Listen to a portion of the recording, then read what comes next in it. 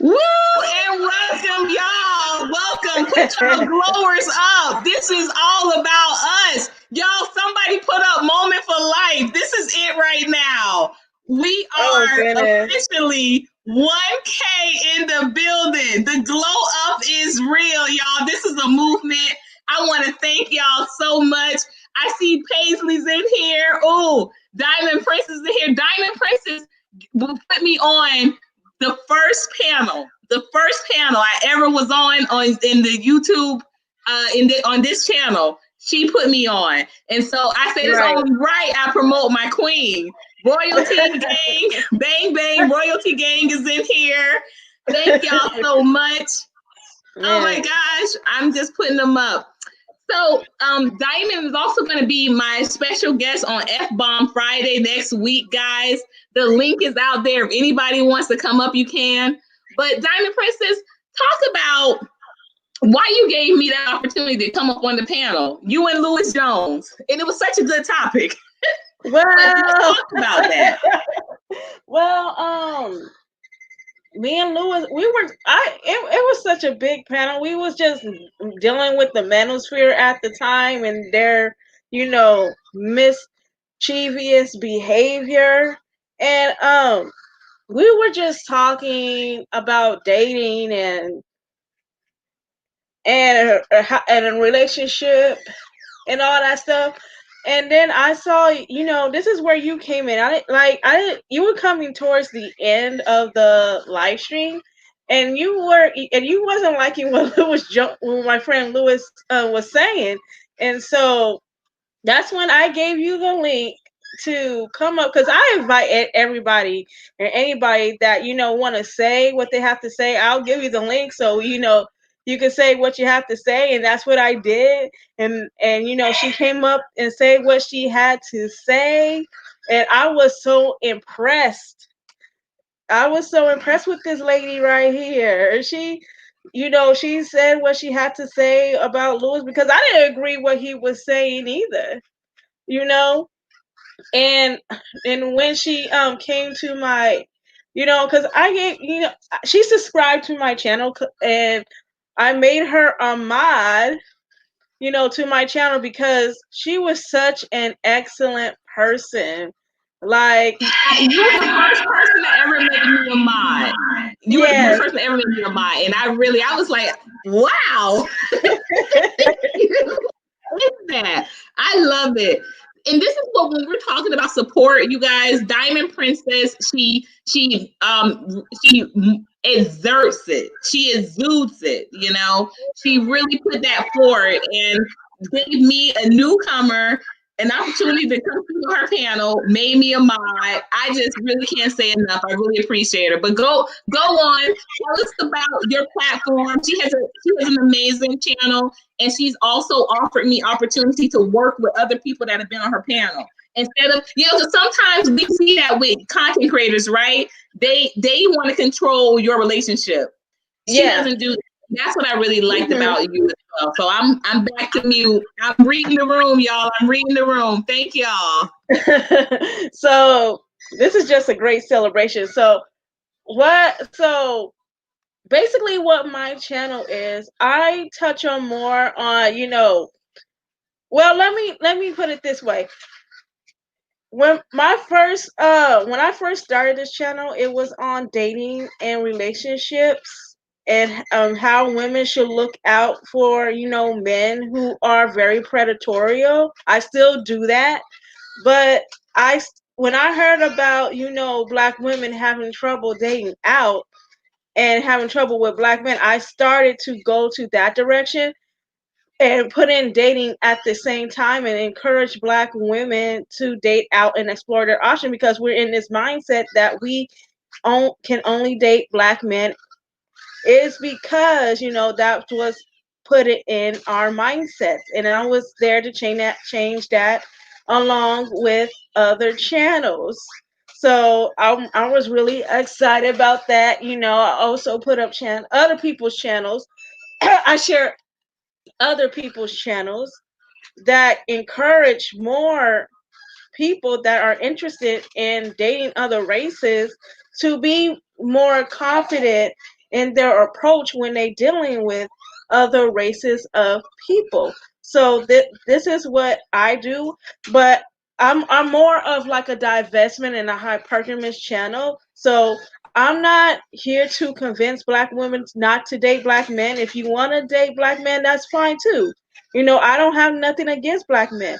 I just call out the BS of black men in their behavior because because as black women we have dealt with that for so long, and it's been detrimental to our health and in our minds. So, and black women, when it comes to mating, we do not know how to mate. So so that's why, as a person that experienced this, and and talking about this, I want black women to be more hypergamous, level up, and choosing their partners, because we're out here and we're making a lot of mistakes when it comes to like choosing our men, and a lot of us become single mothers, and we ended up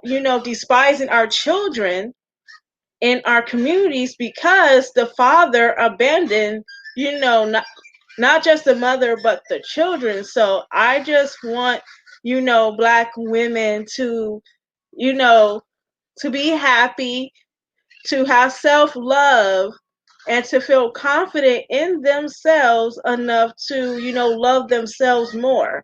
And that is what my channel is about. Sorry, I'm just sitting here taking over.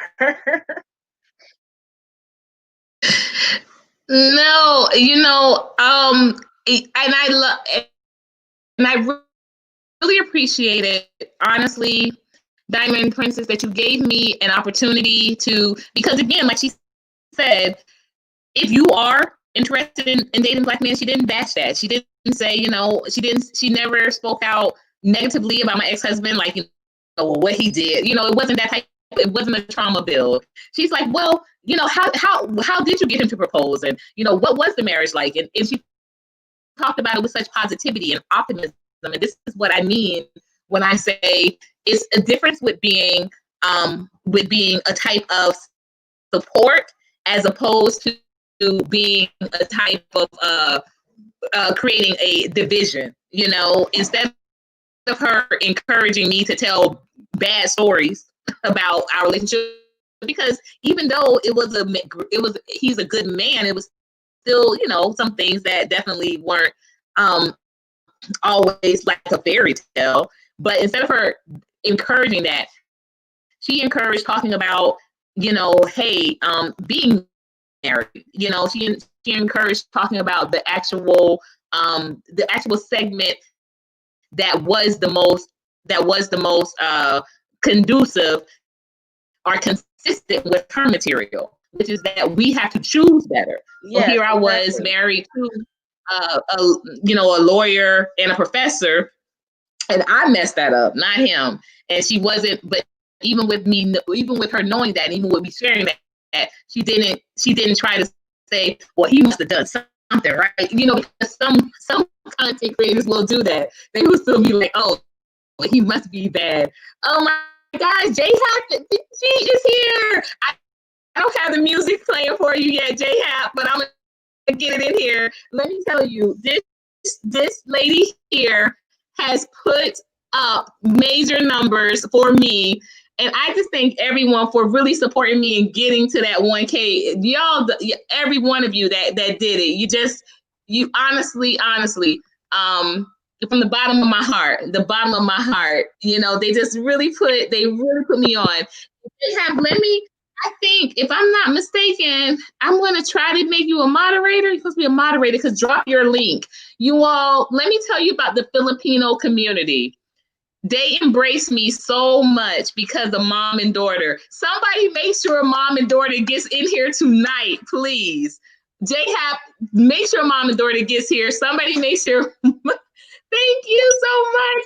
Oh my gosh. People are up right now that I know they would have been asleep. I know they would have been asleep. Y'all, thank y'all. Look, y'all, the international love really, from mom and daughters working events alone, just it really turned the curve for me. It helped me turn the curve. And she's told me personally, she said, Omega Courtney, we're going to do it. I'm going to push you. You're going to get to that 1K. And she made that promise, y'all. And 2 months later, look where we're at. Look where we're at. Oh my gosh. Yeah, we worked hard to grow this channel, so but let's continue to grow. Let's make it 2K this time around. Absolutely. Let's keep spreading the word. Let's do And it. yeah, Keep because throwing those blowers up. Yes. And you know what? Speaking of that, Paisley, it is an international love, and I wonder why can't we have that on these terms, on this turf? I'm welcoming to the panel my brother in the right, my brother in progress, brother Guy. Look, come on, man. Hey, I just want to congratulate. Years. I know. I just want to congratulate you. You finally did it. We're gonna try to get you to 1 million. You know what I'm saying? We're gonna get you that 1 million subscribers. You know what I'm saying? So forget about the 2G. You're gonna get to the millions. Because you deserve it. You deserve it. But I want to congratulate you. Definitely. You just, Thank you. Guy, tell them about your channel. Tell them about how we met. Guy and I, probably everybody on this channel so far, Guy and I have been rocking for almost 13 years. Guy and I met when my daughter was a baby, and my daughter's 13 years now. So actually right before I had her. So I was still actually pregnant with her. And I started the channel. And so Omega Courtney is a rebirth because it's a glow up of Courtney Omega. And I started Omega Courtney less than a year ago. And on Courtney Omega, Guy was always telling me, make more content, you're really good. And I was just like, man, I got to get back to living. I'm gonna have to see y'all later. And he always, no matter when I dropped the video, he was always supportive. He would bring me in on like group chats that he had and things like that, even when I wasn't making material. So the fact when I got back into the YouTube, he was like, I'm glad that you're back, Courtney. I'm glad you're back. You like doing it. So tell us a little bit about you, Guy. I love you. Thank you so much for being here tonight, brother. Thank you. You're welcome. I mean, like I said, you're such an inspiration, So I just remember hitting you up because you was on my live at one time with Sister Donna, I believe, and I was trying to get you back on. I was like, yo, come on. But you was in Florida at the time, and you was just like, nah, brother, it's all about, reaching to the people, in the streets or whatever. So I just said, all right. But I still kept, but I knew you had something that you could reach more like what you're doing now. And I knew, and when I saw you came back and you kind of realized like, wow, I can reach a lot more just, getting to people on doing live streams and look at you now, you know what I'm saying? It's a beautiful thing. So, yeah, what I do, I'm like a business promoter, I just like to promote, I'm affiliated with, Nagas. It's a black-owned sneaker company. You can go on my page and check it out. And basically, I feel that we should be making our own clothes instead of buying other people products. So we should be making our own and producing and selling our own stuff. And so our children that looks like us can have something to be proud of and motivate them. So, because I love sneakers, I love shoes, I love boots, and so I figured, well, why not be a part of something that does what I does things that I love. You know what I mean? So I always say, that's what I'm doing right now, and I'm just trying to teach people about self-love, self-respect. I wanted to bring the Black families back together again. Marcus Garvey always say, get connected to your roots. visit Africa, get connected to the people, and when you get connected to the people, get connected to the resources. Because if you notice, every other race of people go to Africa, get the best, buy up the best parts of the land, and they leave our people out to dry. Our people, you got some people look at South Africa, the majority of our people are living in poverty. How could you live in poverty in your own land? You know what I mean?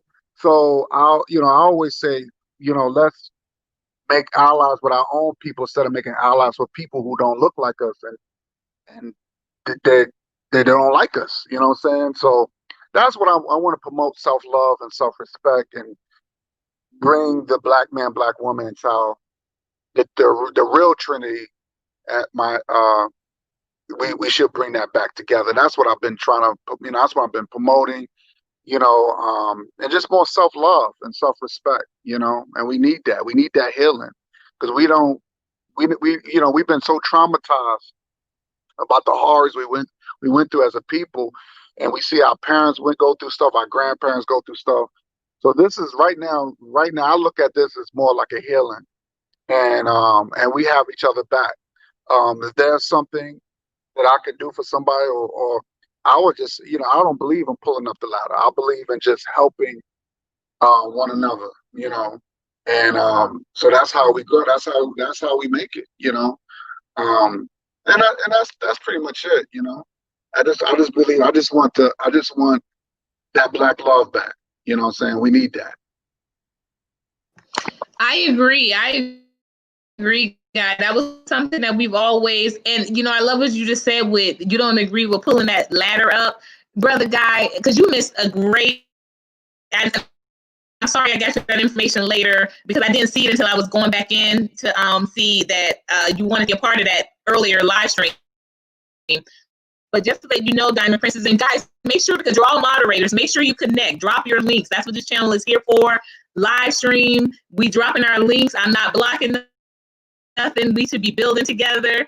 But you just said something that was so emphatic that we talked about earlier on Underground Steve's channel, and we were talking about how these big name, black YouTubers, they really don't want to help you grow your channel. They don't want to help. They don't want to support, and that's why mom and daughter. And thank you, brother TK, for dropping that link. Please drop it again, because these messages are moving so fast, and I'm trying to get everybody.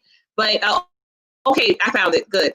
So, but yeah, mom and daughter, like literally her third day knowing me, me coming to her live stream, she said, I like your channel. I'm going to help you. You're going to get it. You're going to get there. And literally 2 months later, I'm there, and she took an invested interest in helping me, not just letting me just post my link, not just telling some one person, but she took an invested interest in helping, and that makes a big difference. And I wanted to speak more on that, because that's why I developed the MS Media Group. And actually, you were my first brethren in that, when creating the MS Media Group, that I said, hey, if other countries can do this for each other, how come, if other cultures can do this for each other, how come we can't? Exactly. And so I would love to hear your take on that. Why do you think that is so hard for us to come together and for us to support one another? I'd love to hear your take on that. I always like us when we can have these conversations. I just think that the reason why is more, I think black people is looking for a quick come up. They think, like you, and I think you said this best, I think they believe that the ice is colder on the other side, or the grass is greener. When we were segregated, we had our own businesses, we had our own bus companies, and we was making more money than white folks. We had Black Wall Street. That's the reason why, and all the business globally want to do business with us, because we make the best of everything.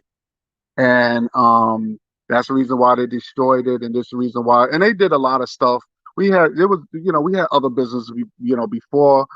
After Black Wall Street, we had other businesses that, of course, whites had tampered with, and we had the Freeman's Bank, how they messed that up. But I always said we got to think of new strategies.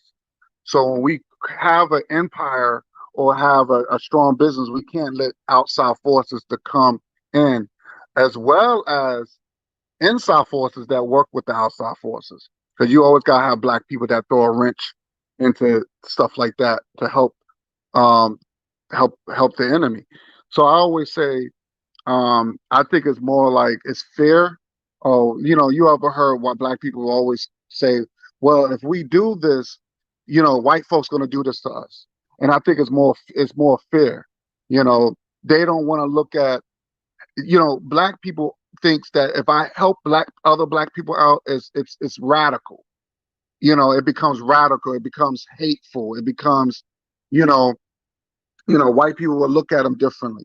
And it's like, no, it's not. It's more like, I think if anything, you would get more respect from the world if you do that. You know what I mean? But I think because we've been, like I said, I think we've been so traumatized, we're afraid to help each other. We're afraid to do any little thing, and we see that in social media a lot. And when you want to know why certain black politicians don't say certain things for their people or whatever, because it's always, well, if I say this, then other races of people would think I'm racist or too radical or too militant. These are the words that black folks don't want to hear. But it's okay for other races. I've heard other races been radical and been militant, and it works for them. You know what I'm saying? So, it becomes acceptable. So we need to start being more unapologetic, and we need to start being selfish. We need to be a selfish race. Just like if you look at the Asians, they are selfish. That's the reason why they have Chinatown. They have their own names, and you can't even read the stuff that they put up, and it looks like little China. I just think that, and no one never said they're racist and they're being militant and they're being, radical. No one says anything. So why is it that it works for them and not work for us? Why are we? Is that fear tactic? And I figure like this: we should be even less caring what other racist people think. You know what I'm saying? Because what we went through, we should just be gangster with it. You know what I mean? Be like, yo, I don't care what you say. I don't care what you think. Say what you want. And I think you go further. I just feel like we can't be bullied into not helping each other. You know what I mean? Can I say something? I think it's more of, not being bullied, but it's also having a lazy mindset as well, not putting in the work to get that accomplishment, because there's too many black folks that are out there, they're trying to make a quick buck, trying to get CDs and trying to put their music out there, doing stuff like that. But when they do make it, into the industry, the entertainment industry, they do not give back to the black community, and the black community is in shambles. And I've been hearing, other people say as well that they don't owe the black community anything, but it was the black community that got them where they are today. So why not give back to the hood where you came from? And there's also men and women out there that, make it excuses for each other. Oh, we can't do this, we can't do that. But have you ever tried? Have you ever tried to put in the work to get to the community to where it's at? Because there's too many men that want to live under women, and the women are the ones that are providing. And basically what I'm trying to say, there's too many dysfunction going on that we're not functioning to, get out of that mindset. I don't think it has anything to do with laziness. Because like you said that they go out there and sell their CDs It and they has a go. lot to do with laziness. It really does. Because if it doesn't have to do with laziness, why are these men on YouTube sitting here complaining about white supremacy, not be able to do anything? They're blaming everything on baby mothers, but why are they not trying to go out there and do nothing? They're not doing that. They're sitting on YouTube and they're talking about, getting, puss. They're not talking about being business mindset. They're sitting on YouTube talking about how could they get their thing wet. So in my opinion, it's a bunch of laziness. Right, but I think some of it is laziness to a certain degree, right? But you have said something that um I made just some want sense. to say one moment, guys. J Yeah. Hap is going to set up her live stream, and I just want to say thank you for stopping by. Neo, come back. You just got booted. I know you're driving often, so you're back and forth.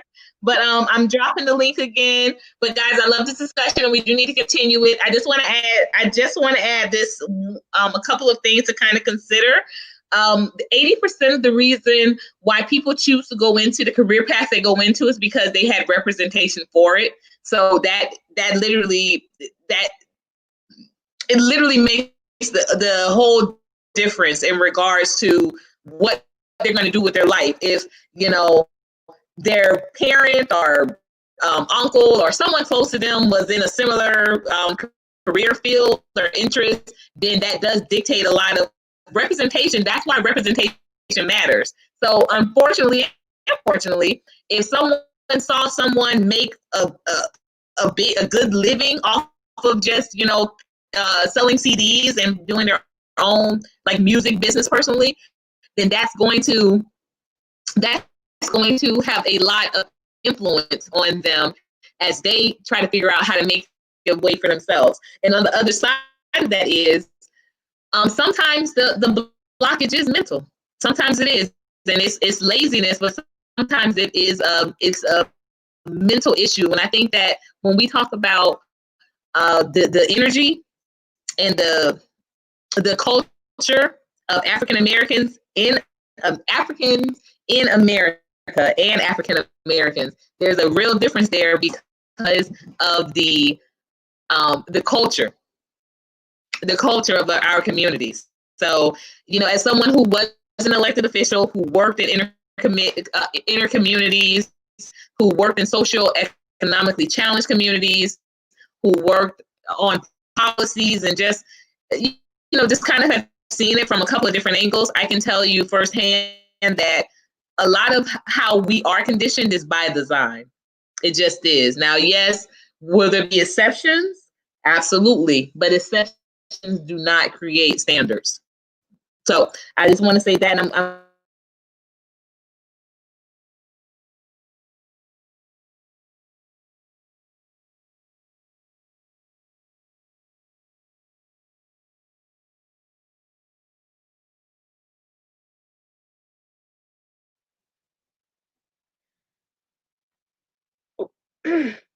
Did we cut off? Well, I understand, if things do need to be done, but people are we sitting here and we're talking about, what the community, needs to be done and how it needs to be done. But if no one puts the work into getting this community done, and it's only a few people, is trying to make that change, then it's not going to happen because we're all are not putting in the effort to get ourselves out of that situation. And let me tell you something. Most Black people cannot be safe because they're trapped in that mindset, that hood mindset, that they like their dysfunction. They want to drill in their dysfunction. However, you got these other few Black folks that do not want to be a part of that dysfunction, and they want to, have their own community. So the only way that we can, have a better community is to separate ourselves from the dysfunction and just have, take the few Black people that have some sense that will create that community.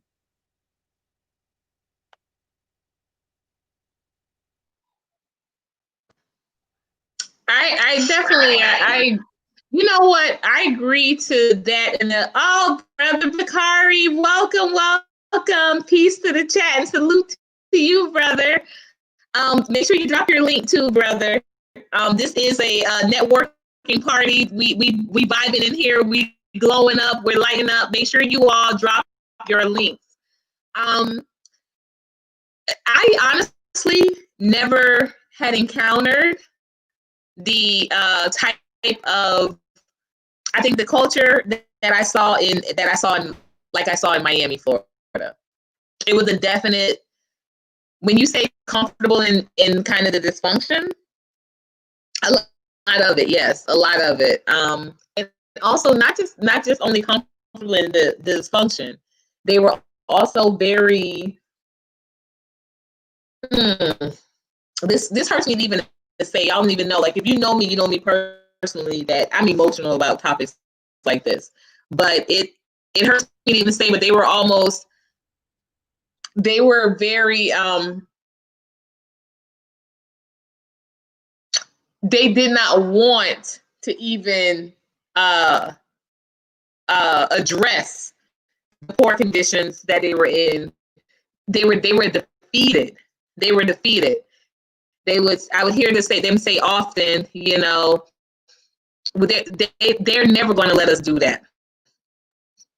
This is how they used to talk. They're never going to let us do that. I was on somebody else's channel, and we were just talking about, you know, dysfunctioning people, especially when it comes to Black women, when we're trying to leave the dysfunctional community and get away, you know, from that behavior. People want to attack us because we do not want to be around that shit. And not only that, there was this one girl that was on somebody's channel, and I felt really bad for her. And she was just walking, minding her own business, when this guy, you know, stopped her and asked her for her number, and she told him no a few times, and he got mad and told her, next time when you come around, I will beat your ass. And and this is what goes on, and this is what happened to the women in the community when we're dealing with this dysfunction. Because women in our community, Black women, we are less likely to be protected in our own community. We're the most unprotected women in this country. And unfortunately, we have to protect ourselves. We are on our own, because it's just so sad that our own men are, you know, are so messed up in the head that they're not willing to, you know, stop the violence in their own community. And this is why, you know, most Black women are deciding to, you know, date out, because we're kind of tired of the dysfunction that is happening. And women, and the whole baby mama thing, we do not want to become baby mothers. So that's basically what I'm saying. Can I address that? You got the floor, brother. Come on. We my mom used to always say, you can't clean shit if you don't touch it. We touching it. We touching it today. You know, there are, you know, I wouldn't clump all Black people together, right? Like, I wouldn't. That's just me. I wouldn't do that, because I'm not one of those type of brothers that, you know, that I don't have baby mamas. You know what I'm saying? Like, I went to college. You got some, I met some solid brothers that are doing right. You know what I mean? Yes, you got some bad apples. Yes. But you do got some good, decent brothers, and you got some good, decent sisters, and they are marrying. You know what I'm saying? You know, I don't like it when these guys go out there and impregnate every woman they see. I don't like it when girls spread their legs to every Tom, Dick, and Harry. Dating outside the race is not going to solve our problems. And I think a lot of Black people think it's going to. It's not about, you know, solving problems dating outside a race. It's just finding the right candidate that is going to be a great provider and a protector and a great father and provide for the family. It's not, you know, you just have to find something that is great for you, because if you can't find it in your community, then it is best to find it in other communities, because not everybody's going to marry black. Let's just keep it real, okay? Because women nowadays, we like black women, we've been, the backbones of the black community. We have, struggled and put it down for black men, but most black men don't seem to appreciate what we do. And it's just, and not only that, we are getting killed by black men every 19 hours. We are getting abused, we are getting raped.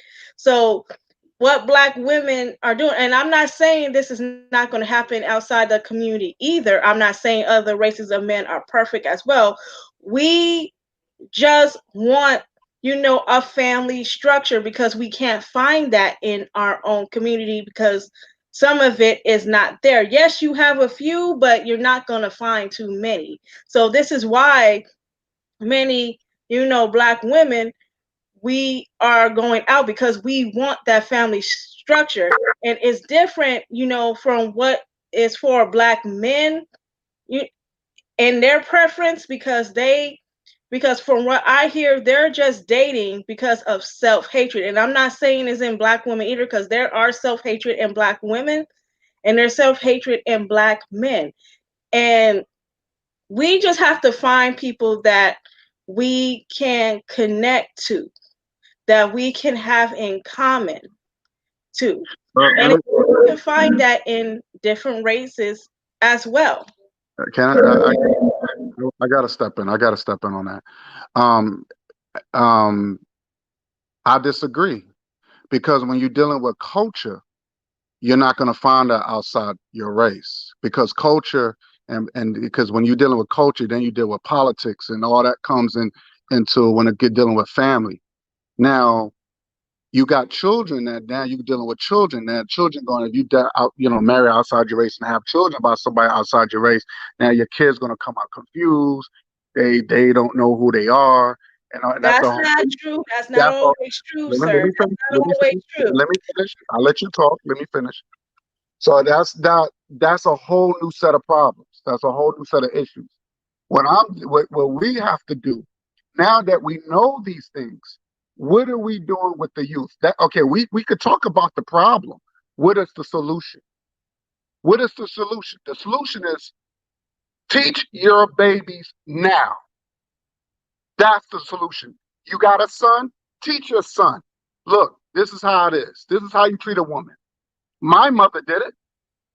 My mother did it. She taught me how to treat a woman. Women like this. Women like this. Don't do this. Don't physically abuse your woman. She taught me this. Now, let me say this, because it's a lot of women that get into these religions, and their religions is teaching people to abuse their partner. I'm going to tell you why. I'm going to tell you this. Islam, anybody that's Islam, if you read the Surah, they even teaches the men to beat their women. Did you know that? I'll tell the women in the panel, did you know that? I read it. I read it before, right. And it does teach that. Right.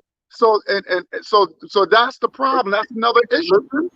And their religion is teaching. I hear echo. I'm gonna tell you why. I'm gonna do this. Islam. Anybody that's Islam, somebody gotta mute them. They teaches the men to beat their women. Did you know that? I gotta mute their mind. Did you know that? I read it. I read it before. Right. And it does. Somebody gotta mute them. Okay. So that's what I'm saying. That's another issue that we have to address. You know what I'm saying? That's another issue we got to address. So what I'm saying, we have to teach the youth certain principles. You know what I'm saying? Stop teaching your kids to, sports is always the answer, right? Teach your kids that, hey, it's okay to be an engineer. It's okay to be a nurse or whatever the case is. It's okay. We can learn other areas. We are science people. We're people of science. So what I'm saying is that if you want to make a change, start with the youth now. I've seen many times you got children are acting grown. They wearing clothes they shouldn't be wearing. They're twerking at 2 years old. They saw a lot of stuff that's unnatural. You know what I'm saying? Oh, the fathers, they teaching their sons, oh yeah, because they're afraid their son to be gay, oh, go have sex. And they telling their kids 10 and 11 years old. They're babies. You know what I'm saying? So we got to talk about the solution now. Yes, we have an issue within our own that needs to be fixed. But to me, it's easy. I don't try to make these problems complicated. When we can sit down and talk to our sons and daughters, teach our daughters to be a lady. Let her know there are decent black men out there. Don't limit yourself with knuckleheads in your community. Go outside. There's black men outside too. You know what I'm saying? There's decent black men outside the states and outside the countries and all that stuff. So you want to, if you gotta, and like I said, you gotta know who you are. What do you want as a black woman? You know what I'm saying? Because if you're an intelligent black woman, most likely you're gonna align yourself with an intelligent black man. You're not gonna just say, well, well, I just gotta settle for this guy, even though he's a jailbird and he's an idiot. I gotta settle. No, don't limit yourself. With the women that I talk to, they have to be smart. And it's not about I'm better than the next man. This is what I want. This is what I want. You got to have standards of yourself. You know what I'm saying? You got to look, what do you want? You want a strong black man? Then they're out there. They're out there. And like I said, it's one thing that somebody don't know. Sometimes it's okay to teach. I think a woman could be great teachers because I've learned great things from black women. You know what I'm saying? Even with my sister Courtney, I've learned a lot of stuff from her. We can all teach each other. I'm a good black man. I'm not one of those type of brothers that out there cursing at you or sit there and trying to act like, oh, I'm a man and you're gonna listen to me. I don't get into all that. Me or you are equal. If you look at the ancient Kemet in Egypt, with our real forefathers and mothers, our ancestors, you see Isis and you see Ra. You see the man and you see the black man and black woman on the throne together. So we are together. We are one. Okay? So we gotta find a solution to this problem. And I yield the mic. Here's the thing. What you're saying in the beginning about wait 1 minute, Diamond Princess, before you respond, we want to acknowledge that we have two new panelists here. We have Brother Neo, who is also a member of MX Media. Want to welcome Brother Neo, and then we also have Sis the Paisley Dispatcher, also a friend that I connected with through mom and daughter. So just want to acknowledge them as well, please, and keep that in mind as you do your response, Diamond Princess, so that they can have an opportunity to weigh in also. I appreciate you all for being here tonight. Let's glow. Yeah, here's the thing. The mixed race kids that are confused are between black men and white women.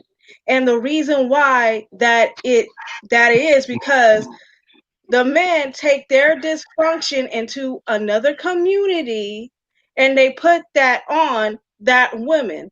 But you don't see that in mostly black women and other races of men, because black women, we are family orientated and we look to build a family with a man no matter what race he is. He don't have to be black into making a family. You can have a good family structure.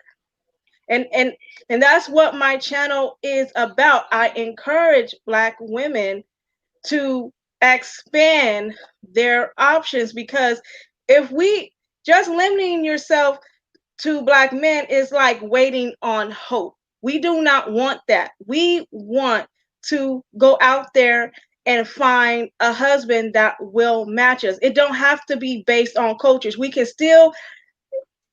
have different cultures and still get along. And outside that cultures, we can still have something in common. It doesn't always have to be about culture. And we can raise our kids to be the best that they can be. We can still educate our children, no matter if they're mixed race or a whole race. We can still do that without, confusing our kids. And the reason why there are mixed kids out there that are confused is because the family is not teaching them who they are sitting down and letting them know, this is who you are. Don't let nobody tell you otherwise. And their family is not doing that. And that's why there is so many confusion amongst mixed race, because their parents are not sitting them down and letting them know who they are. And that's all I have to say on that.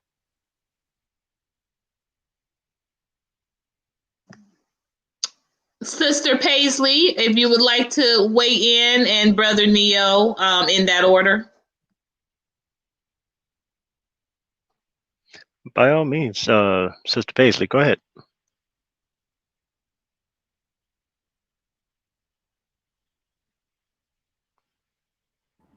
Can you hear me? Yep. Okay. Hi, how's everybody? Yes, we can hear you. Welcome again. Thank you. There are a couple of things that I wanted to say 10 minutes ago, as far as like the gentlemen that we are attracting. Sometimes we do attract things that we think we don't want, or think we don't need. You don't know. Sometimes you have to meet people where they are and help them grow from there. You can't just expect someone to be what you want today, because they have to grow just like you have to grow. And as far as dating outside of your race, I think that you should date whomever you're comfortable with. I think you should date whoever is going to treat you the way that you want to be treated. And you need to do the same thing. A lot of times people say, oh, the man, oh, the woman. It's not one or the other, it's both. You have to come together if you're going to be together. And that's just how I feel about that. So that's pretty much all I had to say about that. I keep it quick and simple, Omega. Paisley, it's all about having a connection. Paisley, state where you're from and what your channel is all about while you're up here, please. Well, my channel is about fragrances, unboxings, chit chat, positive thoughts, positive words, just a roundabout. I just like to have a good time, and I like to, bring my viewer with me. And this time with Corona and, hunger, everything going on in the world is going on right now, I think we need a bit of an outlet to just relax, chit chat, be around each other, and then go back out into the world. But there are still issues out there. I'm not going to say that there aren't. There's a lot of issues in the world. But I like to do, I'm Paisley Dispatcher. So, I work in public safety. So I see a lot of issues that you guys were discussing earlier. Poverty, not wanting anything more because you're so used to not having anything. We have to try to teach our women and our men and our children that you can be more than what you are today. It's possible. You can do it. Law enforcement, you see a lot of things that you don't want to see, but you have to face them to try to make sure that the next generation doesn't have to go through the same thing.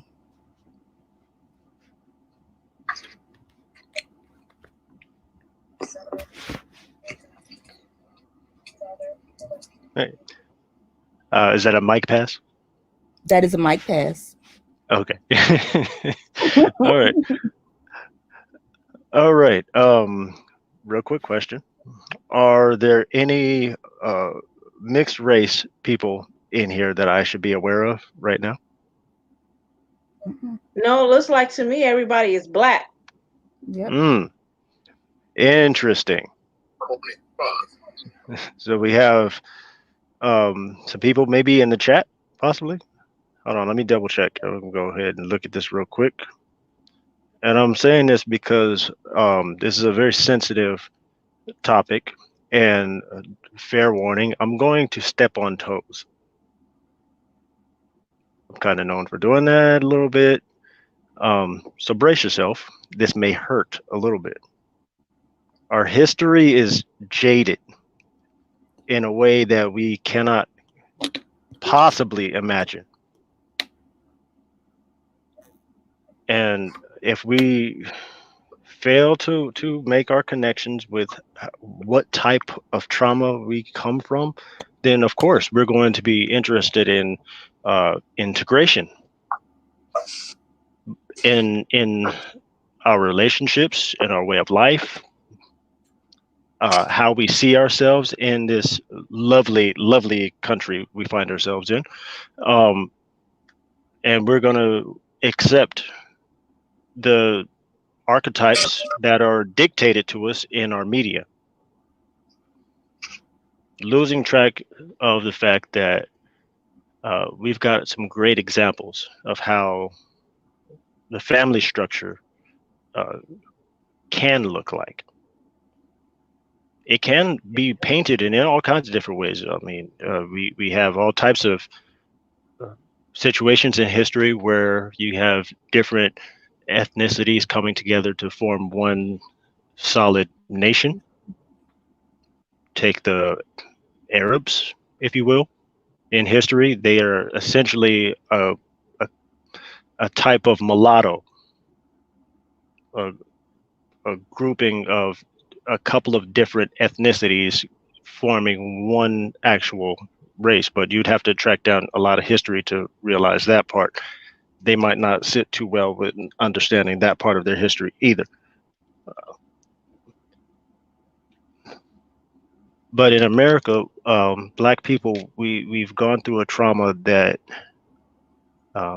defines what we don't know we are. We don't know where we come from on a scary level. And I'm gonna pass the mic on this one, and I'll continue my thought in a minute. But when you have different islands and this continent that have the same structure of breeding, then we're not going to look at ourselves the same way. We're not going to hold ourselves to the same standard. And we're going to start accepting something that's imprinted on us. What I'm saying in a nutshell is white supremacy really likes to get itself deep into our pores and have its way with us. And I'll pass the mic on that one. Mm-hmm. I want to acknowledge that we have Brother Bakari joining the panel. Brother Bakari, did you want to weigh in on this very hot topic tonight? Celebrating, and thank you so much for being here tonight, celebrating 1K subscribers. You all, this is such an epic moment.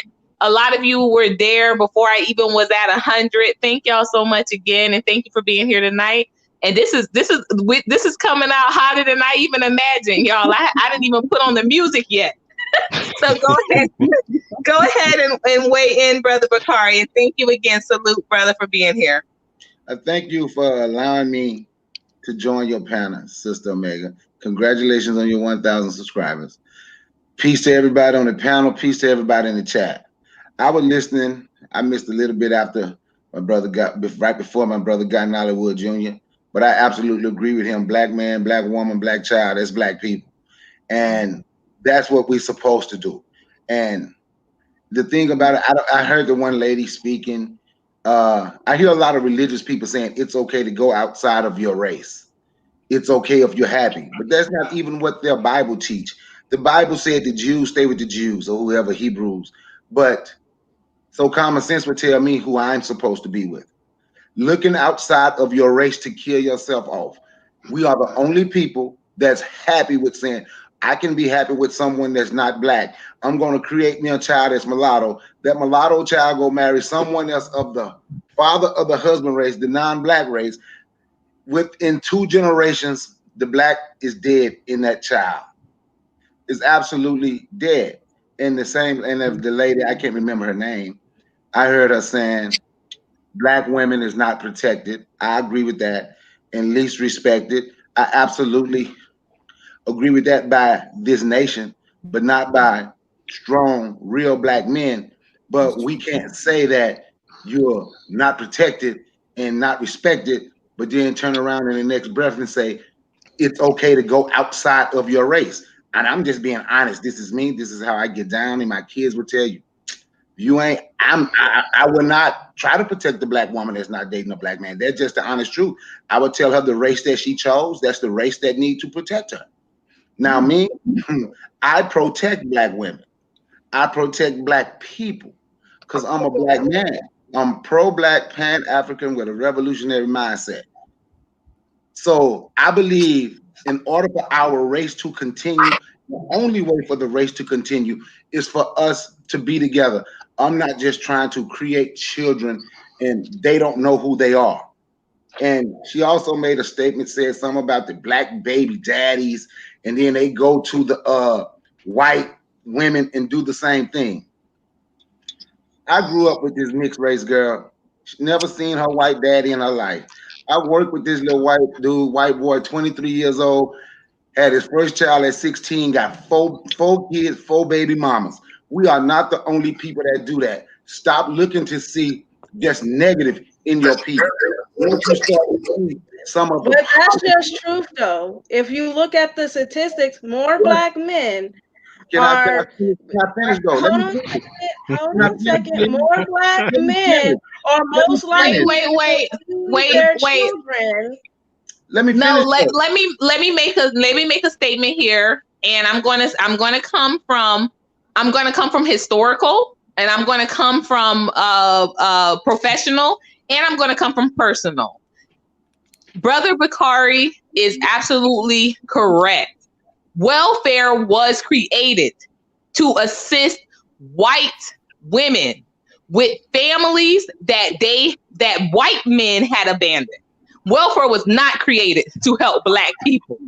And even now to this day, because we are not acknowledged as the majority, despite what some statistics would say, welfare still helps that demographic. Another point that I want to make here, orphanages. Yes, orphanages. They were created because of white women having children out of wedlock and going forward to continue their lives.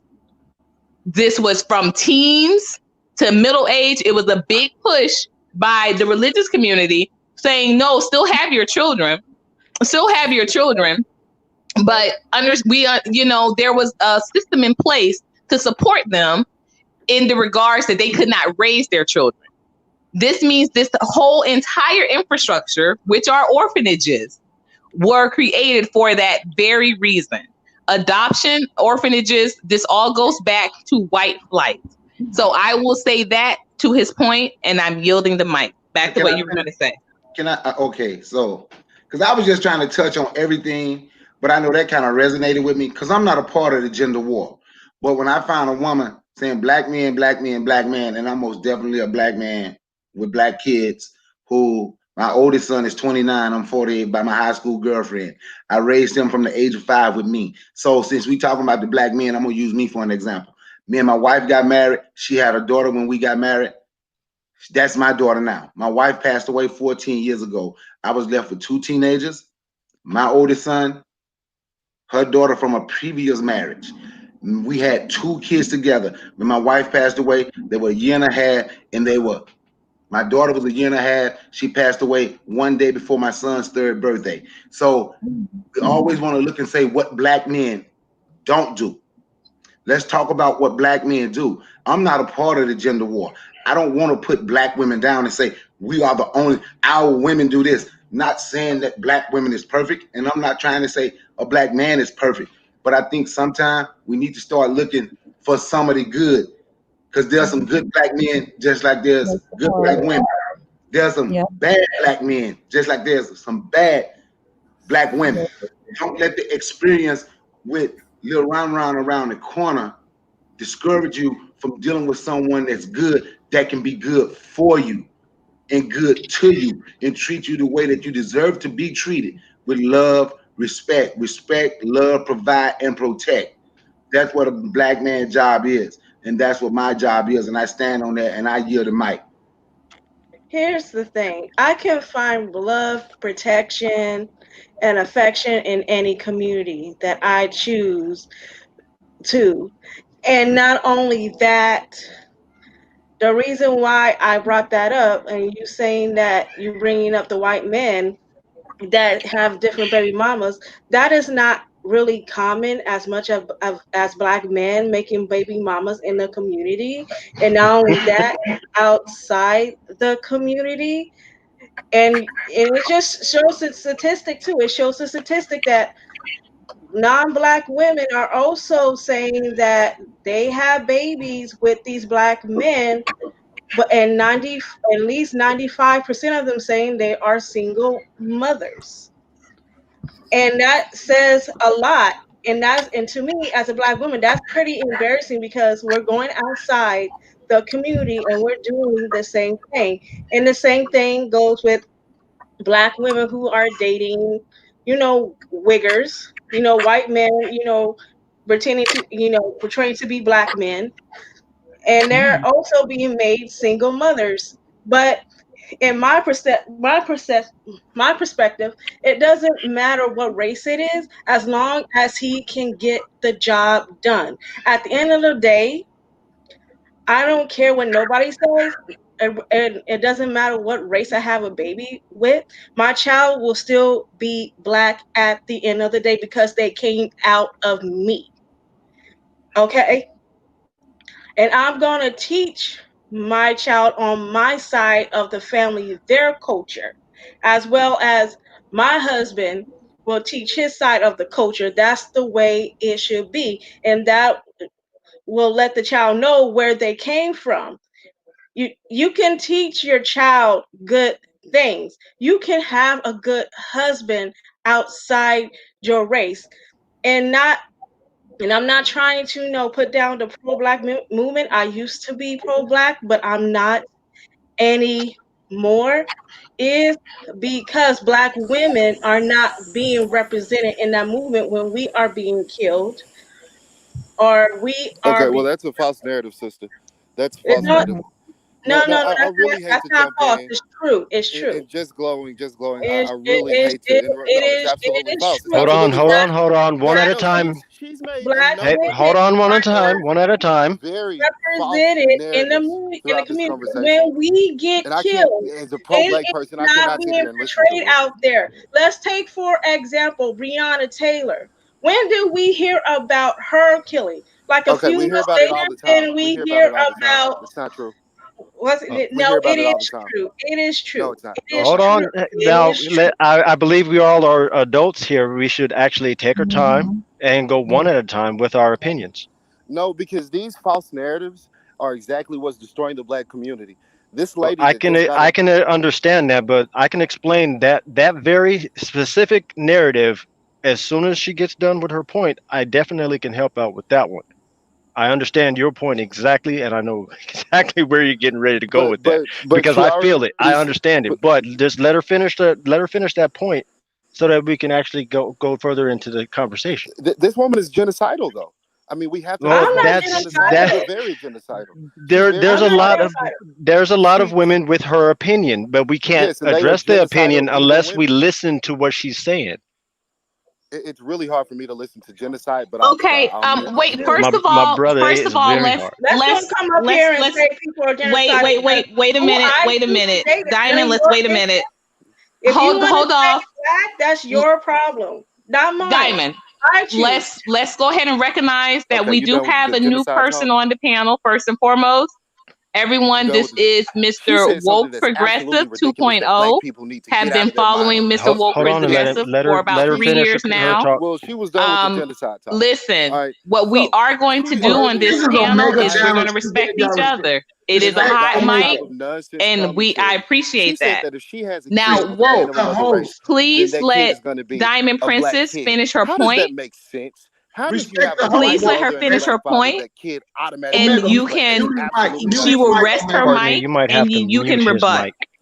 Omega, Omega, of course. mute his mic. Oh Mute no, his mic. me and Courtney have a He history. just being disrespectful right now and coming up here and interrupting me, and I do not appreciate that. No, And this yes, is I why I interrupt do genocide not talk. I listen interrupt to genocide the talk. This is and you're absolutely still ridiculous. talking to me, Why and you are you still being okay with rude. getting the black race out of But existence? I'll let you answer this. it's my Hey, choice. hey, If hey, I choose hey. to procreate with another man, So that's you're my saying it's your preference. choice to engage in black genocide. Why do you not care about No, your it's not community black enough genocide to not because I engage in carry genocide? the black gene. The women carry the black gene, not the men. The women do. So going back to black women are not being seen in the media. Black women are really not as much as black men. We are usually ignored in the media. Yes, we will hear stories, but how long does it go on as long as black men, let's say like Blake, whatever his name is, he has a history of having a criminal record, but people are sitting up there in the black community caping for him while a black girl that was killed by a Black Lives Matter protester got shot and killed, and that don't get that much media coverage. So can you please tell me how how is it that black women in this community, our voices don't get heard as much? I can tell you exactly why black women don't get heard. And it's not because of them being too loud, being too angry, or any of those things.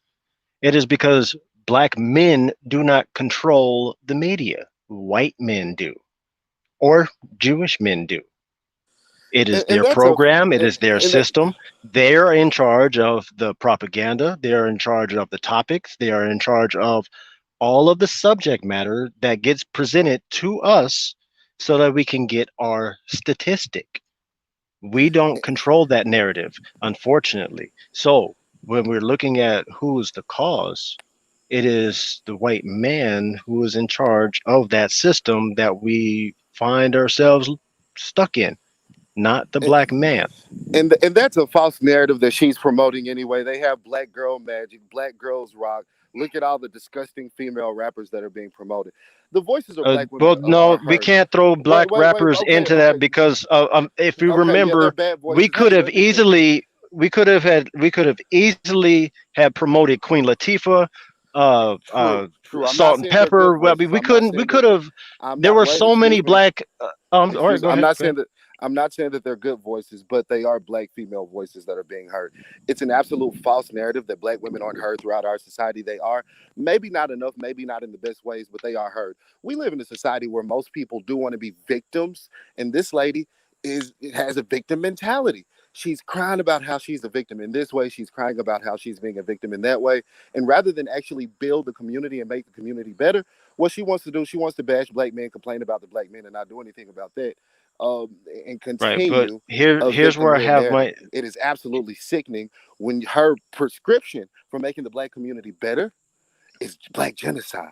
And then she's gonna have a kid with a man of another race and say, "Oh, this kid is black." That's not gonna be a black kid. It's gonna be a half-breed kid. And if you have a half-breed kid, I have nothing to say to you. I have nothing to do with you. I will not protect you because you don't deserve protection because you are genocide in your own community. It's a symptom of self-hatred. You should be ashamed of yourself, sister. And I Yeah, can't say right. that I enough Here's don't about I yours. don't have no well, self-hate in me at No, all. you're full of self-hatred. I here's don't. You can't again have it. where we have the problem, sir. I have to disagree with you on only one perspective of how you want to approach the situation. I'm not talking about diffusing or anything like that, but I'm talking about understanding what your goal is because I am 110% Pan African. But the way that I approach it is with my words.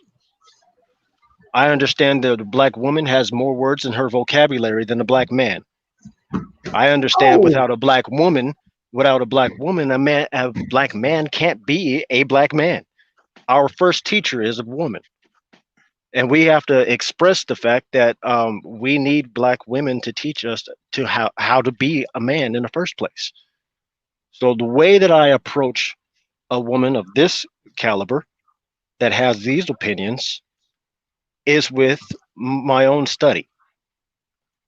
That and my experience. Your experience probably outweighs mine. But what I'm saying is we have to actually be more strategic with our rhetoric,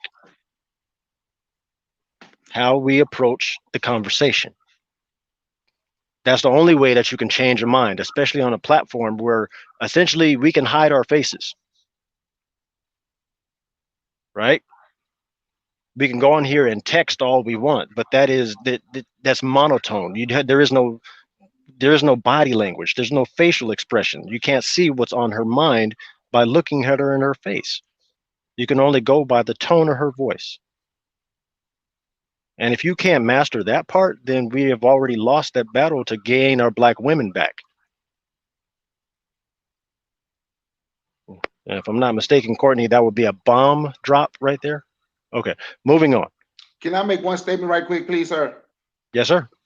According to a survey, according to an article in the Chicago Sun-Times, June 17, 2018, black men spend more time with their children, because I'm a black man who's a great father, was raised by a great father. So that's offending me when I hear a black woman saying that. Spend more time with their kids than whites or Latinos and anybody else. I just told you where I found the article. You can read it for yourself. It's in the Chicago Sun-Times. So, like I said before, like I previously said before, your facts are 100% correct. However, your approach to using that jewel of a fact that you just dropped is what the problem is. But that wasn't me last time. That was the other guy. You're right. So I understand you're saying. If the fathers were in the home, we would not have so much dysfunction. We would not have any daddy issues in the little girls and in the little boys. The guys would not be spreading their seeds around irresponsibly. They will be in the homes with the children, but as you can see on YouTube, that is not the case. They want to sit there and they're talking about just, they're not talking about marriage. They're talking about spreading their seed, pumping and dumping and all that stuff. And they're not talking about building a family structure. So what I can see right there, what? Excuse me. You're getting okay, your wait, before you're getting your Brother Neil, one moment. Yes, wait. Yeah, please. All right, yeah, brother. All right. To that point, Diamond, we're gonna play this from both sides again. Are you familiar with the Tommy Lauren rant? Yes, I am. And she wasn't talking about black men. And did you see the response from her on her channel? Yeah. No, I don't watch Tommy Lauren. I don't like. We can agree she wasn't talking about any black men, correct? No, but I'm talking about my community. I can't talk about what experience she's of who she dated. Diamond. You know how we glow up. We got to be accountable. If you can say she wasn't talking about black men, she was talking about her own race of where she comes from. Mm-hmm. And we were also talking about earlier about the history of welfare. We're also talking about the history of child abandonment. There has to be some type of accountability and addressing for black men becoming to the face of something that has always systematically belonged to the dominant culture here in the United States. You've got to speak to that. You've got to speak to that. It's not white supremacy that is taking them out the home. I never said white supremacy. Hold on a second. I never said white supremacy. Just don't put words in the mouth. Here's the thing. The man chooses to leave the home most of the time. Welfare cannot make you leave the home. It's the men, and they decided to procreate with these women and do not marry them. And I'm not saying it's just on Black men, it's also on Black women too, because we choose who we want to procreate. But as far as it goes, I would have to say I would say at least 90% of the time, Black men are not in their children's lives. And that's just facts. I don't think that is true at all. That it can't be. I don't think that's true. Do you know what that would mean? Wait. We would not be hearing about this. We would no, not. That's not true. Problem, no, Diamond. Wait. But you guys please say that. But please let me mute some mics. Let me tell you. Here's the thing. Let me talk. Here's the thing. I'm not saying all Black men. I'm not saying all Black men, but it's most Black men. Because from what I am seeing from with these children and their behaviors, it's because there is not a Black man in the home that is stopping that. Yes, there probably is a Black man in the home, but let's be real, he's probably not being a father to these children, because these children would not be behaving the way that they are if the father would help the mother discipline them. And sometimes it's the mother that is not disciplining the children either. Okay, so we gotta be realistic. We have to. Excuse me. And talk. Go ahead. Go ahead. I just want, first off, I want to say I'm so proud of you for getting to 1,000, and I feel that honestly, if YouTube and everything worked how it's supposed to be on a fair level, you should have already been there. But I'm so proud of you, and that's the first thing I want to say. I appreciate you allowing me to come to the chat. I appreciate you, like, even just putting me on to your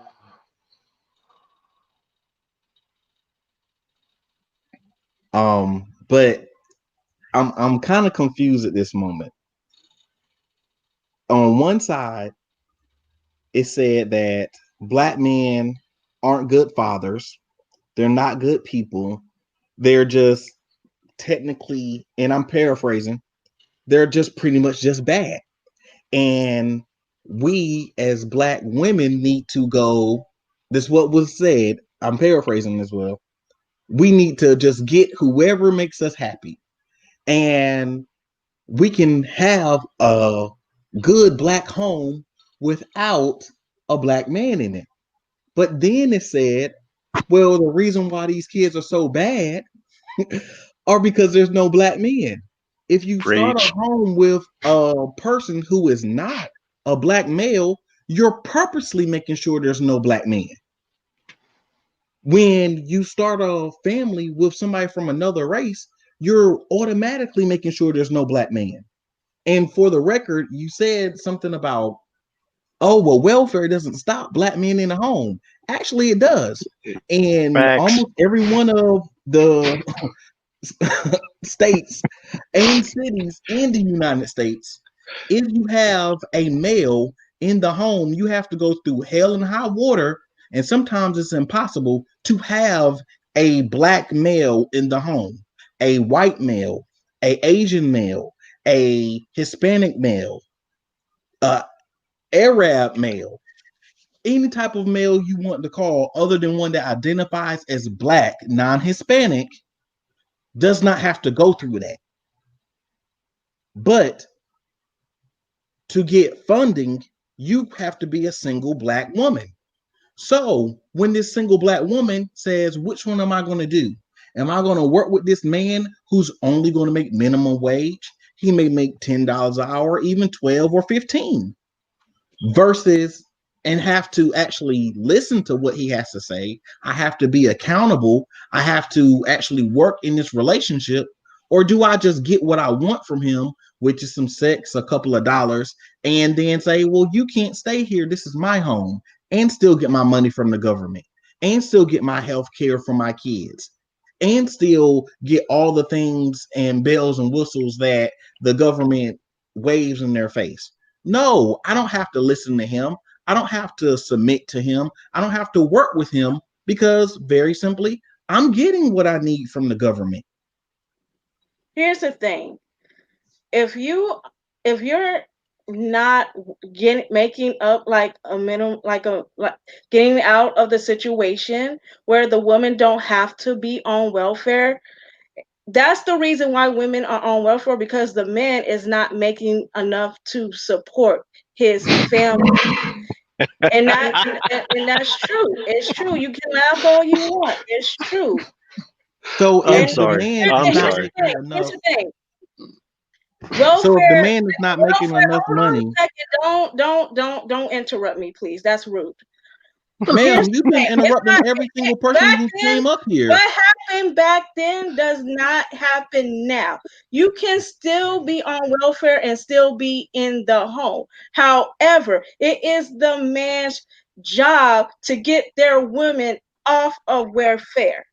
Not and to say we do not want you in this system. I'm going to get you out of it, because the woman, it takes two to raise a household nowadays. So the women can't do it by themselves.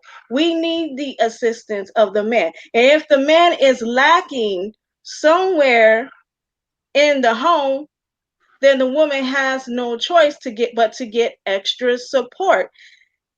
And as men, it is your job to make sure that your family is provided for and is getting that protection, so that your woman should not have to get on welfare to feed everybody. Okay, Let I me ask gotta you this, jump in. ma'am. I Let me ask you definitely this. gotta jump in here. let me ask you this. So it's the man's job to provide, but if he goes onto a job, he goes and he makes he pulls himself. You're giving the narrative of the pull yourself up by the bootstrap. So he pulls himself up by the bootstrap and he goes to college and he gets his 4-year degree. Then he goes and says, no, that's not good enough because they're not giving me what I need when I go and try to make this job. When I try to get this small business loan, they only give me $2,500, which is standard all across America. I can't make a business with $2,500. My loans that I got to pay off alone is about $2,500 a month. So let me figure out a new way. I'm gonna go back to school. Maybe I don't have enough education. And while he's going to school and he's working these dead-end jobs, and then he meets a young lady.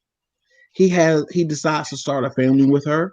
She says, well, no, you don't make enough money for us to get married because you have to be able to take care of the family. But let's be real, we're all grown and we're all being honest. Most people struggle with having premarital sex. So when you having this sex anyway, but you won't marry him because he don't make enough money.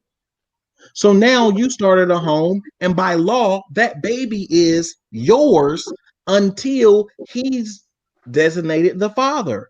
The only way for an unmarried man to be designated the father is to be put on child support, or for him and the woman to agree and petition the court after he has a paternity test. So if she's not 100% working with him, it is impossible for him to be considered the father without being put on child support because they're unmarried. That's what They don't even have to he doesn't even have to do a paternity test. If he signs that birth certificate, that already implicates him as being the father. When that happens, for child support purposes, but not for custody. Exactly. Child support and custody is separate things. So with that being said, now this woman who says he ain't making enough money, but he's struggling to make enough money. He's fighting to make enough money. He's paying and doing everything he's trying to do, but now she's getting money from the government. Oh, now he needs to pull himself up by the bootstraps again and magically beat the system where a black male can be compared to even a black woman and he will make less money. A black female doctor makes more money than the average black male unless he's a specialist. The average female anything is able to get on a job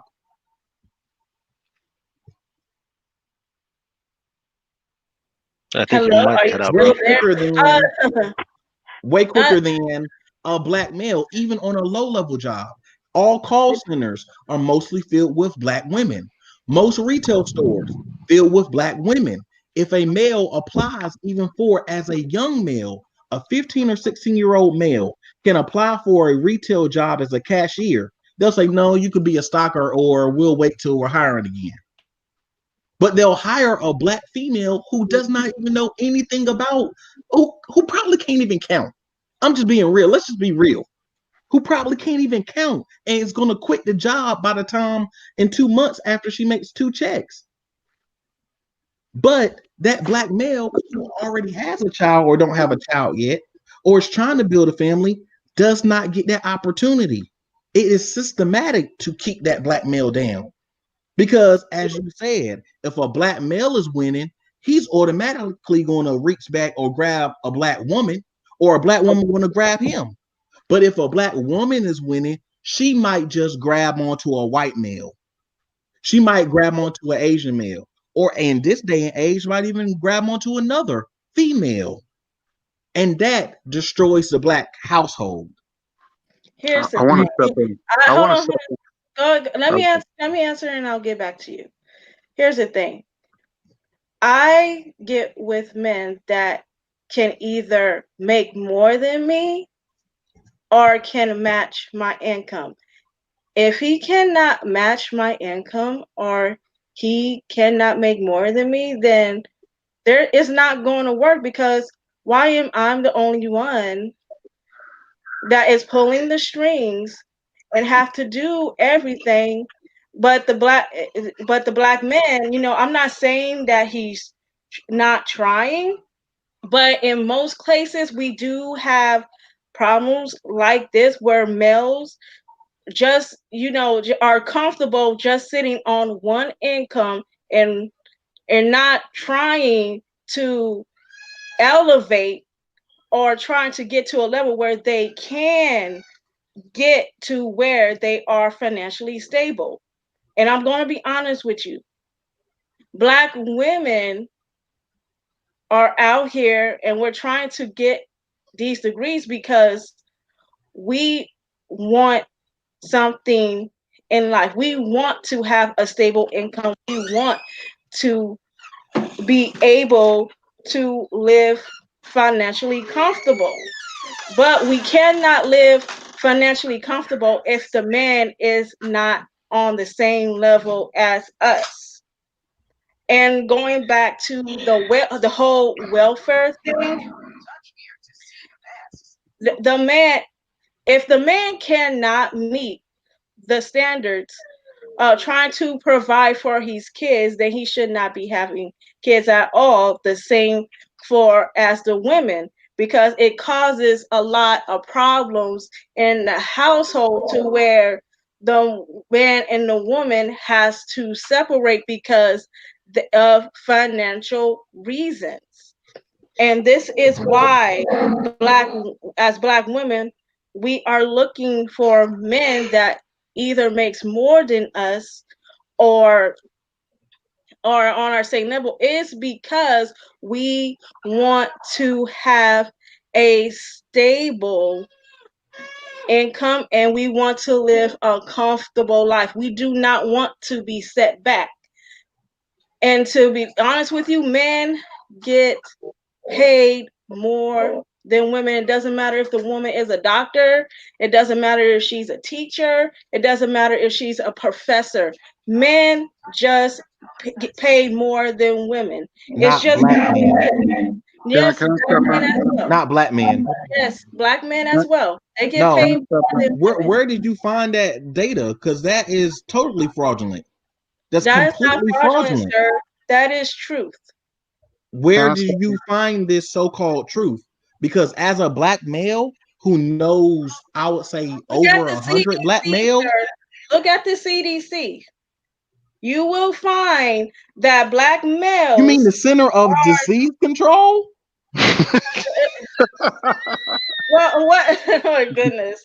Well, Can I say You said the that CDC. statistic is it No, man that's the makes Center for more Disease Control. than, hold on a second. There man makes more than women. And that's why men are the providers, because they make more than women. That was the wrong. I took out the wrong statistic, but I have to go back and look at that. Like Not the wrong statistic, the wrong source for the statistic, which is a whole nother argument altogether. how, ma'am, how old are you? My bad, gentlemen. It was the wrong one. I got a whole other statistic. That's a huge mistake. But what I'm saying Yeah. is, ma'am, how old are you? Are you in your 30s? Early 30s. Wow, that explains it. So what I'm saying is that, because the reason I just want to say this real, because I need to address this, because you have said things like, black women should date outside their race or whatever. And then what kills me is that all the things that white folks have done to us, and it's just not white folks. You have one of the 5 tribes of the Native Indians. They own our people, mistreated us. You have Cherokee, Navajo, Zuni. right, the I can keep Cherokee, naming them. right, the Cherokee is 5 of them. I know it's 5 of them. Then you have the Asians, how they go to Africa and they do the same thing. They get black women pregnant. They don't marry them. They doing that. So you have all these races that mistreat us. Then you got to look at why did the black man? You claim the black man's all this and that, right? You always put all the black man's flaws, but then you don't say how did the black man got like that. You don't talk about the redlining. You don't talk about Jim Crow. You don't talk about all the things that happened to black men, how they took the black man out the homes and how they lynched the fathers in front of his sons and daughters. You don't talk about these things. You don't talk about the incarceration, how the black man was head of the household and how he was, the man in the house and the protector, and how they shut down the factories and everything. Because remember, the skills, if you wanted to know the skills was in the colleges. If you wanted to be the engineer or you want to learn plumbing, that was in the colleges. We wanted skills. We didn't want to do the computer thing and all that stuff, because that's what the money was at. Plumbing, electrician, that was the money is at. But when they shut down all the factories and made sure that they kept the black man down by putting the drugs and the guns in the community, and we would still go out there and get the money. Even we would sell drugs to bring the money to feed our family. We had to feed our families. But so that was enough. So they said, we got to lock them up. And then you got to look at it like this. Why is it they lock the black man up for a little crack? But the white man, he had a pound of powder cocaine, and he get lesser time and get a slap on the wrist. But you get the black man who just have a little rock of crack, and he gets 20 years, 25 to life. So you got to look at the systematic racism that's hurting us. And yes, it has done a lot. Then you got to look at the school systems. They didn't teach when I went to school, they didn't teach my history. They taught a lot of Greek and Rome, a lot of homosexual stuff. Facts. The Greek and Rome, they teach a lot of homos. Europe was full of homos. And then you want to talk about white people treating black women good. That's not true. They used to burn their own women on a stake. If you don't take my word for it, go to the medieval times. There's a museum. They have a mini museum. I don't know if y'all been to the medieval restaurants. The medieval, it's fun. You see the knights going at it. It's for kids. It was fun. But it feels like you're in medieval times in Europe, right? But there has a museum, and they see how they used to treat their own people And what they did, they took them same equipment with the muzzles and all that, and they put it on us. So and they'll tell you they took their muzzles and all that stuff and burn us to the stake. They took that same practice and put it on our people. So you got to talk about, then you talk about trauma, you talk about brainwashing. And a lot of us, and this is the reason why we are re-educating ourselves. This is therapy we're doing. So you can't sit there and say all black men over, because the black Did men I say all black men? But you said black men. Did I say most all of them. black You said most of them. men? Every said time you said That's most not of them. all. Most is not all. But that's a lie. But that's a lie. There's no way Hold you can on a say second. most. Hold on a second. But that's a lie. You guys allowed white supremacy to take you guys off. Oh, wait a minute. Hold on. Wait, stop. Whoa. Pineapples. Stop. Wait a minute. Stop. Pineapples. No, safe word. Okay, wait a Pineapples. minute, please. Wait a minute.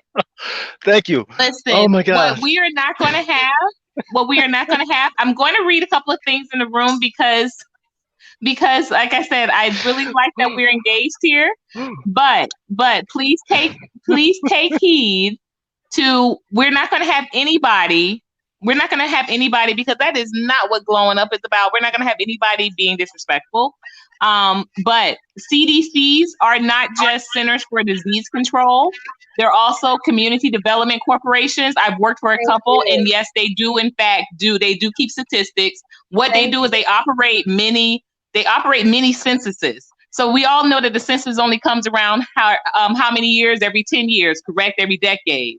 How do you think that opportunity zones, community funding, certain grants are able to be justified without a census? They have to operate these mini censuses. They operate them throughout cities that have a very big socio-economically disadvantaged community. So they're not going to operate across nationally in all states, but they are going to operate in places that have a high density level of socio-economically disenfranchised, challenged communities. So that will be your bigger cities, of course. So we want to address that.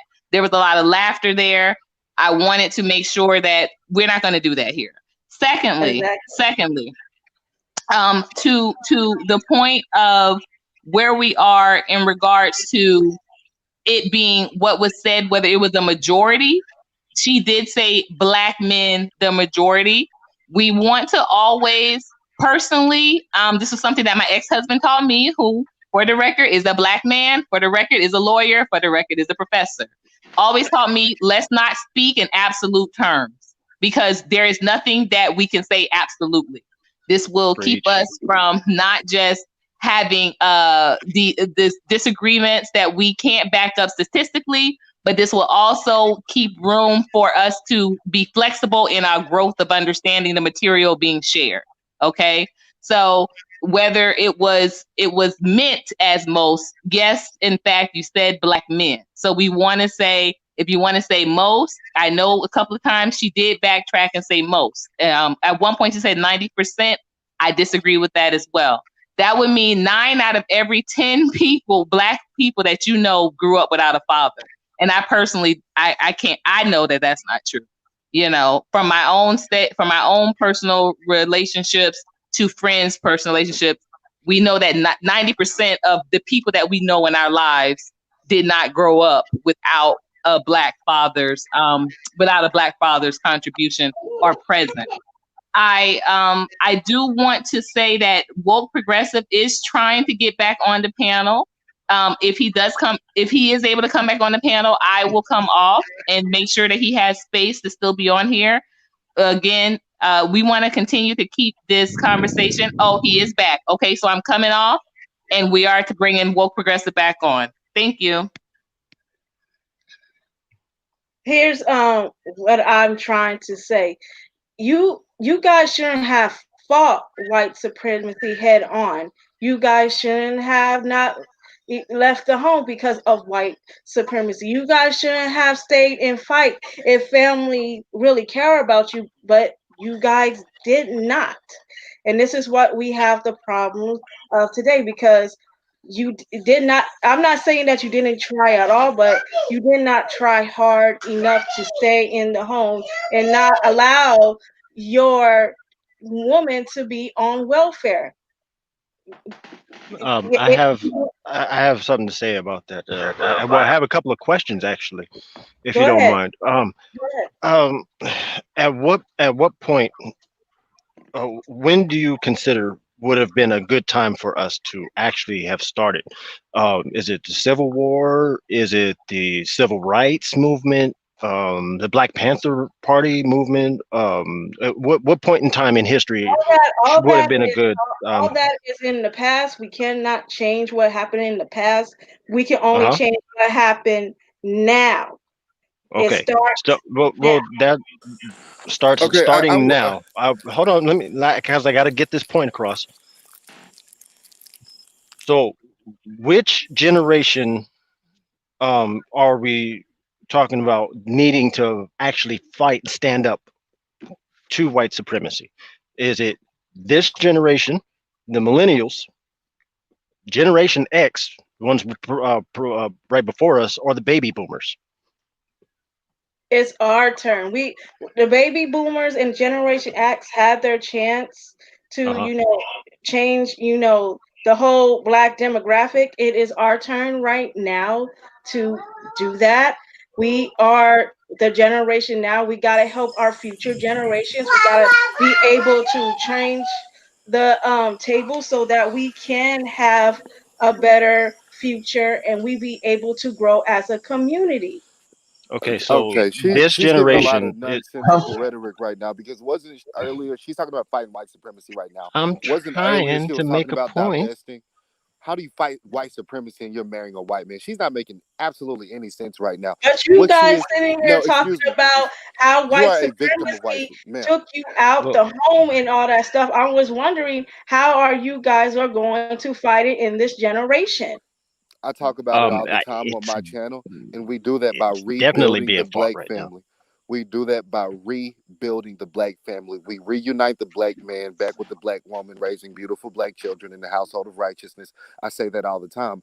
However, that objective that I have is almost damn near impossible because people like you want to divest. Black men like you want to pump and dump and escape the community and get women pregnant and run off to Milwaukee and Chicago. We have to end that dynamic. We have to end the mindset that you have where you have been traumatized by racism. You have been traumatized by white supremacy. So now you hate black men and you want to have a white baby and consider that white baby black. No, sister, that's not going to work. That's a very First of weak mind. all, Excuse me, I wasn't it done. is my Excuse me. choice who I It's want your to choice to marry. genocide If the black I community. want to It's your marry choice a to white genocide the black man, community. It's your choice to destroy the I black will community. go But and if you're marry going a to destroy white the black man. If I community, do want to not marry sit a here and tell me. Mexican, I Excuse me. can go Excuse me. and do Excuse me. that. Excuse me. If Excuse me. I want to Okay. marry an Okay. Arab man, I If you want to can go genocide We're the not black getting person, anywhere go anymore. ahead. it's none Okay. of No, your we're getting business and somewhere. We're none of getting your somewhere. We're getting concern somewhere because I'm who about I to point am out. dating.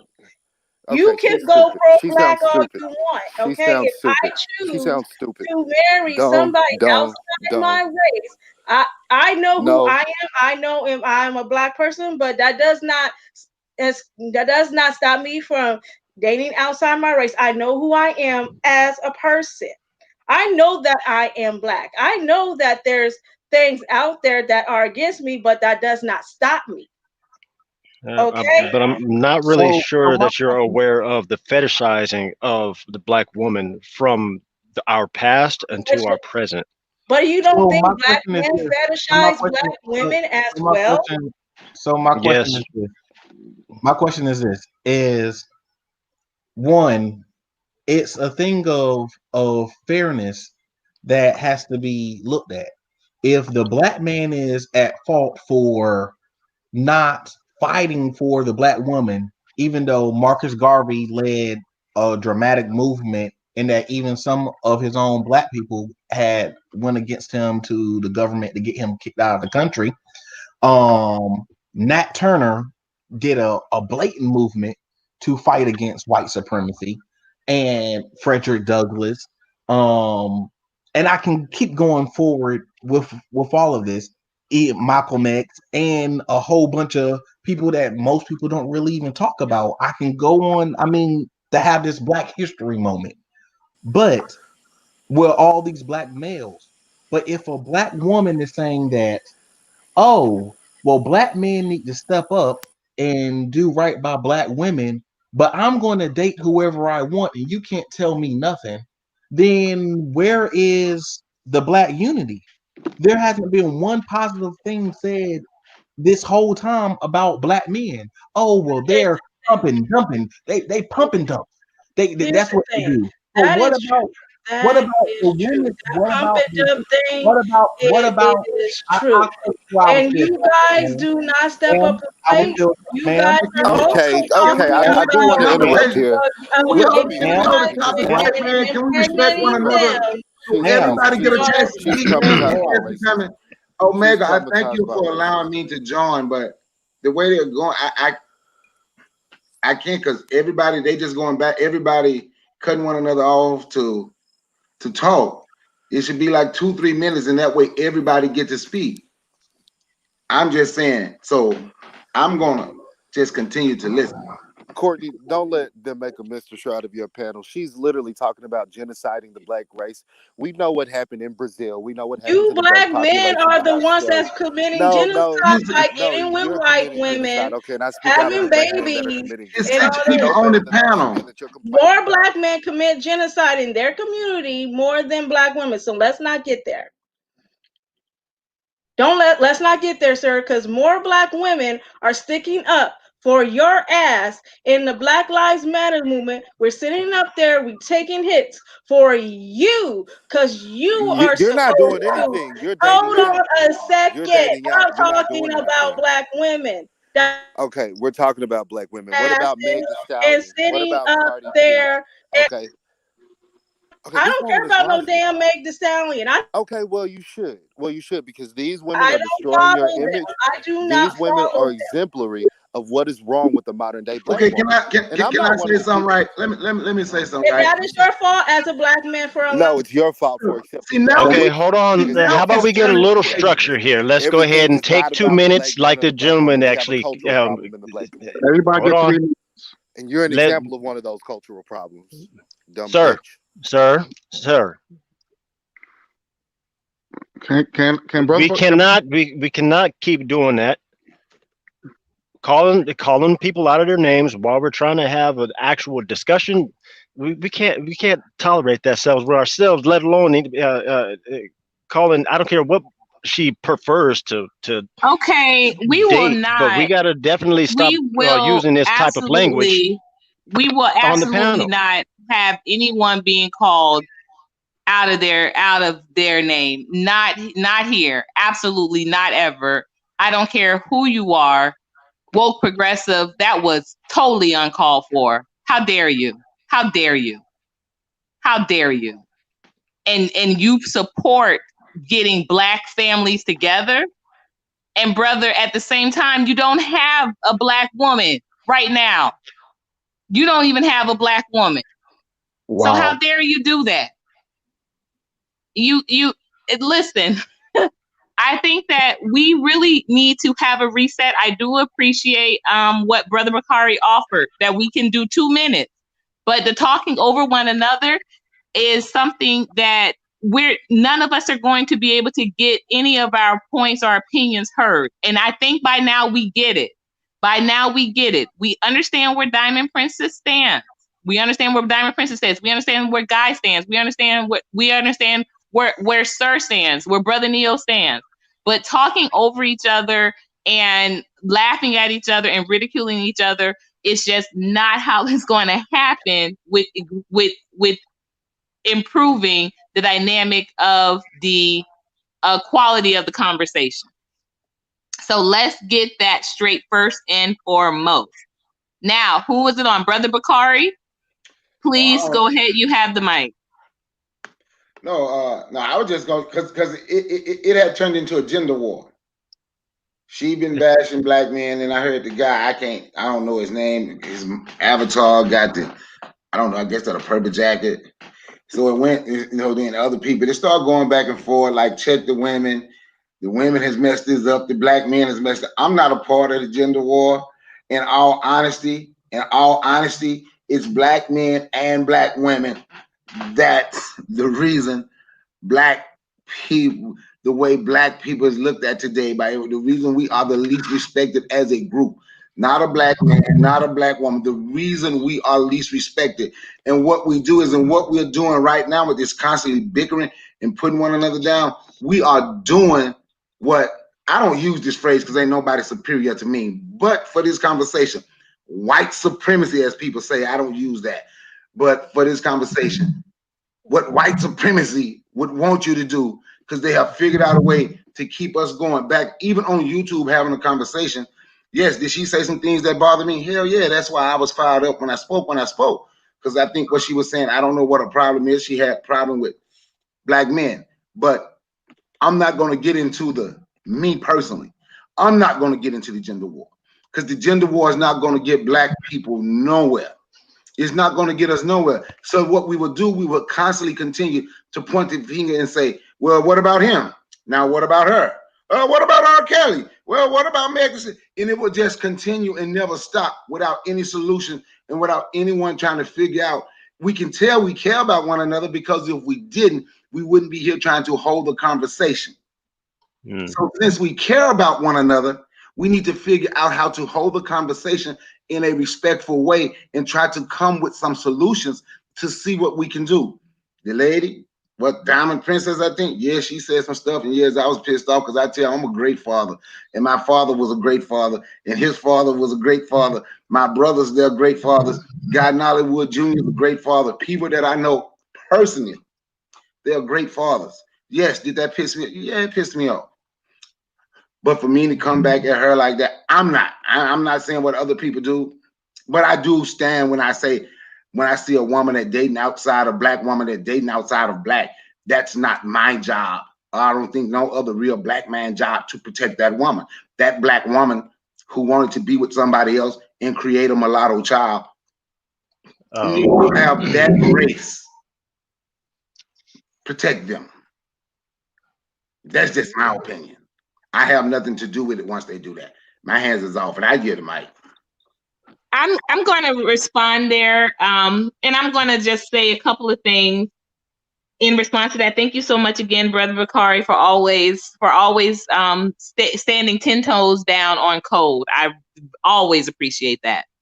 That's what I'm saying as well. Let's say something positive about men and women, because it should be black men and women, not black men versus black women. Agreed, and definitely appreciated everyone that came to the premiere of the CNC Show Us this morning. We had a great conversation regarding being single and being of the melanated diaspora. Chris wanted to be here tonight. He is still group studying. But I want to say this in regards to what Brother Bakari has been stating earlier tonight. So I don't know, Diamond Princess, if you're still single. You know, I am single. I am still single, but I can't go out because of the smoke. We're still dealing right. with virus. Yeah, because you're West Coast. Yeah, you're West Coast riding. It is not, I'm not saying, what's his name with the African flag? I'm not, Brother Bakari. Mm-hmm. Brother Bakari. I'm not saying you are, that you don't take care of your child, because I don't know you as a person. I don't know what you do in your family unit.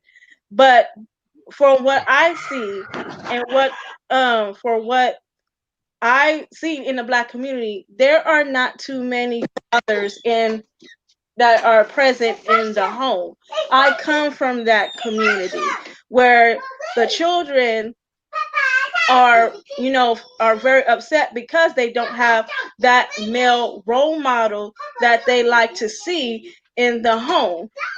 I had my dad in my life, so I know what a father looks like. But when I went into foster care, because my dad was trying to get custody of me and my siblings when my mom dropped the ball, and the courts, didn't grant him the custody. We just went into foster care. for I went into a black home. I still had a black father figure in my life. But when I left that home, I moved in with a widower that did not have I did not have that father figure in that home. So I kind of like missed that out as a teen in my teen years. But as a woman today, I still stand by what I said because I see it. I'm not saying this out of my mouth. I'm not saying it just to upset you guys. I do my research on this because I am getting my degree to becoming a historian. I am not only do I identify as an African American, I am also Native American.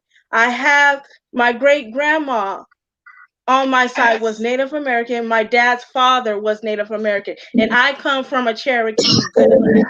So I don't just identify as African American. I'm also Cherokee. But I grew up in the Black community because that's what I am surrounded by. But it's not to take offense or take away what y'all doing. If you guys are doing good in the community, great. But that's not too many of those male role models that is doing that in the Black community. And as far as being a divested woman, I care about who I give my body to. I care about who I want to marry or who I want to who I want to procreate with. Even if, I'm not against Black men. I don't hate Black men. I love, I dated Black men. I had Black boyfriends. But at the same time, I still want to explore my option because I may never know who is going to be my husband. And if he is, as long as he is a great man and he appreciates me, he appreciates my culture, he appreciates my family. That is all that matters. Sorry, my niece is in the background screaming. But let the little princess do her thing. But that all that matter. Race should not be an issue as long as he loves me for me. I know that there's other races of men that do fetishize Black women. I am aware of that. But at the same time, there are those that aren't. And that is what I am trying to say, because I've met non-Black men that did truly love me for me and appreciate my culture.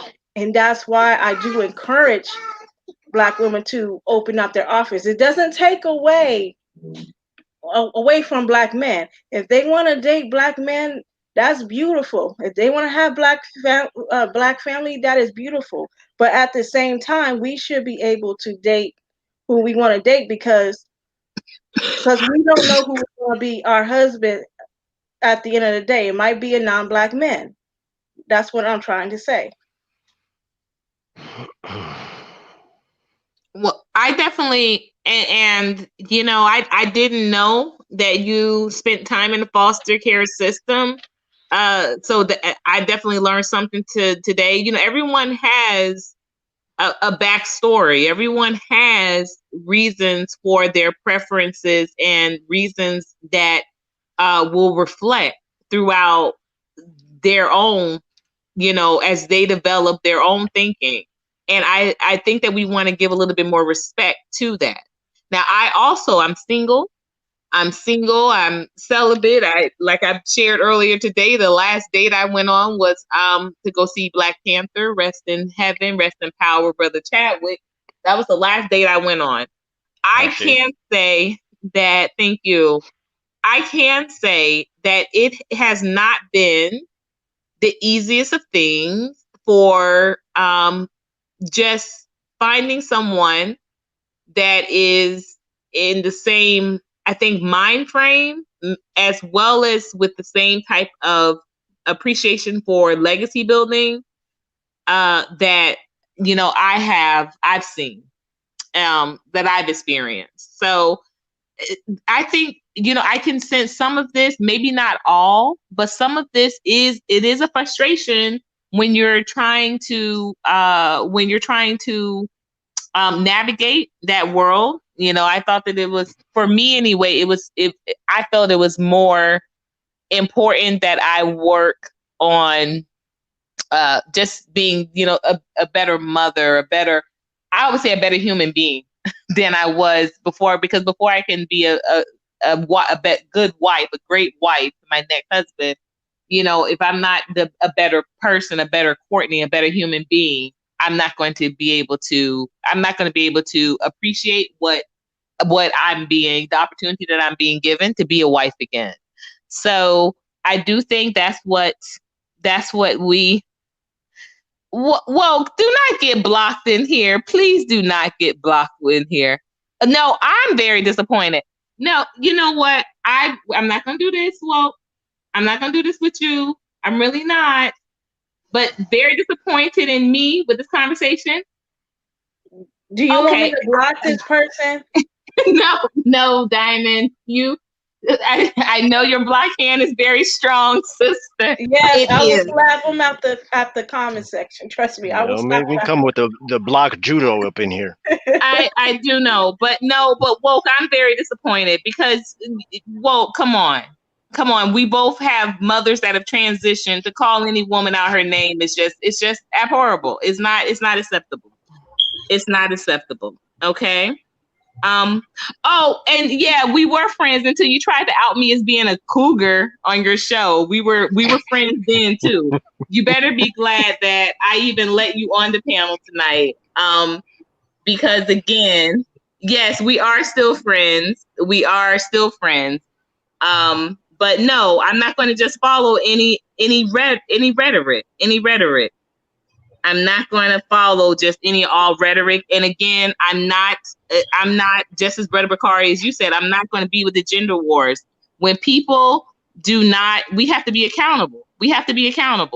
When you are not giving someone the proper opportunity to, or extending to them the same courtesy that you would want to extend it to yourself, then no, you were joking, but they were not. And people were like, I'm not a joke.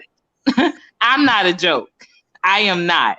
So you might have been joking, well, but your people in your room were not. And you never clarified that to any of them. You were doing a whole lot of, oh, I'm a grandma at the church trying to get you to be with me. Come on. It was unnecessary. I'm not a joke. So, but woke, you are definitely someone that I value with your strength, and there's no lukewarm about you. But I'm not going to have you call anyone out of their name. I'm just not going to do that. So with that being said, it has been difficult to thank you. It has been difficult to find, a husband, but then, like I said, I'm sitting still and I'm letting my husband find me. So the men are not out there in the abundance that I think a lot of men do think. They think that we have all of these quality gents, and a lot of the gents that you all are friends with and think they are quality, they have real trash mentalities. And when I say trash mentalities, everything from porn addictions to just not valuing being with their spouse. They're putting things above it, and these are very real concerns. And to not be valued is one of the biggest disrespects that you can ever do to another person. It really is. And that's why creating this opportunity, creating this channel, this is what I wanted to do. I want to give the people that come and subscribe, I don't want it just to be me talking and everybody is sitting around listening to me spare rhetoric. I want us to engage. I want us to network. I want us to build. And I want that done organically. I want that done with a real interest in investing in each other. Because until we can do that as a people, as a culture, as a community, as a diaspora, we dare not throw rocks and hide hands at what other communities are doing to us. If we're doing it to each other, we're not going to disrespect each other, not on my watch. We are not going to laugh at each other, not on my watch. We are not going to make each other's jokes. That's not love to me. That's not love to me. So, oh, hello, Black Introvert. Welcome. So I'm going to read this comment. And woke we are. Thank you for saying you're sorry. I will look out for your email. I'm definitely available. And I like to write books, so absolutely. I am the same thought process by the lady speaking. If you are with someone else, it's so you won't be another statistic, so you can still be responsible if you have kids with the Black Queen. Thank you, Ronald. Diamond Princess, thank you for always my very first moderator. Thank you. Always keeping the glowers up. Jen J. Yes, being polite and being respected. Thank you. Jen J is also a literary sister with very strong writings. Great. Yes, make sure you connect, Jen J. Make sure you connect. And Woke, you can drop your channel. If you're still in the room, please drop your link. Please drop your link. I have no problem. Make sure you drop his link screen. Can I say something, Courtney? Can I say something? Okay, go ahead. I used to be subscribed to Woke Progressive channel when I was a pro-Black woman. So I am aware of his contact. He makes good point when he calls people out, but just because I choose to date outside my race, that doesn't make me like Cardi B or Meg Thee Stallion. I'm far from that. As a divesting woman, that is not my standards. I respect my body. I respect myself as a woman. I do not throw myself out there to throw my body out there for people to see. I am a respectable woman. So for you to say, I support Cardi B, I do not support her or Meg Thee Stallion. Yes, I did stick up for Meg Thee Stallion when she was shot by Tory Lanez because that was like abuse right there. But I do not support her music. I do not support their lifestyle. I am a class C woman, and I respect myself as a woman, and I do not put myself out there as a Cardi B or Meg Thee Stallion. So I am aware of your channel, and I just ask to just show me a more respect for that, because I did not call you out your name, not once, but you continue to say that I am committing genocide just because I want to expand my options, and I think that was pretty harsh. But you are forgiven. Just want to put that out there. That's what I'm talking about. When we get some glowers up in here, thank you. So absolutely, let's get these glowers up. Let's get this, and let me read back over screen learning, because I really appreciated what you said earlier, that we need healing through psychological and psychiatric professionals for our symptoms and issues. Agreed. I agree. Let me put that back in the show. So but using panels for discussion is great, but it sometimes sounds like avoiding solutions. Now, that's a great point, and I am definitely solution oriented. I used to be a personal trainer, and I would tell, I would always tell my clients, when they say, things weren't happening, that means you have to do more. You have to do more just when things aren't happening. So if you're not gaining the muscle, you need to work out more. If you're not losing the weight, you got to eat less. You got to drink more water. But if it's not working, you have to do more. That's the bottom line. You cannot think that what you are doing is sufficient if you're not getting the results. So, and I think that this also this needs to be a conversation that does need to be had as far as what do you need to do individually to achieve those goals outside of yourself. People, and it's time to get real. You have to get real with answering yourself this question. That's why, again, it's all about being accountable. We're looking internally. Some of our sisters, Diamond Princess, you can't agree. Some of our sisters, we make bad decisions with who we are choosing to let have access to our womb. Exactly. You know, I was married at 19. I didn't have my first child until almost 10 years later. And I remember when I got married, people thought, oh, are you know, why would you do that? Why would you get married if you're not pregnant? You know, I mean, we have to really change the mentality of how we think about what we think relationships are about and what we think they're for. And at 19, I wasn't thinking it was legacy, but I surely was not thinking that the only reason why I need to get married is because I'm pregnant. You know, we have to really address. But again, if we have seen certain things, we take that as how we should also be practicing. So Faith says, what's up? I'm listening from the jacuzzi. Where are you at? Because let me see if, you know, you're close. I would need to get in a jacuzzi. Okay, thank you guys so much for putting up your glowers, because that was big. Brother Bakari says this lady ain't black, she is Cherokee, so she shouldn't be talking to black women about who they should date. Okay, Brother Bakari. I think she said that she was part Cherokee if she wasn't raised Cherokee. She just said, oh, Jen J is in a jacuzzi too. Now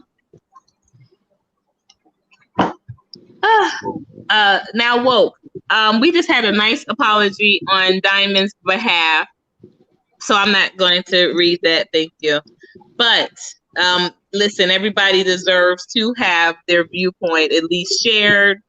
At least shared, and let other people make their decision. But we also posted your channel as well. Okay, so I'm yielding the mic. If Brother Neo, you wanted to go on to your next point. Excuse me. Yes, ma'am. Make sure my mic isn't muted. Oh man, this is a hell of a topic. It's too big to cover in one spot. I'm almost tempted to reach back here and grab my cards and try to see what the cards say about this situation, because I don't even know if I want to even say anything else, because I might ignite something else. I keep bringing up history and all of that stuff. And as far as I can tell, the sister said that she was going to major in that. I commend her greatly about wanting to pursue an academic career in history, especially if it involves Black history. But the gender war is one that we're not in the first phase of. This is not something that has just suddenly sprung up. The gender war has started at least 100 years ago from my study. So the opportunity to be able to jump in front of it, that passed a long time ago. Now we're dealing with the outcome of it and how we combat it to try to get out of the stranglehold that it has us in and has had us in generationally. This thing has been on autopilot for the longest time, to where now the gender war isn't between Black women and white women. When we really want to go into actual details, the gender war is not necessarily between Black men and Black women. It's between Black women and white women, right? I mean, you don't go to the Planned Parenthood without understanding the history behind that. And what, hell, Hillary Clinton, she was an option for president just recently. But her hand in the gender war and the Kaiser Permanente and all the things that she has her hands in, we don't realize that this is structured warfare against the black woman in the first place. And consequently, black men are caught in the wave of it just on principle. We've got way too much battle ahead to continue fighting amongst each other, because it is the black woman that is going to pull the black men out of the shithole, if you don't mind me saying that, and back in front to fight where we're supposed to be. We don't realize that, mainly because we're still drowning in media rhetoric. We can't look at Fox News or CNN without seeing black people in general being put into a bad light. But yet we're still worried about whether or not welfare is a viable source of income for our people, when we don't realize that if you file for welfare, you automatically eliminate your child from being able to get a college grant. Right? That's a stipulation that's in the fine details that we don't really pay attention to. That's lovely. I've got two boys that will never be able to get that grant. And I have to make sure that I actually start building up some sort of financial plan to pay for my ex-partner, which was a black woman, and I still love her to a degree. I hate what she had done, but she's still the mother of my children, so I still have to respect her as such. I make sure that my child support is paid, and I make sure that I'm paying the max when it comes to child support, to make sure that those kids are taken care of. But the system, despite the fact that I'm paying the max to make sure that they're financially stable, still won't allow for them to accept the aid to get them through college. They can't get any of those things. The scholarship, no, you don't qualify anymore. Now that you've accepted welfare, you don't qualify for that anymore. You eliminate yourself from that. But that's a stipulation that nobody pays attention to. It's not a matter of whether or not welfare is a viable source of income for the black woman. No, that's a trick bag that they don't put on you so that you can actually keep us divided. That's the divisiveness, not necessarily the fact that you prefer to date outside of your ethnicity, not race. When you're talking about race, you're talking about wordplay with definitions. This is garbage that we really need to start looking into the definition of these words that we're using. This is a cultural battle, not a race battle. If that was the case, then these Germans and these Irish would be still at each other's throats, and we wouldn't have to worry about that. But they're all white. They've eliminated their ethnicity when they come over here and claim to be anything else other than the Caucasian that they started off to be, or the Anglo-Saxon that they started off to be. No, they let that crap go to be American or Native American. How many $5 Indians do you know? Cherokee, Navajo, Zuni. The Seminole were black, so that eliminates that. They were not even, that's a kind of given name. The Cherokee got their name, the Blackfoot got their name from the French. So we're trying to figure out what race we are. How deep are we actually looking into that classification, that class war that we're trying to involve ourselves in? It has nothing to do with us. We are black from the continent. We have our own races to deal with. When you have the Ghanaians and the South Africans, those are different. ethnicities that we need to be concerning ourselves with, not Caucasians.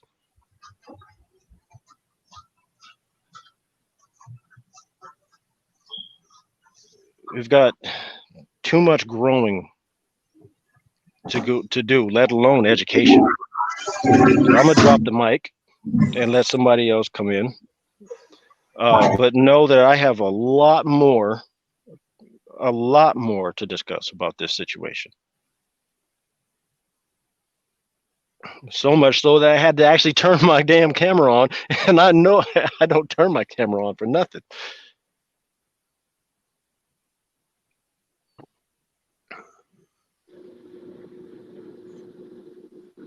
Yeah, I want to say my piece real quick. I just feel like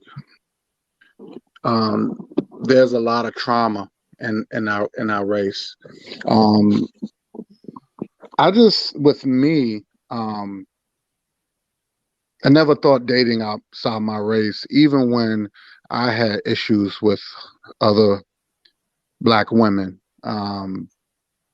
Never thought about doing that, and I'm gonna tell you why. Because I don't have anything in common with a white woman, or a yellow woman, or a brown woman. I don't have nothing in common with them. Those women cannot understand my pain and suffering.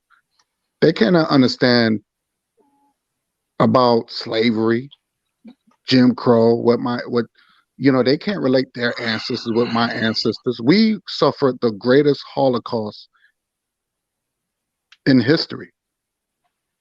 Okay? So no other woman can't relate. I can go anywhere of the world where I can see a Black woman. I don't care if she's in the continent of Africa, and she can understand my suffering. She can understand my pain. And there's nothing beautiful of someone that has your reflection.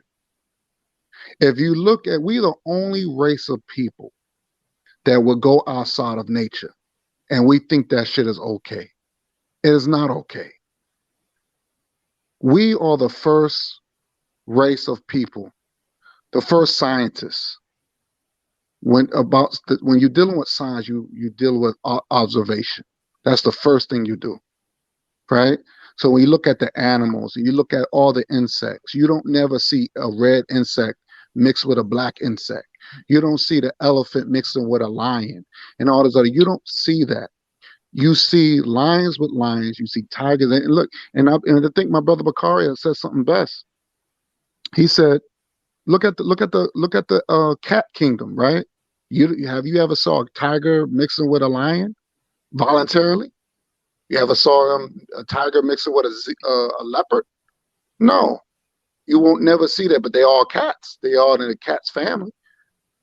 So we are so busy thinking because what we've been brainwashed, and that because through institutions, thinking that other races are grass or greener. And I always think you always got to look at it like this. If you hear the stories that what happened to OJ, look what Dr. Dre is going through. Look what all these other people who's into the. Look at Whoopi Goldberg. She had few white men, but they all sued her for money. And these Holly are white Berry men. is going through that same problem right now. Right. So that's what I'm saying. You see the issues in these interracial relationships, and then you had these kids. They come up and they're confused. And if you notice, most biracial children don't want to be black. That's something that black people is putting on them. But they'll say, no, I'm either mixed, or they claim the other race that they think is superior. Remember, we got to remember what Abraham Lincoln said. See, we talk about, and I know the sister, she said that she's into history. Well, read what Abraham Lincoln said. He said there will always be a superior race and an inferior race. And he said he was happy as a white man that he's in a superior race with white folks. He said, so it was already in place then that we was going to suffer by them. We was going to suffer. But it's up to us to stay together and be consistent. So we can solve our own problems. We can solve it. And this is, like I said, this is beautiful. What we're doing, we are family.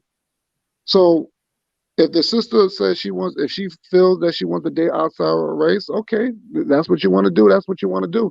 But you cannot claim racism when if you get stopped by a cop, you can't claim it. You can't claim oppression because you're with somebody that's oppressing you. Join that family. I heard a lot of people say, well, you know, I know this one girl, she stayed at this white guy for 6 years, and she said his family was racist. And I told her, I said, you put up with that for 6 years? So we have to get into our natural state. And Marcus Garvey, which my brother Bakari always say, he's a prophet. He said, we have to have a pure race. He said, white people have no problem saying they want a pure race, then we should have a pure race. We should have our own flag to represent the continent of Africa. Yes, we are Pan-African. Pan-African means that Africans of abroad. That's what Pan means. We are Africans of abroad. We were never Americans. Like Brother Bakari said, when they show Americans on TV, they show white folks. They don't show us. So we have to know the signs. See, love is political. Love is political. It's not just a feeling. It's political.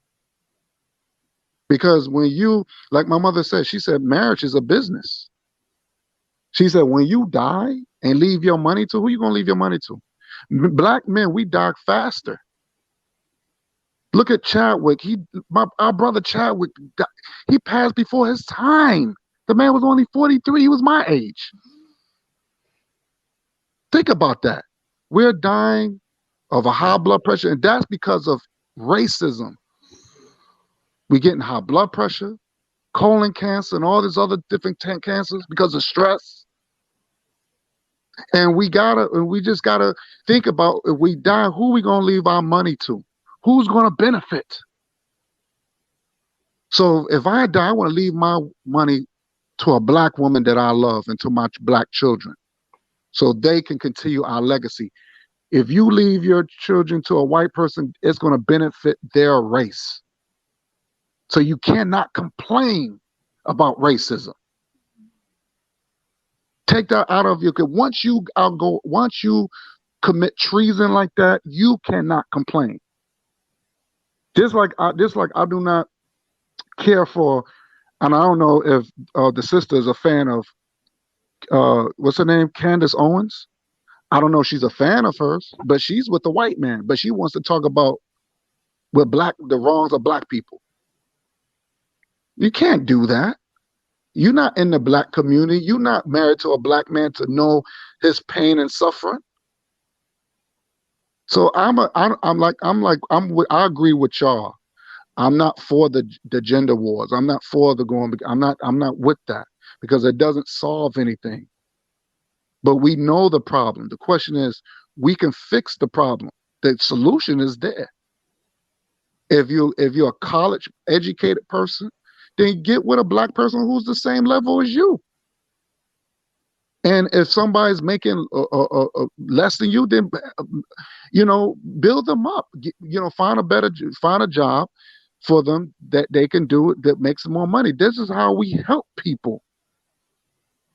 You don't because I'm making $30,000 a year and you're making 6 figures, you're gonna put me down. You're gonna overlook me instead of just saying, "Baby, I got a better job that what you're doing. I'm gonna try to bump you up. Let me see if I can get you in this thing." That's how you do it. Every race of people do that. I could never do that to my people. Just overlook them because they're making less money. I'm gonna see if I'm making more money. I'm gonna make you more money. Mm-hmm. That's just love, man. Where's the black love? And the whole purpose of reparations, because I disagree with Adolf, because they on some other stuff. But All yeah, right. I do agree with reparations. But the reparation was only to rebuild the black families because the black families have been separated for so much. That's the purpose of the reparations, is to rebuild the black families. And I rest my mic. Okay, here's the thing, and I'm gonna pass the mic in a minute, but a woman is not supposed to build a man. It is the man's job to already get his act together. Because we hear too many stories of black women building up black men just because they do not make enough in their income. And when these black men finally make their income, they do not marry these women. They leave these women for another woman so they can financially support her instead of woman. And this is why I do not believe in that. I believe a man should already have their stuff together when they meet a woman because there's too many problems that the man is always falling short when it comes to financial problems. There are black men out there that are married to black women and they don't ask their woman for nothing. And I'm not going to do the same. If you're not on my financial level, then I just can't talk to you because I'm not going to sit here and support you when you're not even there. And not only that, you're financially breaking me as a woman because I'm already dealing with other problems financially, and then to come up and build is not going to happen. So as a man, you should already have yourself together when you meet a woman. If you don't have yourself together, then you should not be even looking at a wife yet.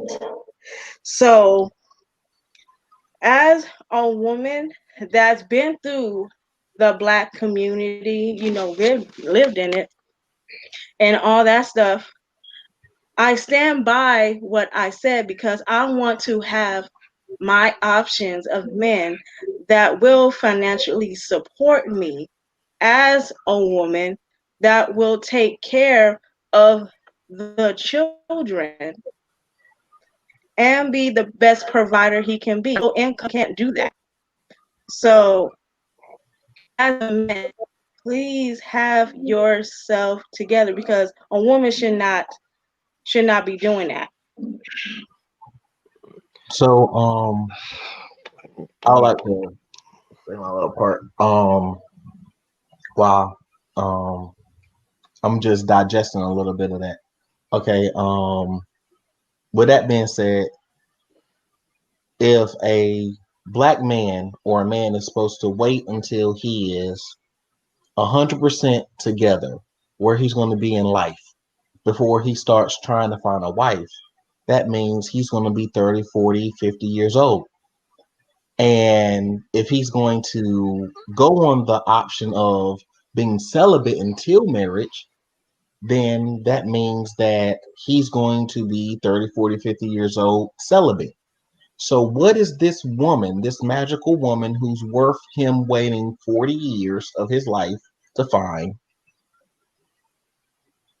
What is this magical woman bringing to him that makes her being worthy of even being looked at?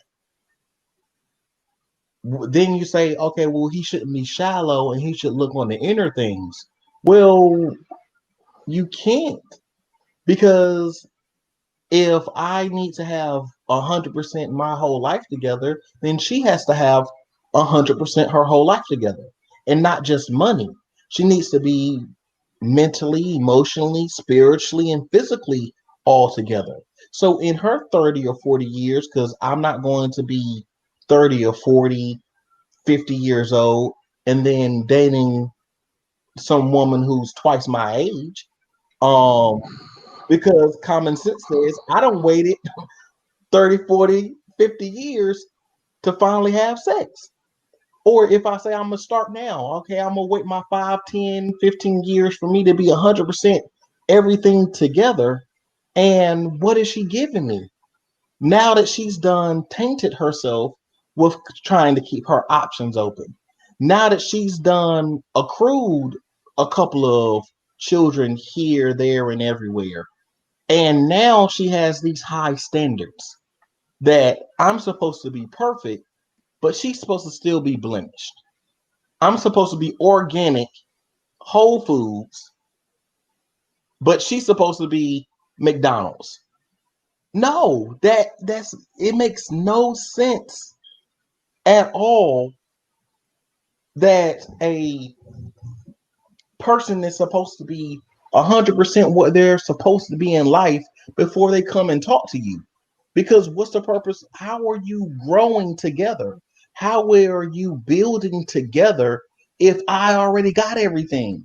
I've got all my knowledge. I got all my money. I've got all my everything. And you're just coming, you're a leech. You're not a rib.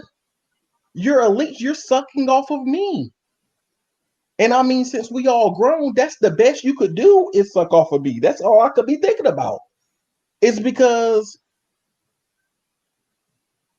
it's really ridiculous to think that I'm supposed to be perfect and have everything, and then you come in, and then you have what? A couple of dollars? As Eddie Murphy said, me marrying you when you're he said a bush bee with a bone through your nose, you take half. What do you think you're taking if you decide that we don't work out? You're taking everything I've gained throughout life that I already came in with, and you're coming in with what? Some used up ideas, a used up body, a used up mind, all your past traumas. How so I'm supposed to heal myself and heal you, but you just be there. No, I might as well get a one of those. They got those animatronic women now. I might as well get her. I might as well be one of those puppet fiends since everybody stuck on porn and stuff. Be a puppet fiend and get a teddy bear in the corner because I'm gaining nothing out of being with you. You're not helping me grow. You're not willing to help me grow. You're not willing to even instill anything in my life. If I'm supposed to be perfect and so above you, what do I need you for? A woman's supposed to be there to help a man. He's supposed to be there to protect her and help each other. How can I submit to somebody who's less than me, who has nothing to offer me? She has no mind. She has no body. She has no money. She has no nothing to offer me, and I'm already at the top of the hill. That's going to promote me to be inappropriate. It's going to promote me to look at her as just a throwaway object. The family is supposed to grow together. It takes male and female. It takes male and female to raise a child. If I can't raise my children with you because you already got yours and I'm supposed to be celibate while you keep your options open, it makes no sense. Like, that makes no sense. I'm supposed to be strictly black women while you keep your options open. I don't want this leftover buffet food. I don't want this food that everybody done sneezed and coughed on. I want something that's worth something to me as well.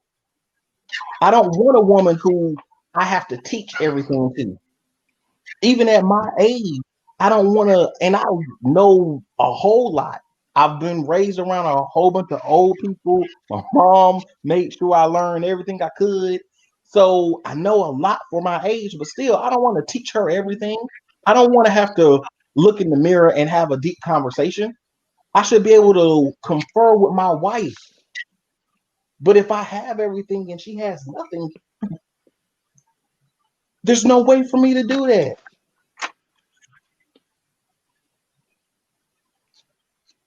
Listen here, dude. What you misunderstood what I am saying. And this is what is wrong with most Black men in their mindset. I said that a man should have his shit together when he meet a woman. And what I mean by that is when a woman got her shit together and she's in her career, she wants a man that's in her career and have her shit together. But when it comes to dating, I have my options to date whoever I want. If you choose to stay and date a Black woman, that is on you. But just because I open my option doesn't mean I'm used up. That's what you got fucked up. And not only that, more they're peeing around than women giving up their pussies. If you want to go there, because a man that just wants a woman to for them to live up to get them to that point, that's not a woman's job to help you. You're a man. You should already know what you are supposed to do. You guys should not be asking a woman for everything. And for you to ask a woman what she should bring, you should earn it. You're supposed to earn it. If you cannot earn that, then you do not get it. A woman is the table. The man is supposed to put whatever he brings to that table. It is not the woman's job to go 50-50 for a man. Now, if they are married and they come to that agreement, that is fine. That's only if they are married. But if you are only dating, the man is supposed to pay for the meals, pay for the movies, and supposed to court a woman. It is not the other way around. And a man like that, if he can't do that, then he don't have the financial needs to do that. And then if he don't have the financial need to do that, then he shouldn't be dating or looking for a woman. And that is facts. Because if you talk to other men, they will tell you the same thing. Real men will tell you that. Because what happens is if a woman has to help build up a man, then that man is going to resist that woman because she is helping him out. And this is what happens when men, when they get to where they at, they will leave that woman because they see her as masculine. She's doing the masculine things that a man is supposed to do. A man wants a feminine woman. He wants her to help. He wants him to help her. So what you're saying, dude, is it does not make sense at all. And it is me. I stand by what I said. What part didn't make sense? And that's what I stand by. What part didn't make sense? Because what it doesn't make sense. You're talking about a woman, and don't interrupt me. Don't interrupt me. You asked me a question and I am answering. Okay? Because you're talking about women having their being used up and all that stuff. Just because I want to date does not make me used up. I'm not going to sit there and sleep with any man that is out there. Just because I decide to open up my options. That is my choice if I want to open up my option. If you want to stay Black, that's on you. But don't sit up there and say that women are used just because they open up their options. To me, that sounds like jealousy in my part. Okay, because you can't keep up as a man. And you can't compete with other men that can financially support a woman. There has ever been any woman who's ever went on any date with me who had to pay for anything, who had to touch any door, who had to pull out any chair, unless they purposely asked, could they do that? Unless they purposely wanted to do that themselves. From first date to last date to blind date. So how am I not keeping up as a man? Because I want a woman who can actually have a mind for herself and that can help me when I have to make a decision. I didn't ask her to be my sponsor. You're the one asking for sponsors. I didn't ask for a woman to upbuild me by sowing only money into my life. You're the one who's saying that the money is the problem. Oh, well, this man needs to make what I make or more. You sound like that you sound like that hood rat chick that was on that everybody laughed at that said, well, if a man ain't making twice what I make, then he's broke. And I don't date broke dudes. That's really like how you're coming across. And if by some means we have misunderstood you, please clarify. But honestly, your whole focus, you didn't say, well, this man needs to know more than me. Okay, wait, one moment. We would like to acknowledge that Raymond has been waiting to speak for almost 10 minutes now. I have asked everyone to acknowledge, please, that he joined the panel, and you all have passed the mic, and no one has passed it to him. So I hear you, Chris, and I understand where you're coming from. I understand that you are due to rebuttal. However, I think what Diamond Princess said is that, and I didn't agree with that point, but she said that it sounds as though when you said you wanted a woman that wasn't all used up, you were talking more so on the sexual round, and she was saying that just because she was exploring options doesn't mean that shouldn't be synonymous with being used up. It doesn't mean that's not synonymous with saying that she was dating or she was exploring options does not mean that she was exploring them sexually. So that's what she was speaking on. So your rebuttal kind of it pivoted another direction. But oh, Ronald, that is such a great point that you said we can't have hurt in our heart. So, Brother Raymond, where did you go? Try to get back in. I'm going.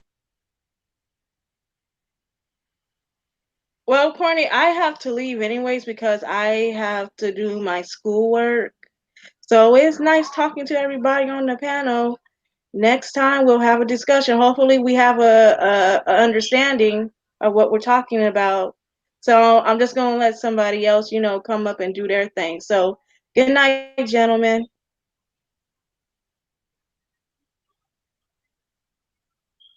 Well, I was going to say good night, but she got low. All right. But have a blessed one. Yeah. Courtney, thank you for letting me join your panel, Courtney. Thank the chat. Everybody on here was cool. Look, I got to go too. I'm getting tired. But brother, I was just gonna tell you, Chris, and anybody else who listening, man, just leave that woman be. She gone. I know Courtney didn't like what I said, so I want to try not to be disrespectful. But she looking for somebody with some money. She think a white man gonna have more money. Shit, she say she Cherokee and all that damn anyway. Just let her be. She can't talk to my daughter, no way. She ain't black, she can't, but just let her be, man. If we in this for black folks and people like that, just let them be, because it's a waste of time. Let them go learn. Maybe they gonna be happy. Probably won't be, but just let them go learn their way, man. If we gonna do this together. But for real though, the neophyte, I can't say the whole name. I think I said your name right. Chris, Courtney. Neo is fine. That's fine. Neo, all right. Yeah. Everybody in the chat, once again, man, I thank you, Courtney. I thank y'all for listening. My channel is Brother Bakari. If I said anything interesting that you think you like, go check out my channel. Subscribe.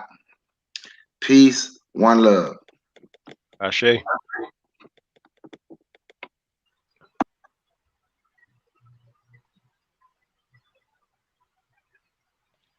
Ooh. Oh boy. Courtney, are you there?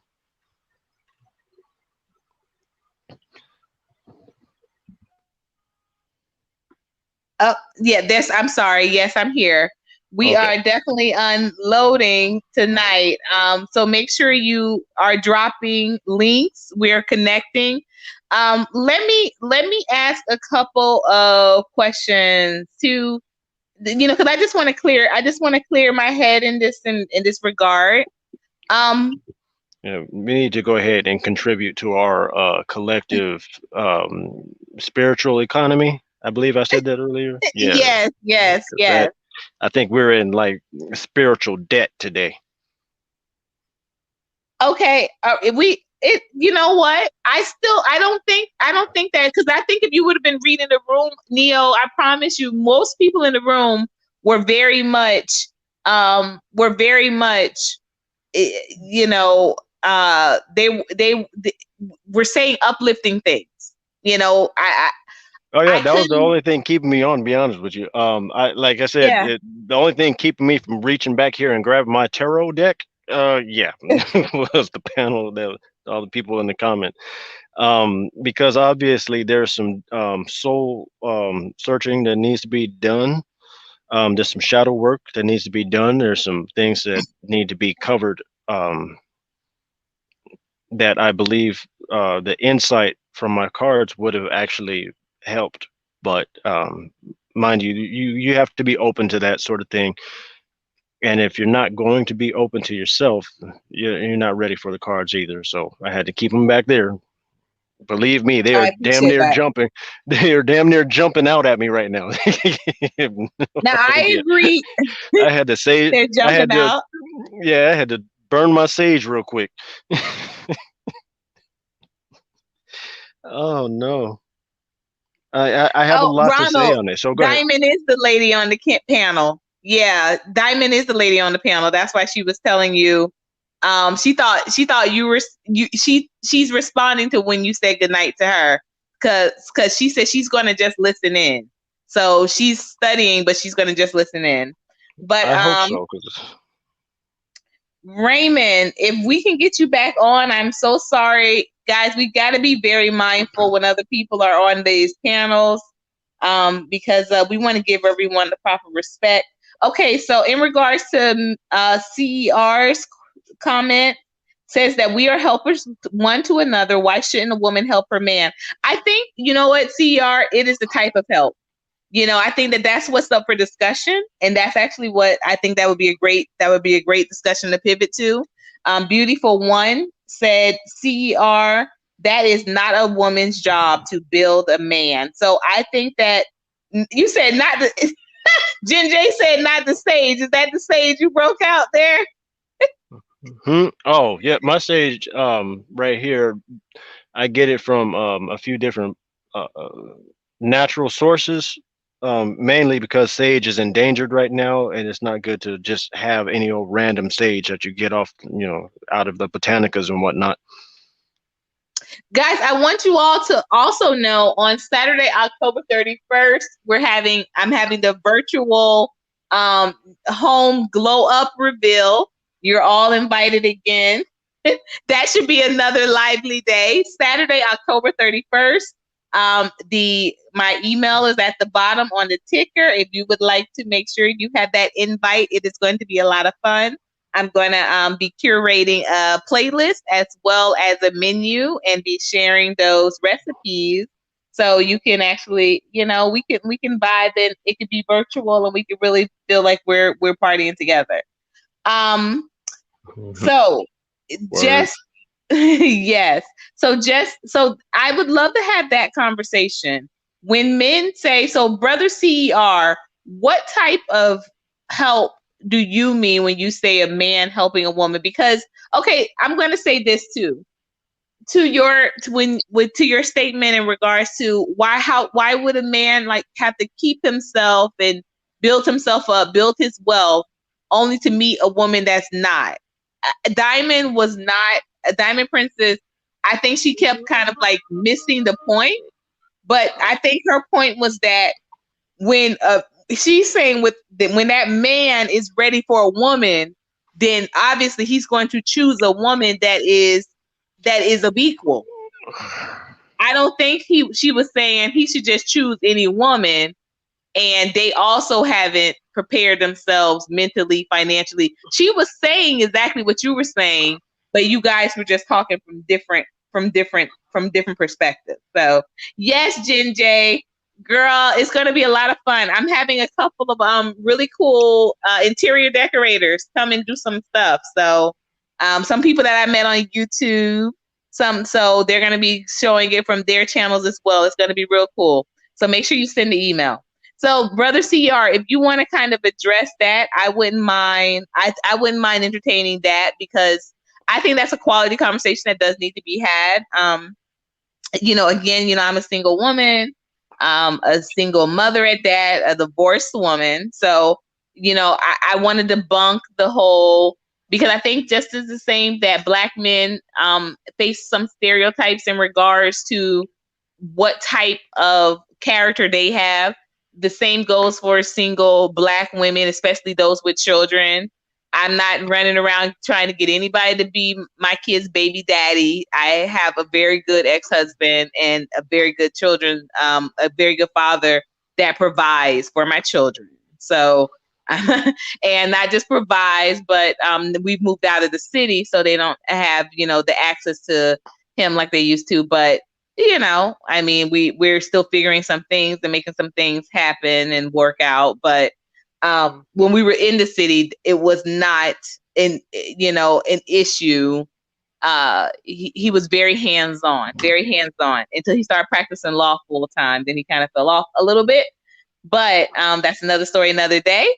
But yes, I said, I said, I kind of winced a couple of times when I heard those terms, having a baby by here, there, and everywhere. Like I said, I also wanted to be said and known that a lot of single women really honestly enjoy their children. They do. They're not running around looking for the next man to unload their babies on and have more babies. Like, guys, raising children is a lot of work. And so a lot of times, women that are looking for another man to have some more children by and unload babies, let me tell you, there's something else going on there mentally. Okay. Because would I like to have more children? Yes, I would. But I'm not planning on having children not outside of a marriage just so I can have some more kids and suck off the system. And, come on. No, that's not an interest. So I think that a lot of stereotypes were getting hurled from both sides. But I would like to address what type of help I would love, and if anybody wants to come on up, if we are live, that link is dropped. If you want to come on up and join us. So we're going in tonight. I'm here for it. Woo! I'm here for it. Beautiful One says a woman's job is to raise her children and not a man. Correct. Now, Sir said, who said build? I agree to that. You never said build up, building, or build up and building is helping is different than creating or raising. So yeah, let's talk about it. So Brother CER, Brother Sir Senior, what type of Ronald said 3 is enough kids for you. I gotta go for twins again. I just feel like twins are in me, guys. I gotta go. I feel like twins are in me.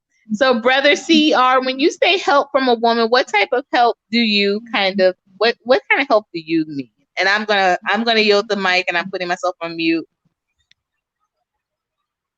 Okay. When I say help does not always mean financial. And even if it is financial, there's a thing that people don't understand. It's called understanding words and language. Help means help, not doing it for them. If I am doing all the work or you're doing all the work, we're not helping each other. Unless we're taking turns, and that's just what happens. We're taking turns and doing all the work. That's something different.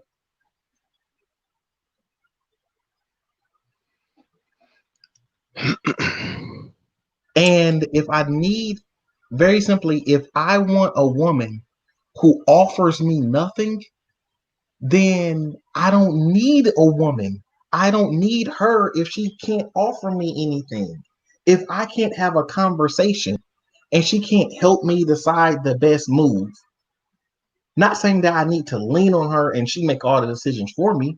It's a simple fact of I can talk it over with my wife or with my significant other who's trying to become my wife, or I'm trying to get her to become my wife. I'm supposed to be able to talk it over with her.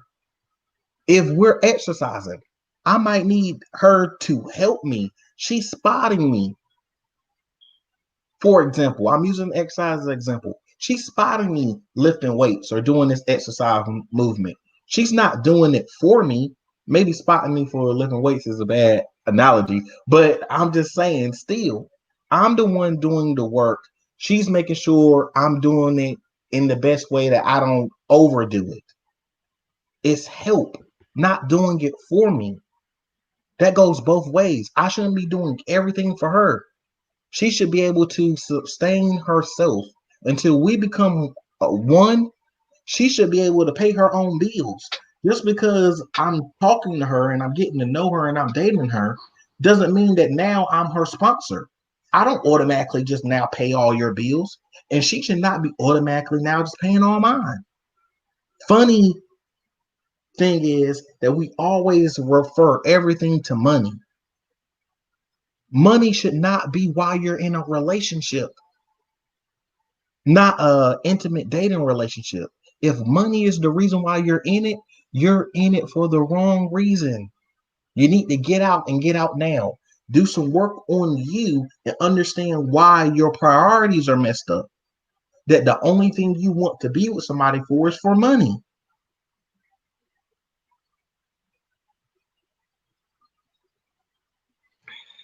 The thing, Yeah.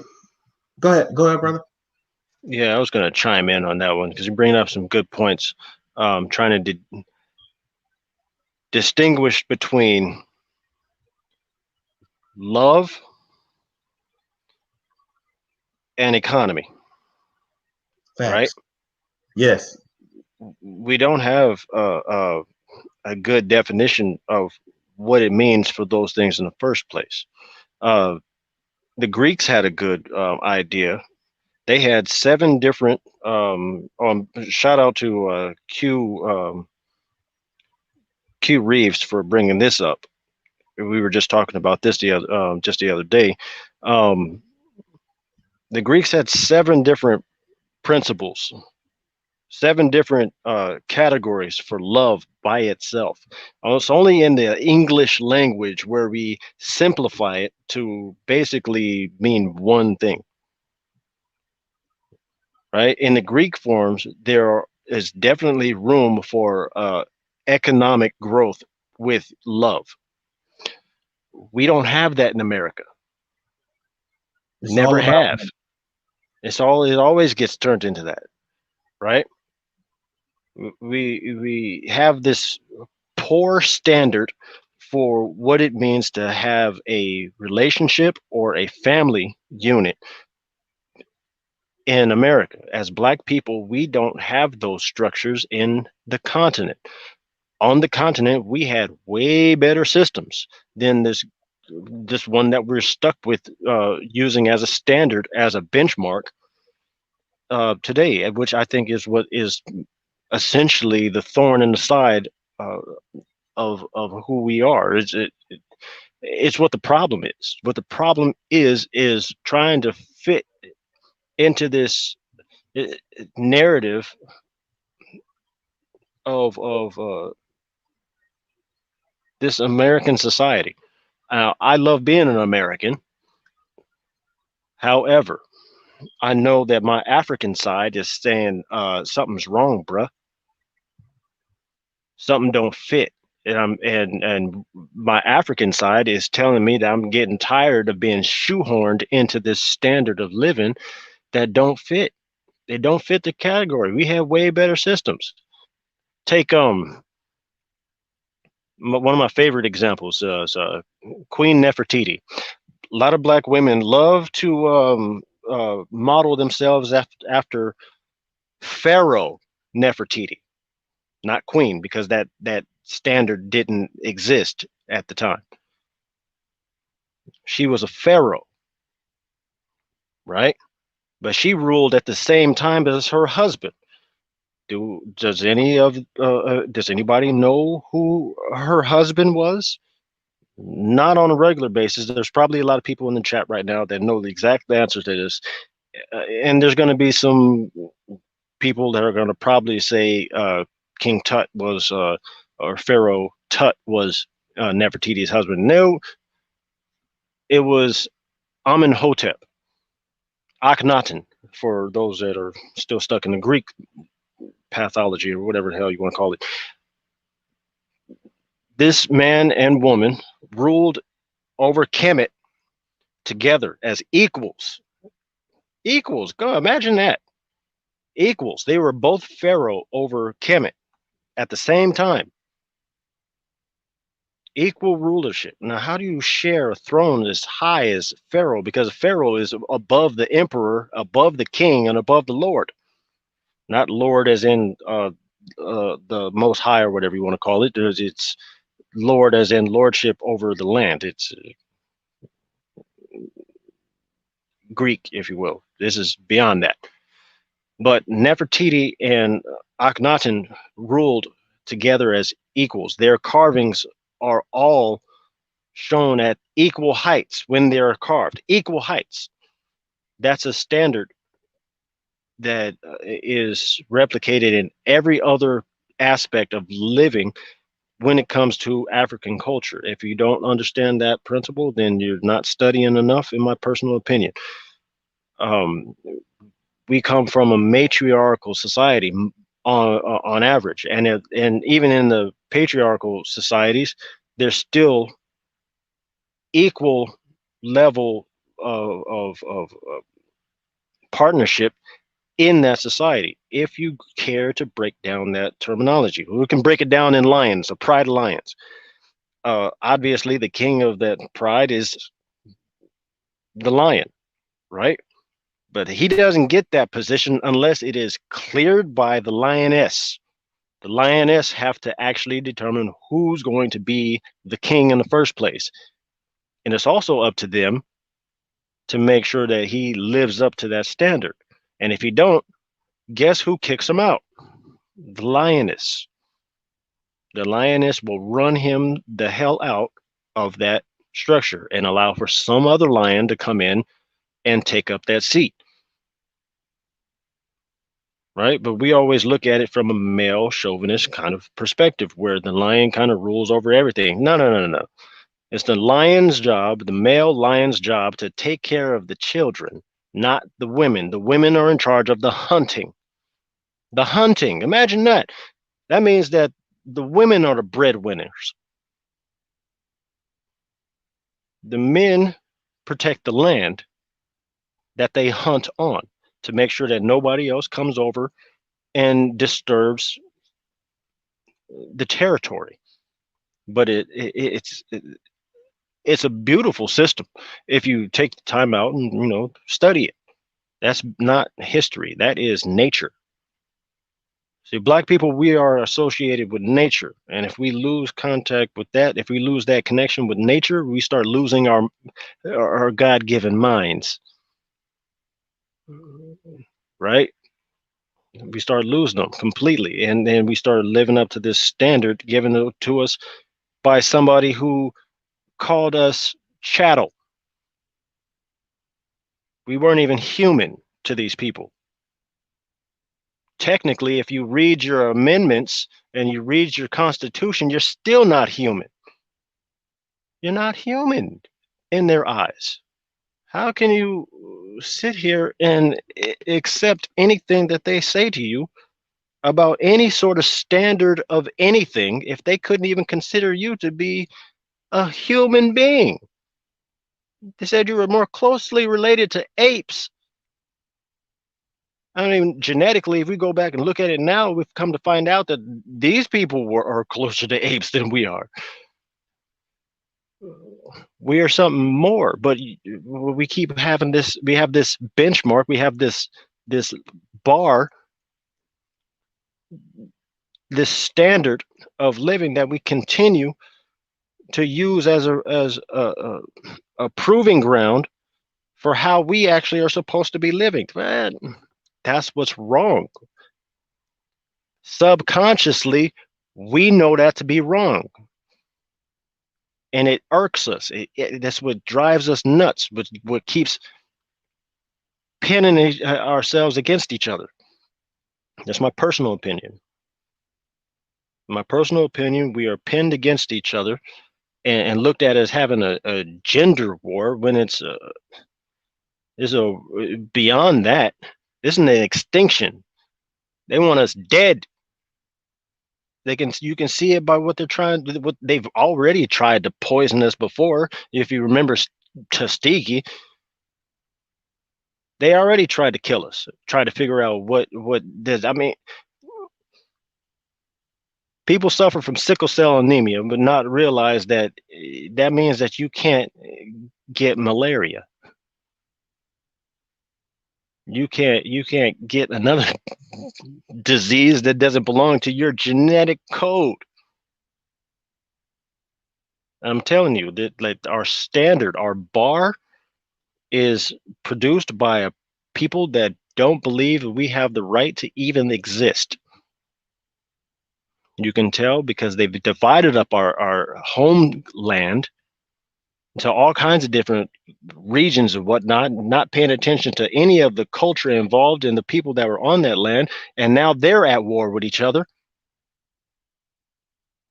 and can't come to an agreement because of territories that were carved out by people that didn't give two shakes of a rat's butt whether or not these people had anything set up that was viable.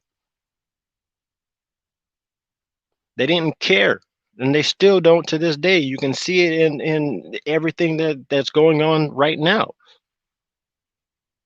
If you don't get outside of your bubble to see some reality, you're going to miss out that even the Navajos support Trump right now.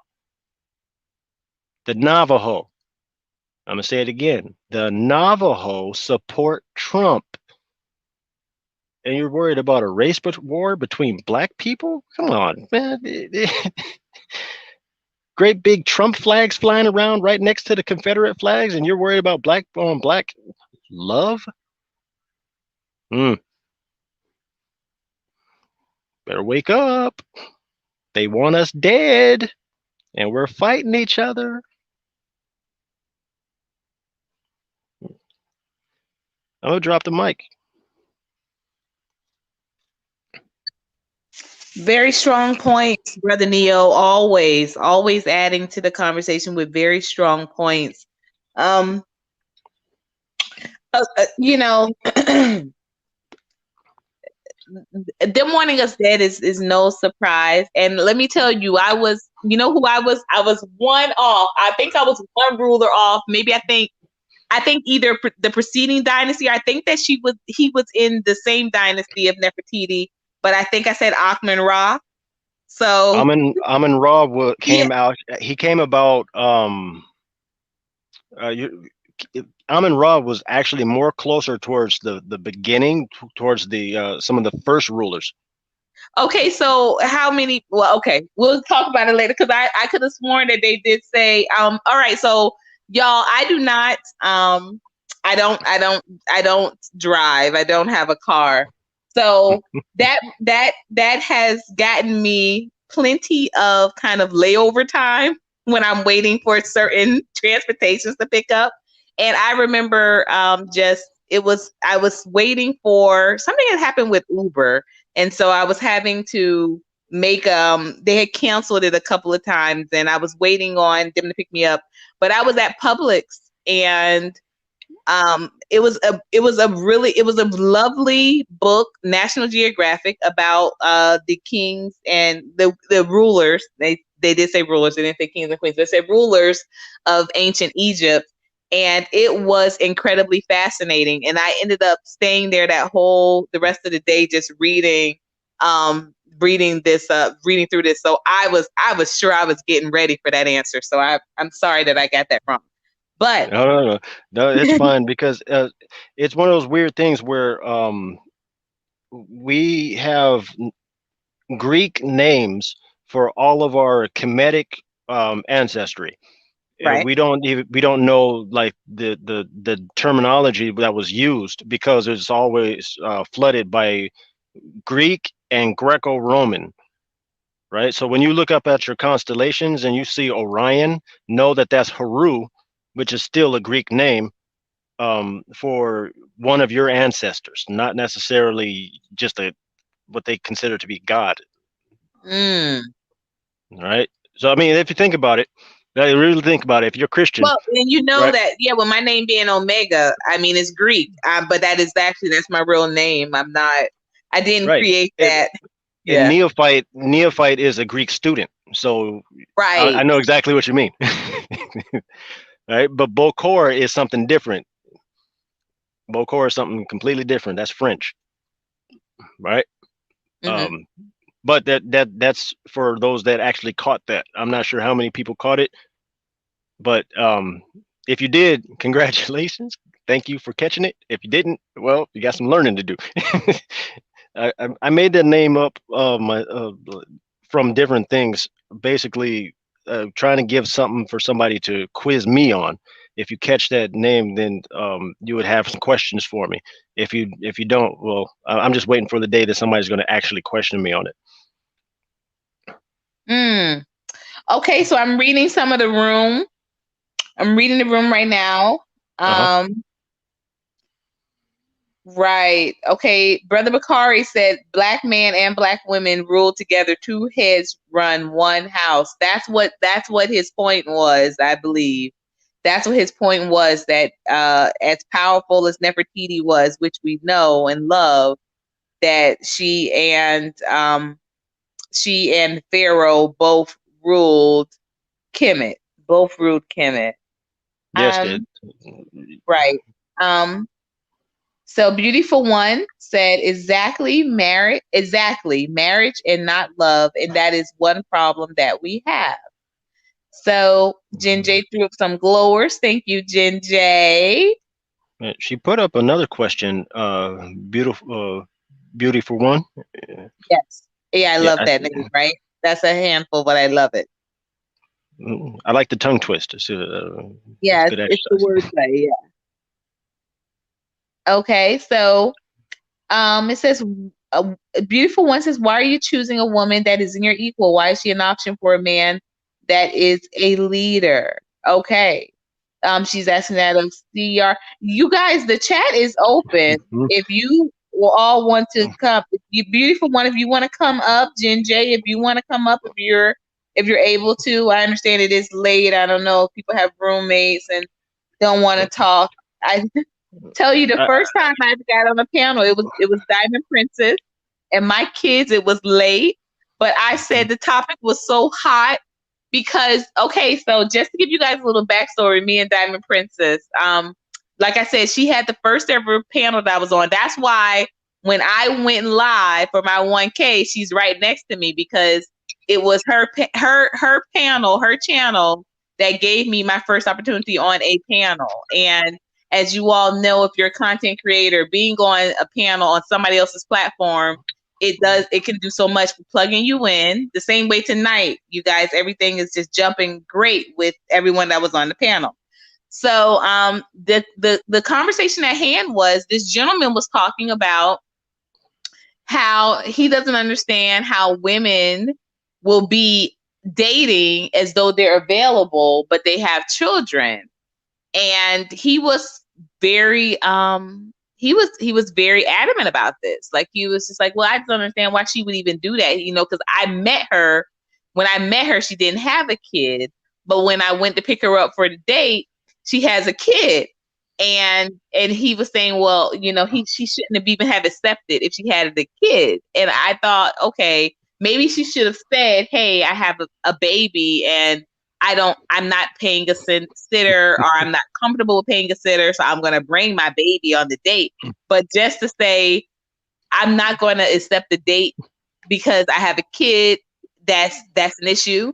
And she said, I'm sorry. And he went on to say that they went out to the dinner, they had dinner, and he was a little embarrassed that the waitress thought that that was his baby, you know, and I'm like, well, why wouldn't the waitress think that, you know? And I'm just like, what is this mentality that, like, what's wrong with that the waitress thought that was your baby? That's the natural assumption. If it's a man, a woman, and a child, what's the problem? So, and then, that is definitely a crossroads question there. But then the next part of it was, screen learning. She took the baby on the date. The baby was a baby. She was like a toddler. So she brought out the carrier and the baby. So if Woke Progressive was still in here, he can tell also a story about the woman didn't bring her children, but she got, when they went on a date, she got enough takeovers or takeouts for her kids. And he said she told... He the said moral of the story is be specific. Be specific, but listen to this part. The kicker was, Woke Progressive said that the woman told him that she only had 3 kids, but she ordered 5 takeouts. And he was like, "Where did these other kids come from? What are you doing?" So it was a hilarious story. But back to this story with Diamond Princess. So not only was this man offended that she didn't tell him that she had a baby, to offended that people thought the baby was his, to saying, well, you know, 2 weeks later we had sex, but after that I didn't go back and see her. You know, I was done with her.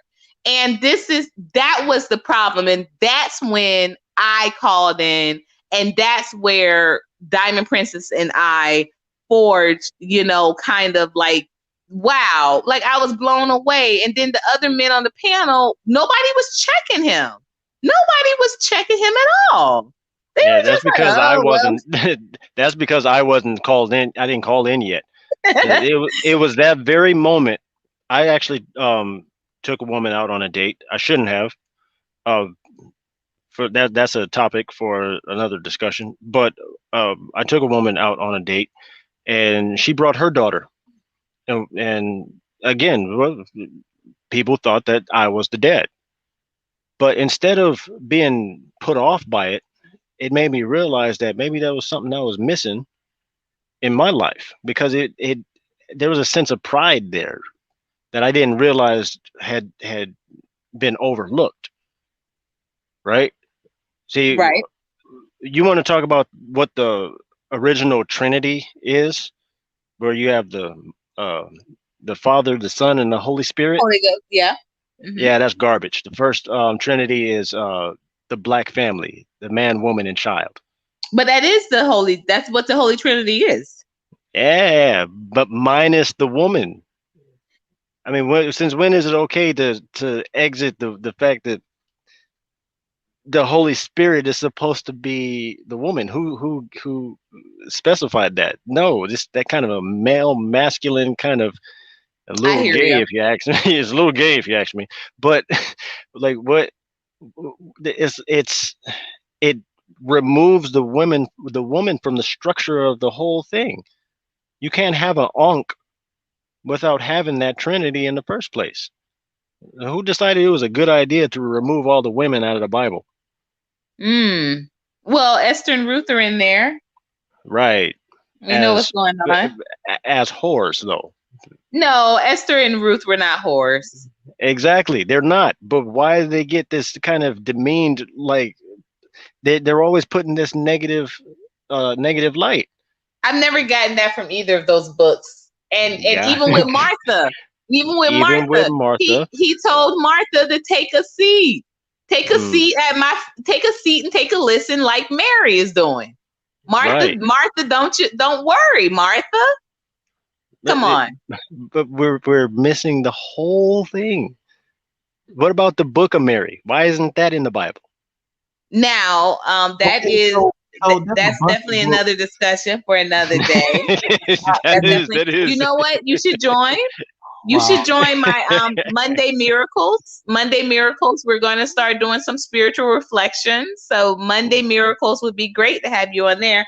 But yes, I hear you there. But you know, I don't. There are certain things I don't question when it comes to Father and Son and the Holy Spirit. because I question really, it all. That's my problem. I I question really it all. honestly feel that's because of how important a male figure is to creating family. That's what I think that goes back to in leading family. And I think it should go back to the male. I think it should go back to the male. So back to that conversation that I jumped onto with Diamond Princess when I jumped onto the panel. And unfortunately, the gentleman that made the comment, man, I couldn't get up on that panel fast enough because why? Because I sleep. Me and my baby sleep in the same bed. So they were in the bed with me and I had to get all the way up and around to go get the laptop and then hook everything up. And so it took a couple of minutes. And y'all know I sleep big beds too. So if anyone works for a mattress company, California King Dream, I definitely need another one. Need 2 queen size mattresses and put them right next to each other. No, I need a California King. I need to not, because trust me, I tried that once and the kids would always roll in between that crack. So I need a legitimate California King. Legitimate. And if you can get it made to size, that'd be great, because I'm 5'2", but my kids are taller than me. So at any rate, by the time I got onto the panel, the gentleman had something else he had to jump on, so he was gone. But none of the other men were checking him. And none of the other men seemed to have a problem that they were like, well, of course he couldn't stay with her. But so that meant he had to have sex with her though? I mean, if you couldn't stay with her, you can't stay with her. Get it, okay? You felt you were kind of duped. You really weren't comfortable with the whole situation, but you were comfortable enough to pull pants down, to pull penis out, and to drop trowel, as they say, and to make an insert. And then now he's talking about she's crazy. So this is what continues to be my question in regards to our relationship glow ups, so to speak, right? That we're kind of doing a whole lot of, what I saw a good portion of tonight. But I did see, I didn't see the women being bashed in a hole, but I felt the woman who was Diamond Princess was just being kind of, I think that she was being handled roughly. I do. And I don't think it was enough that's women my on the sister. panel to I'm really gonna have a stand good 10 toes conversation. down. Exactly. I agree. And that's why I kept dropping that link, guys, because that's why I would stay on the panel, but I would try to stay neutral. But I stayed on the panel just so I could continue to chime in as needed be. But I know what it feels like to be up against, men that just honestly don't give a crap, don't give a what about the fact that there's no rhyme or reason. They're just kind of coming at, and I definitely not on my channel. I don't want anyone to feel like I'm letting them kind of be handled any type of way. And especially not the woman who put me on my first panel. That's not going to happen. So, and I don't agree with divesting. We know this. Anyone that knows my content, I stand 10 toes down in it. I had, my father, a great man, honestly, a great man. He is, he's living in Arizona. So if anybody's ever visited, I promise you, he's the type of dude. If I tell him, Dad, so-and-so will to come by and meet you, he would be like, okay. He's just that type of dude. He really is. But a wonderful man, married my mom when my mom came from a previous marriage. And, my mom had 3 kids. My dad had none. My dad was just out of the Army and married her, and was out of the Army and got the GI Bill and got a house for her kids and her. And that home is where I grew up. I came, years later, and I tell you, I was almost 10 years old before I realized that my dad wasn't my older sibling's biological dad, because my dad was 10 toes down also. He never let anyone make them feel like they weren't his children. And Yeah, there it is sounds like my grandfather. absolutely. And so what is wrong with that? And so there's some real loss of that type of respect. Nowadays, what? My dad would be called a simp. Are you kidding me? No, heck no. And then I go to my ex-husband, African American man, a genius, certified lawyer, professor, what have you. What kind of person would I be to talk horribly about him? And I'm raising children so I think we missed the point. We cut off noses to spite faces. I have a brother. Of all of my siblings, he's the only one that has been married to his same spouse from his first marriage. Like, he has only had one marriage. He's my only sibling that has. And he is absolutely a Black man that loves his children, provides for his children, and is raising some darn great children. So, Courtney? and I have nephews and I have a son. So me divesting from Black men is a joke. And anyone that knows me knows that. So I know earlier tonight, Woke said I was too soft. I know Brother Bakari and I, we had, definitely a disagreement in the chat part, not on the panel part verbally. But no, I do not think men realize, not enough men realize, let me qualify my statement, how difficult it is right now for someone who's looking for that valuable type of relationship to actually have it. And as you all heard, Diamond Princess is in her early 30s. I'm in my early 40s.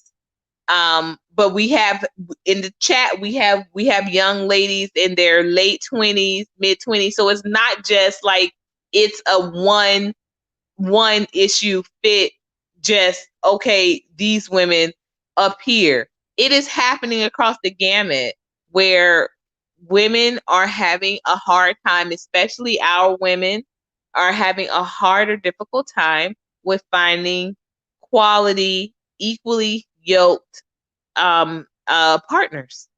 That's just the bottom line. That's just the bottom line.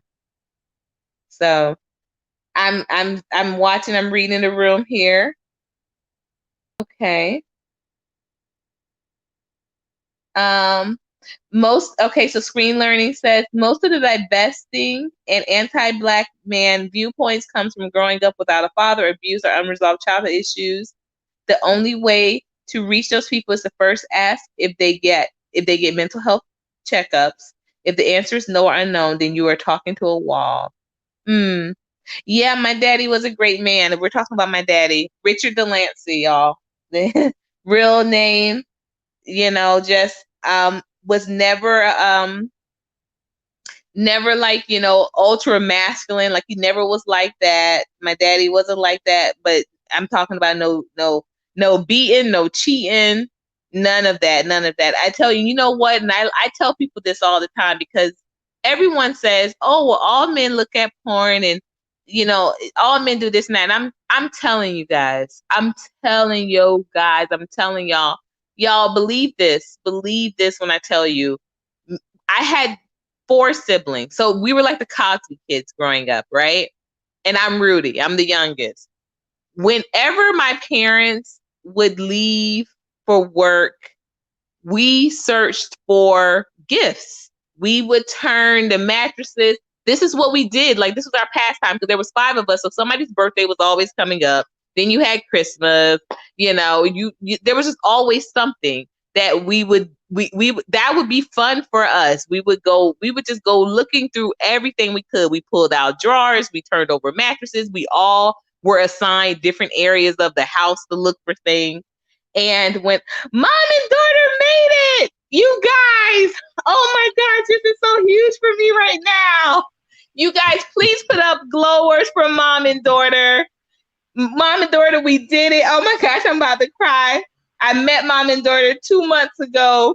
I was at 500. I was at 500 subs. And she said, I like your channel. I like you. You are a good friend. I'm going to help you. You're going to get there. This was 2 months ago, guys. 2 months ago.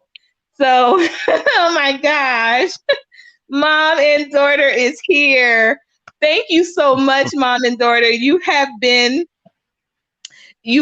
I'm so emotional right now. You've been such a good friend to me. You have, you know, you didn't have to. I just keep saying that. Like, you know, you really didn't have to promote my channel. You really didn't have to take me under your wing. You really didn't have to, but you did. And I thank you so much for being here to help celebrate my 1K night. Y'all give it up for this mom and daughter. She's a powerhouse. She's a mom. She has a beautiful daughter. You know, thank you so much, mom and daughter. Thank you so much. Thank you so much for just being a friend, and really, really taking an interest and just showing me love, showing me love. Thank you so much. So yeah, so when I say, no, you deserve it. You deserve it. You do. Hey, Because Courtney. like, yes, huh? I got to get back to work. I was wondering if I Neil? can say Okay. one more thing before I get up out of here. Yes. It's always a pleasure being here. Oh, thank you, Brother Neil. Always a pleasure you coming. I'm so so glad to be part of your accomplishment. Hitting that 1,000 mark is a big deal. Oh my gosh, it has been. And y'all, I'm literally crying right now. If y'all can see me, I really am, because man.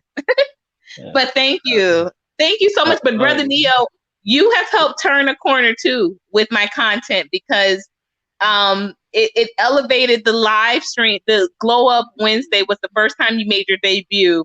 And from that first moment you made your debut, everybody was talking about you. They were like, who? He's good. Who is this guy? And I said, he is great, right? So I thank you for just joining on. Just your contributions to these streams has been invaluable. You bring a wealth of knowledge, a wealth of perspective, but also your integrity and your character just speak leaps and bounds. In any way that I can ever support you and your content, you know I'm here for you as well. Thank you. I want to leave. I want to leave you guys with this this little bit of story. Just something that I'd like to share about the strong Black woman that I call my wife. Now, when I met her, like I said, I was going through some problems. She was my friend. Basically, I really had no aspiration at all. I had no wherewithal to want to better myself. I really didn't. I didn't care. I stopped caring. I had no motivation. So I had a job, and whatnot, and I had been on this job for a while, and everybody else was getting hired on as a permanent, as I was only a seasonal worker. Seasonal worker, and that's it. That you don't make money as a seasonal worker. You barely make $13 an hour, barely. But she took it upon herself to tell me that you really need to just, like, you already know everything about the job. I mean, everybody comes to you to get work done. You may not be motivated and everything, but at least you can raise how much you make. And I was like, yeah, you got a point, but I don't have a computer at home to, really give a crap about whether or not I make something of myself or not. My ex had already took my kids, and I really didn't have any motivation to really do anything. They were already garnishing my wages. So outside of that $13 an hour, I was getting half of that. Well, she said, well, why don't you just make a little bit more? Okay. She basically filled out the application for me and told me, look, here's the application, sign it, turn it in so you can be permanent. Why do you care? Oh, well, you give me a ride home every day without even asking. Well, yeah, I mean, you're my friend. We hang out and stuff. So there was one. Without her, I wouldn't have had that permanent job. Next thing, Well, what's wrong with this stuff? What is this thing? What is this paperwork? Well, it's my divorce papers. I can't seem to get it right. And they keep rejecting it. Well, what's wrong with it? What's missing? I don't know. Or let me take a look at it. Yes, my wife is the one, my current wife is the one that got my divorce papers settled and got it to the point where I was actually fully divorced. She fixed that. Didn't have to. She was my friend. What the hell? What is it? How's that her business? It's not. She's my friend. Okay, that's two. Well, now that you got that all taken care of and whatnot, and got all that out of the way, uh, well, how come you don't have a license? Well, my ex and the child support took my license. They took your license, but well, can't you get it back? I don't know. I got a bunch of tickets. Well, hold on. I got this little bit extra money. Why don't I just pay off the tickets and help you get your license back? That's three. Currently, I'm at well, actually, last year I made about 90K for the year because this woman decided to invest in me. Now, she didn't have to do any of that. She could have just, we could have just been friends and stayed that way, right? But I'm married to her. You can't see my ring because my ring is black like everything else in my life. So I'm just trying to leave a story that black women, like ISIS, build up Horus to create a nation. Study your history, love your black woman, and she will she is the God. She is God. Not goddess, God. Find out that reflection that you're looking at is God, your black woman. And with that, I'm gonna get back to work. Peace. Peace. That is a boom if I ever heard one. That is a boom if I ever heard one. Absolutely. Absolutely. You know, people always would ask me, but speaking on back to my father, people would always ask me because I do talk so much. My mother transitioned when I was still a teen. And my mom was I'm getting emotional, but my mom was very, very strong woman. But she transitioned when I was a teen, and at her homegoing ceremony, they played "Order My Steps," or not played it. Someone sang it, and I always, when I tell this story, it's always like hearing it for the first time because I had never heard that song before. And if you all have never heard it, definitely look it up. But it is "Order My Steps," and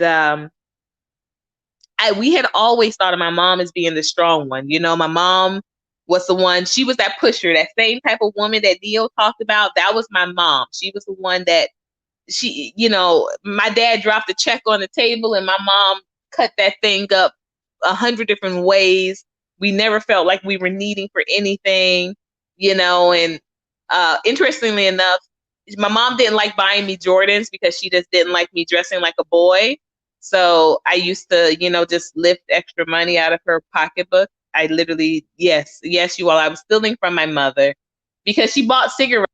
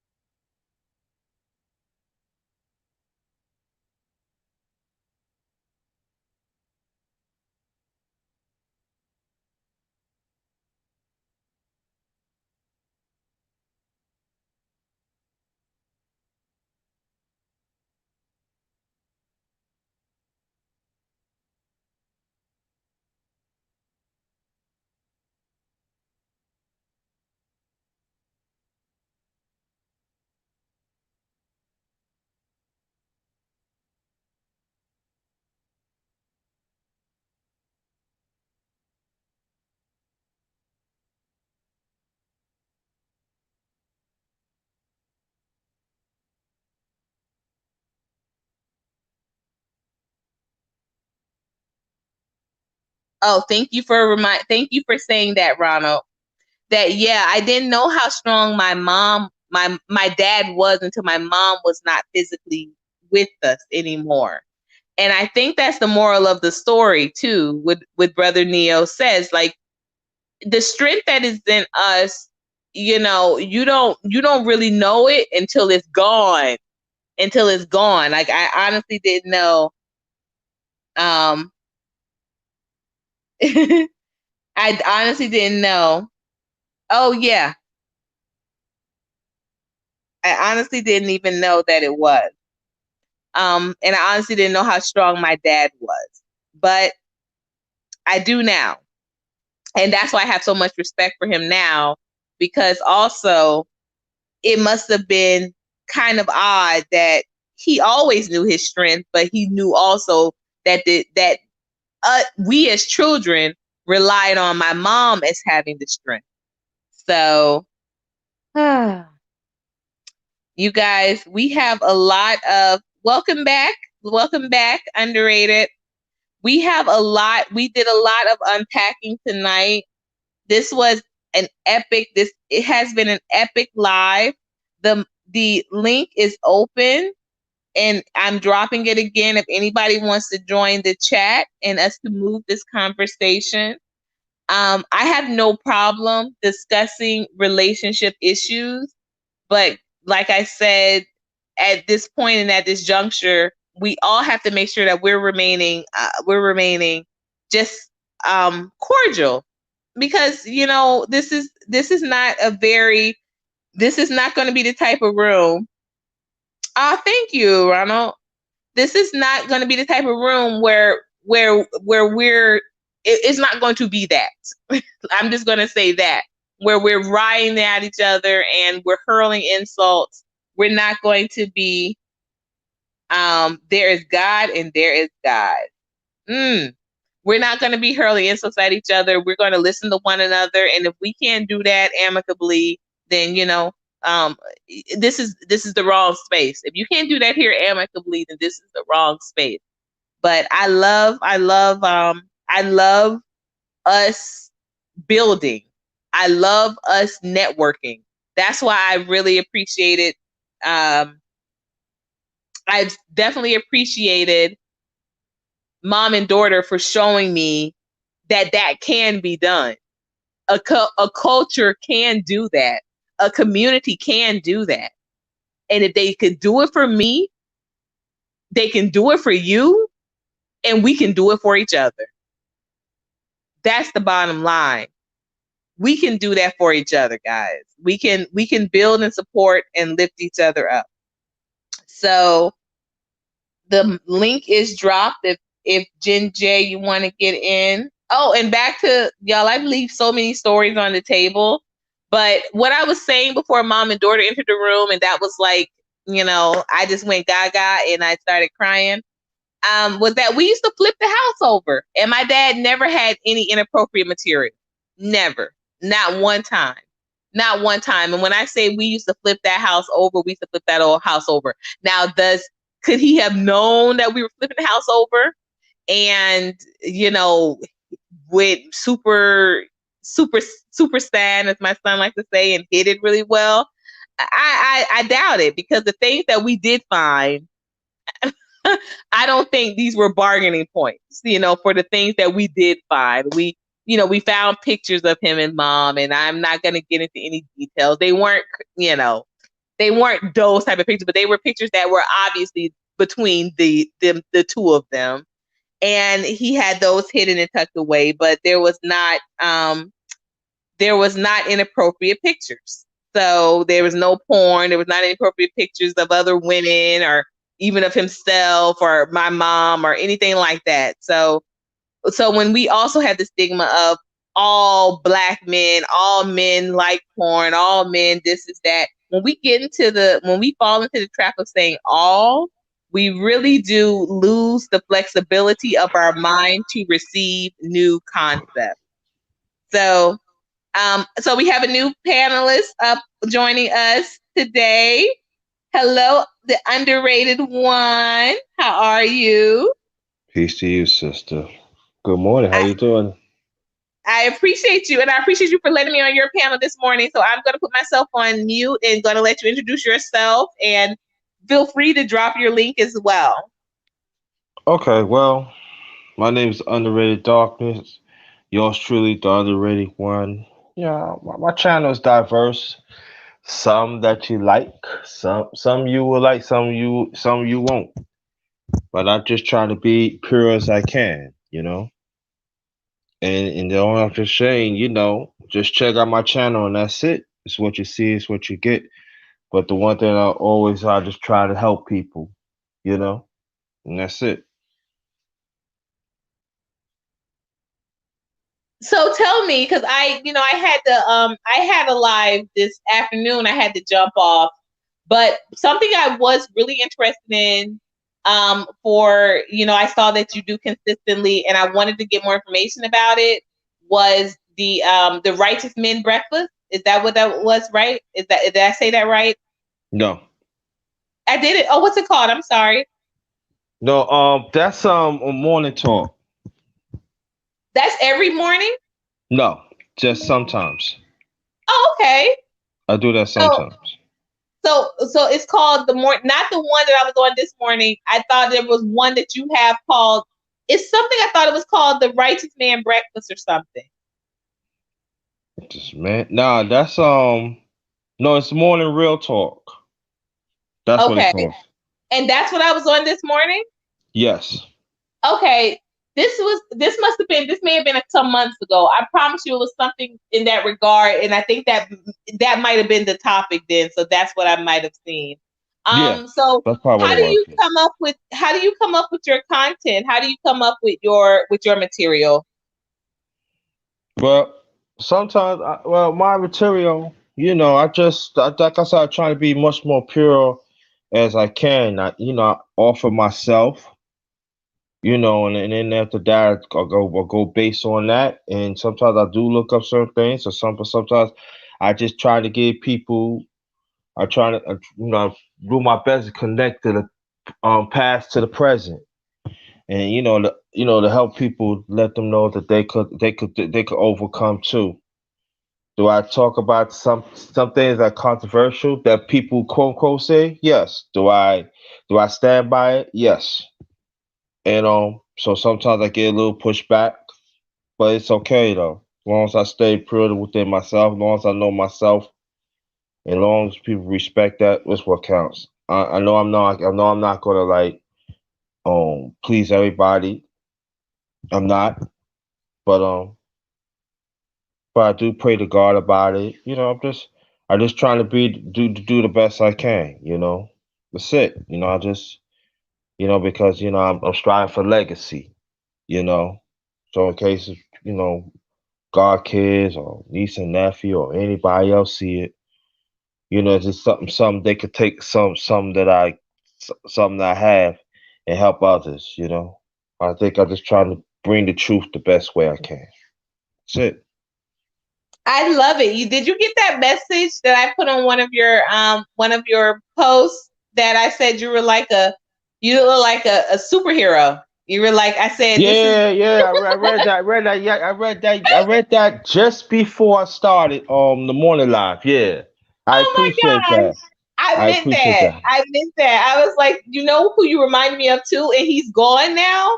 He was on the panel earlier, so when you watch the playback, brother Raymond Tyler, his profile name used to be Dark Man 1. That's what his profile used to be. And so when I first saw you, I was like, wow, he reminds me of Raymond so much. Now, I've known Raymond for literally about 20 years. I've known him ever since, my Philadelphia days. I was a publicist, and I was doing a brochure, and it was going to cost a certain amount of money to hire some models. So me and my my assistant, we were like, we'll just do the modeling. So he shot he shot our first brochure campaign. So I've known him for a number of years, but he was on tonight. He was on the panel. He's a very talented, smart brother. He's a writer, a poet. from New Jersey. So definitely you guys should connect. Always trying to connect people that do content and looking at building and networking. So when you see the playback, definitely. Okay. And definitely still, like I said, email me because I definitely want to do some building with you and some networking with you, and I think we can connect a couple of things in some different ways. Okay. Well, So, do you have my email? no, I don't. I gave you mine like 3 times. I don't see. I didn't get it, so I will send it. Okay. Okay, yeah, send it to me. Or let me post mine right in here in the chat. You'll see it. And it's really easy. It's just groupglowup@gmail.com. And then the other email is right across the screen. That is for the show that premiered yesterday because it's now Sunday, y'all. We are fully into the next day. Y'all, how real is that? Okay, we've been rocking. This is crazy, y'all. I told my kids, I said I'm doing some epic numbers tonight. We're going into our 4th hour of a live. Yeah. Oh, cause I heard you reached 1,000. Congratulations. Thank you. I did. Jay and Odie. So let me give you a little story so y'all know how it goes. So you reach 1,000, then a couple fall off. Then you're not at 1,000 anymore. So I did reach 1,000 the first time at the live I did this morning, and YouTube sent me my information and everything. And then when I went to we did a show on Underground Steve. She had a premiere show today. Oh, he's here. This is Dark Man 1. Dark Man 1, meet Dark Man 2. I love it. Hello, welcome. Raymond, I can't hear you. Are you talking? Oh no, I didn't say anything. I'm just here to support you. How are you? Oh my gosh, thank you. I was telling, so you see Underrated Darkness next to you. I was telling him that when I first started going on his channel, I was thinking of how much he reminded me of you. Oh, okay. And so, but I was telling them that everybody in the room, I've known you the longest, and I was telling them how we met when you shot my first ever modeling, my first ever modeling debut. You shot it.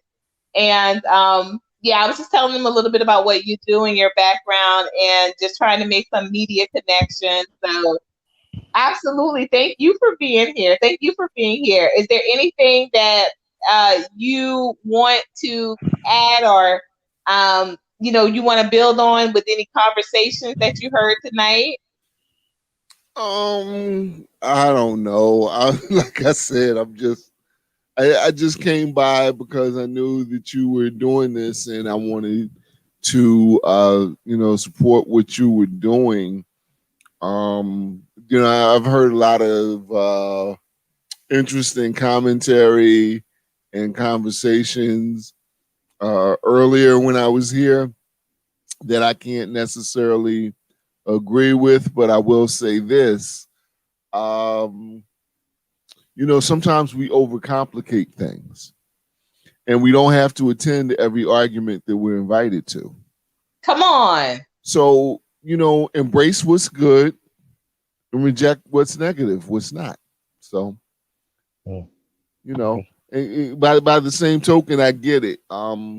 If men are talking toxic, then it's on us or even women to check them. And if people are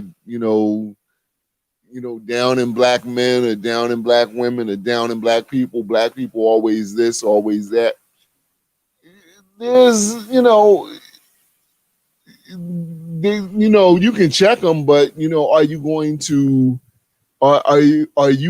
be able to quote Naeem Akbar, Marcus Garvey, Malcolm X, Dr. King, and then all of a sudden they have an epiphany? No, I mean, it's just they're just as bigoted as white people are. If white people were going to do right, they've had centuries of opportunity to stop police brutality on their own. So, you know, I'm not taking another 25 minutes out of my day to explain Black Lives Matter. You know, they've been doing what they've been doing for centuries. So what is my 25 minutes explaining Black Lives Matter going to do? Is that going to give them an epiphany and go, oh my goodness, for the last 4 centuries, we've been wrong and now we're going to change? No, you know, you're not going to vote your way out of it. You're not going to, you know, shout your way out of it, argue your way out of it. What I do to make a difference is I'm doing what I'm doing now. I'm about to go to bed in a little bit, but I knew Courtney was doing this and I felt like it was important. I felt like she's important. And I feel like what she's doing is important. So I'm showing up. But you can't, oh my gosh, brother, you can't drop bombs like that and then you say, I'm just going to go to bed on them. Come on, you're absolutely right. When you said, brother, I felt that in my core because, you know, I was an elected official.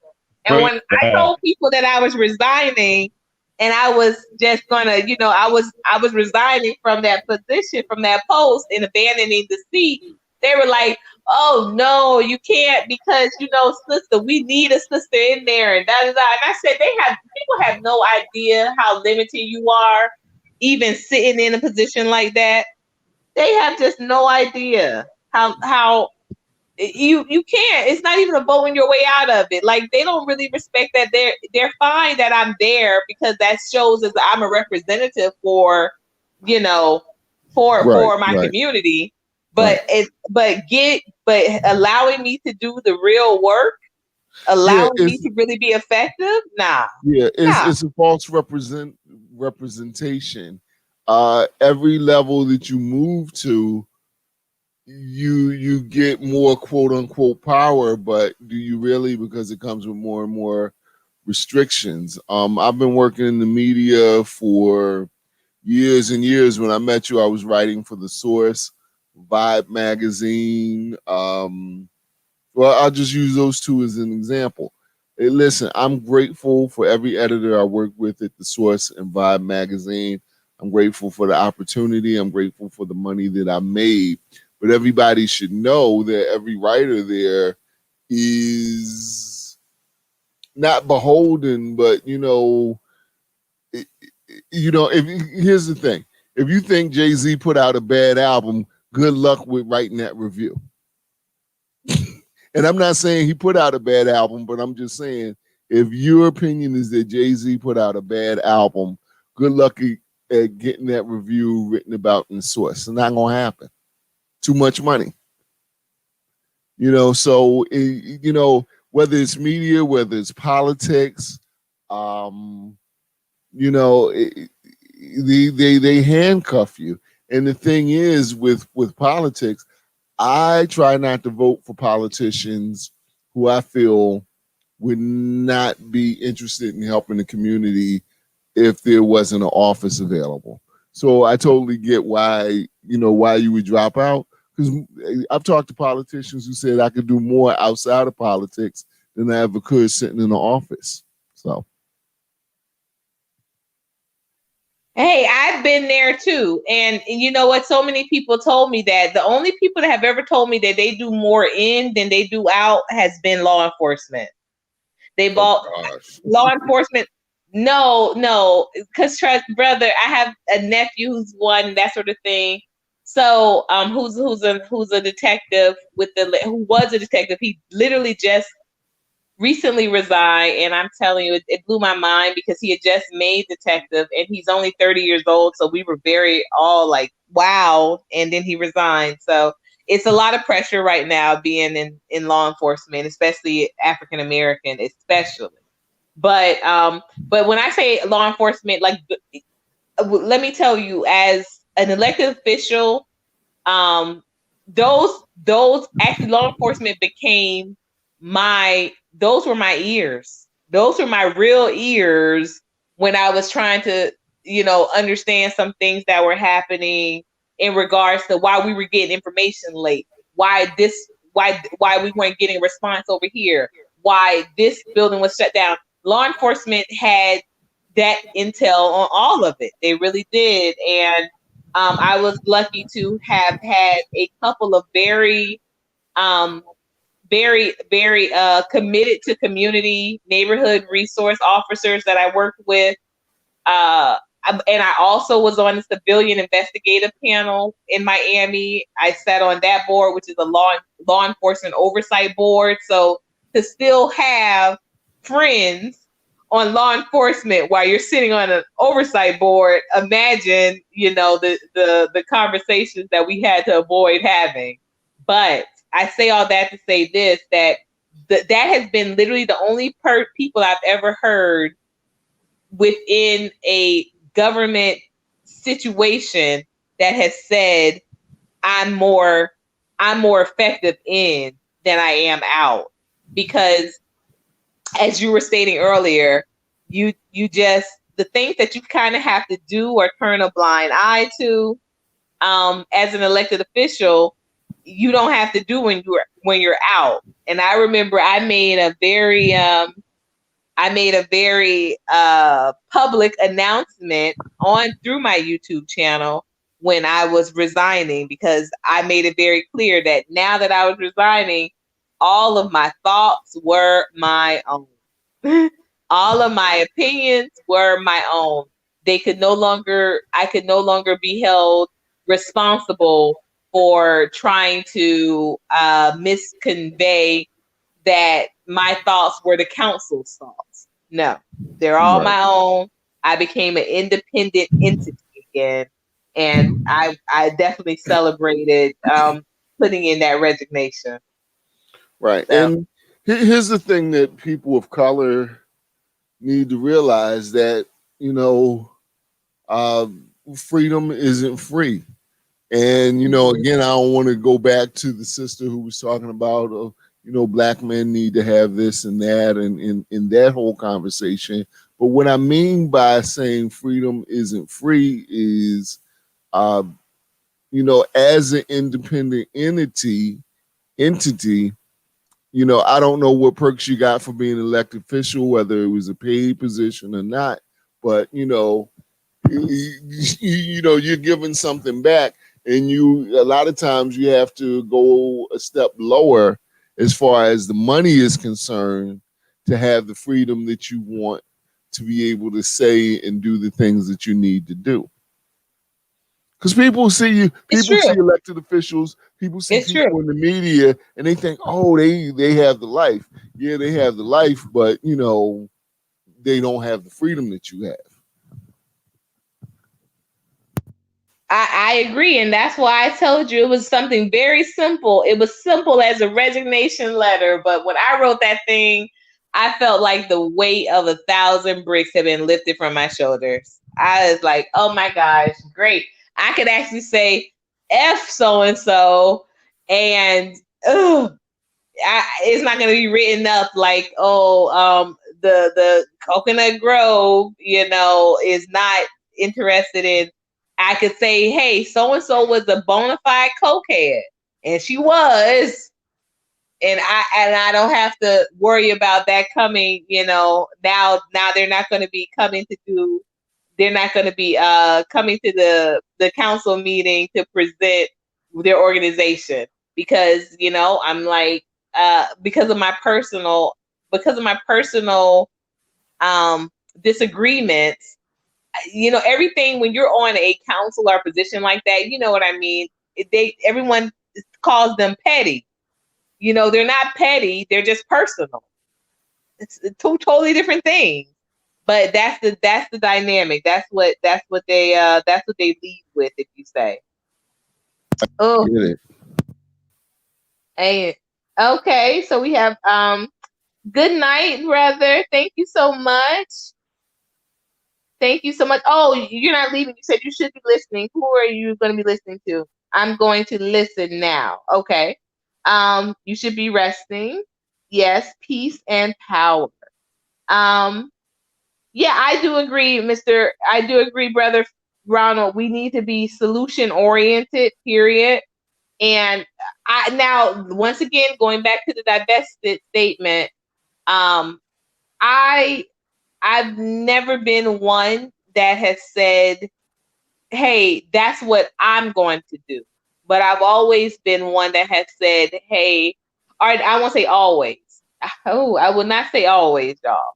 But I have learned in these years where it has become really, it's been really it's been challenging seeing about if there are any appropriate, age appropriate, mentality appropriate young men or men in general, that I can cohab with, or, just not even cohab with, like cohabitate, like living together. I mean, just who I can build with, in that regard. It's been hard with that. And so with me knowing my own struggles with it, I've always said to other people, hey, you do have to find who's going to celebrate you, because I know in my community where I was in Miami, and even with being an elected official, and even with being on these boards, and even with being on this and that, this and this place and that place, I really I hadn't met anyone. I hadn't met anyone in a few years that was like, it was someone that was quality people. So, I learned to respect the power of love. You better not get me playing Stephanie Mills tonight. Come on. Woo! Jen J, you better come with something. Come on. So yeah, so same with me. I've learned to kind of respect it in a different ideal than what I did in my 20s and in my 30s. I'm not saying that love changed, but I started looking at love in a different way. I really did. Love is knowing someone that you care for is going to eat tonight, as opposed to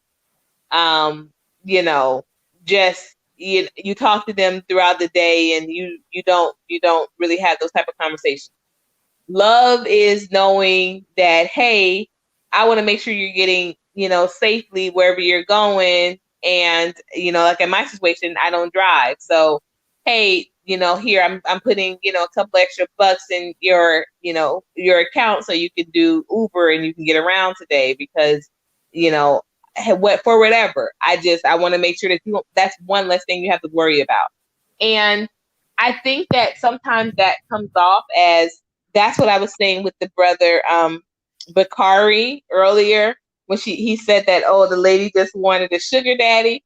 No, guys, it's not a sugar daddy. I think that just comes off as, there's just certain aspects that you as a woman think that a man is supposed to care about. I remember, not my ex-husband, but the gentleman that I was engaged to after my divorce. I was engaged. I was with this gentleman for 3 years, but I remember after the first 3 months, I think I asked him to pick up a cell phone bill, and he was just like, "Why?" And I was just like, "Because it's due." Like, what kind of question is that? Like, and I remember when I told this story years ago, and it was a room full of women, and they said it was mostly women. It was some men, but it was mostly women. But they were like, "Well, were you guys having sex yet?" And I'm like, "No, we weren't." And they were like, "Well," they were really like, "Well, like, honestly, like, the lady, there wasn't that type of emoji then, but it was the equivalent of throwing up your hands, like, like, are shrugging, like, well, then I shouldn't have expected him to pick up a bill." And I thought, how sad is that? So my vagina is worth a $50 phone bill? Is that what you're telling me? Like, if I wasn't having, if I wasn't if I wasn't having sex with him, I shouldn't have asked him to pay a $50 phone bill. Well, the moral of the story is he did end up paying the bill. He literally called me up that same night and said, he doesn't know why he reacted that way, but sure, it was no problem. But I should have taken that as a red flag, because then I found out months later that he actually had to sell some of his video game equipment to pay the cell phone bill. And he kind of low key resented me for that, so that's why for me personally, moving forward, I said, I will not be with the man that I out earn. I personally won't. I understood that some people in the chat, I think Brother Bakari was one of them, said that, his wife out-earned him, and there was never any disrespect, and there was always a good relationship. And I do know that relationships like that do exist. But as for me, yeah, I'm not going to be able to be with someone that I make more than, because I just don't want to run into that situation again where, because when you make a certain amount of money, your head is in a different zip code, you know, it's in a different tax bracket. It just is. And so I wasn't thinking let you pay my bills because you know, it was, you had to sell something to do it. Like, I don't want to put anybody in that type of position, you know, but I needed the help because of the fact I was a consultant, and because of the fact that we were doing a lot of hanging out, because we were in the very first stages of our relationship with the dating. I hadn't taken on as many clients as I would if I, you know, had not been hanging out with them. So yeah, I had just paid my light bill. You know, I had just paid my rent, and I was, you know, I was tapped out. You know, I needed the help with the phone bill, and as someone who I had been rocking with exclusively for 3 months, I didn't think that it was robbery to ask him to pick it up, and it was just, I remember his reaction, and it was just incredibly like, you know, so then let me ask you a pointed question, straight to the point. Yeah. Okay, so if I'm the type of person, if I'm in a position to help somebody, I help them. You know, God's been good to me, and if I can help somebody, you know, I try and help them. I do, you know, I do things for my community every year. This will be the first year in about 10 years that I haven't done a toy drive for Christmas, and the only reason I'm not doing it this year is because of COVID-19. COVID, yeah. But here's my question. So, you know, I can understand where you're coming from. You have a consulting business. It wasn't quite up and running yet, and so you needed help with a phone bill. And you were looking for somebody, you know, you expected because he was in a position to help you, that he would help you. Now, if the converse was happening, if you were involved with the individual or were friends with the individual, and his consulting firm wasn't doing as well as he wanted it to be at that particular time, would you be willing to give him the help that you're seeking? It depends, but let me clarify some things. I mean, yes or no? It's a yes or no. No. If it's no, listen. Then I think you need to look in the mirror. No. Listen, that my business was up and running fine. I just, because we had been. You said you were tapped out, right? No. You missed the part. You missed the part. I said because he and I had been hanging out, I had turned down 2 clients. I understand that, but right. I mean, that's so it was running fine. Everyone. When we weren't dating, it was running fine because I had that extra time. So my thing was this: if it is something that, you know, like, let's say this, let me put this better in the context, because again, I don't drive, right? If I had to do an event that would take us out of the area, I would pay for some of his gas, not because of the fact he couldn't pay for it, but where I'm going is out of, you know, where he's used to using the gas for his truck. So I didn't consider that as robbery or my pockets being raped or whatever, because I came out, listen, I'm going to an event. I need him to take me. I'm going to take him. Right. I understand that. Right. I understand that. Again, the only thing I'm asking you is, are you willing to give the help that you are asking for? It's not an overly complicated question. Are you willing to give the help that you're asking for? Absolutely. Okay, then If I it's, don't have a like I problem. said, If that's the case, then I don't have a justified. then I'm cool with it It 100. has to be But justified. I I find a don't have lot a of problem with times, helping, especially that's why I painted the picture of, which was an actual situation of when we would go certain places that were not on his agenda, where it wasn't in his usual space for going. Now we ended up okay, also so right. let me paint this picture, because a lot of times I do hear women say, well, I won't date below, my anybody below my tax bracket who doesn't make as much money as me, and blah blah blah. And I hear that. But see, the thing is, we live in a world, especially now, and COVID just showed it, where there are no guarantees.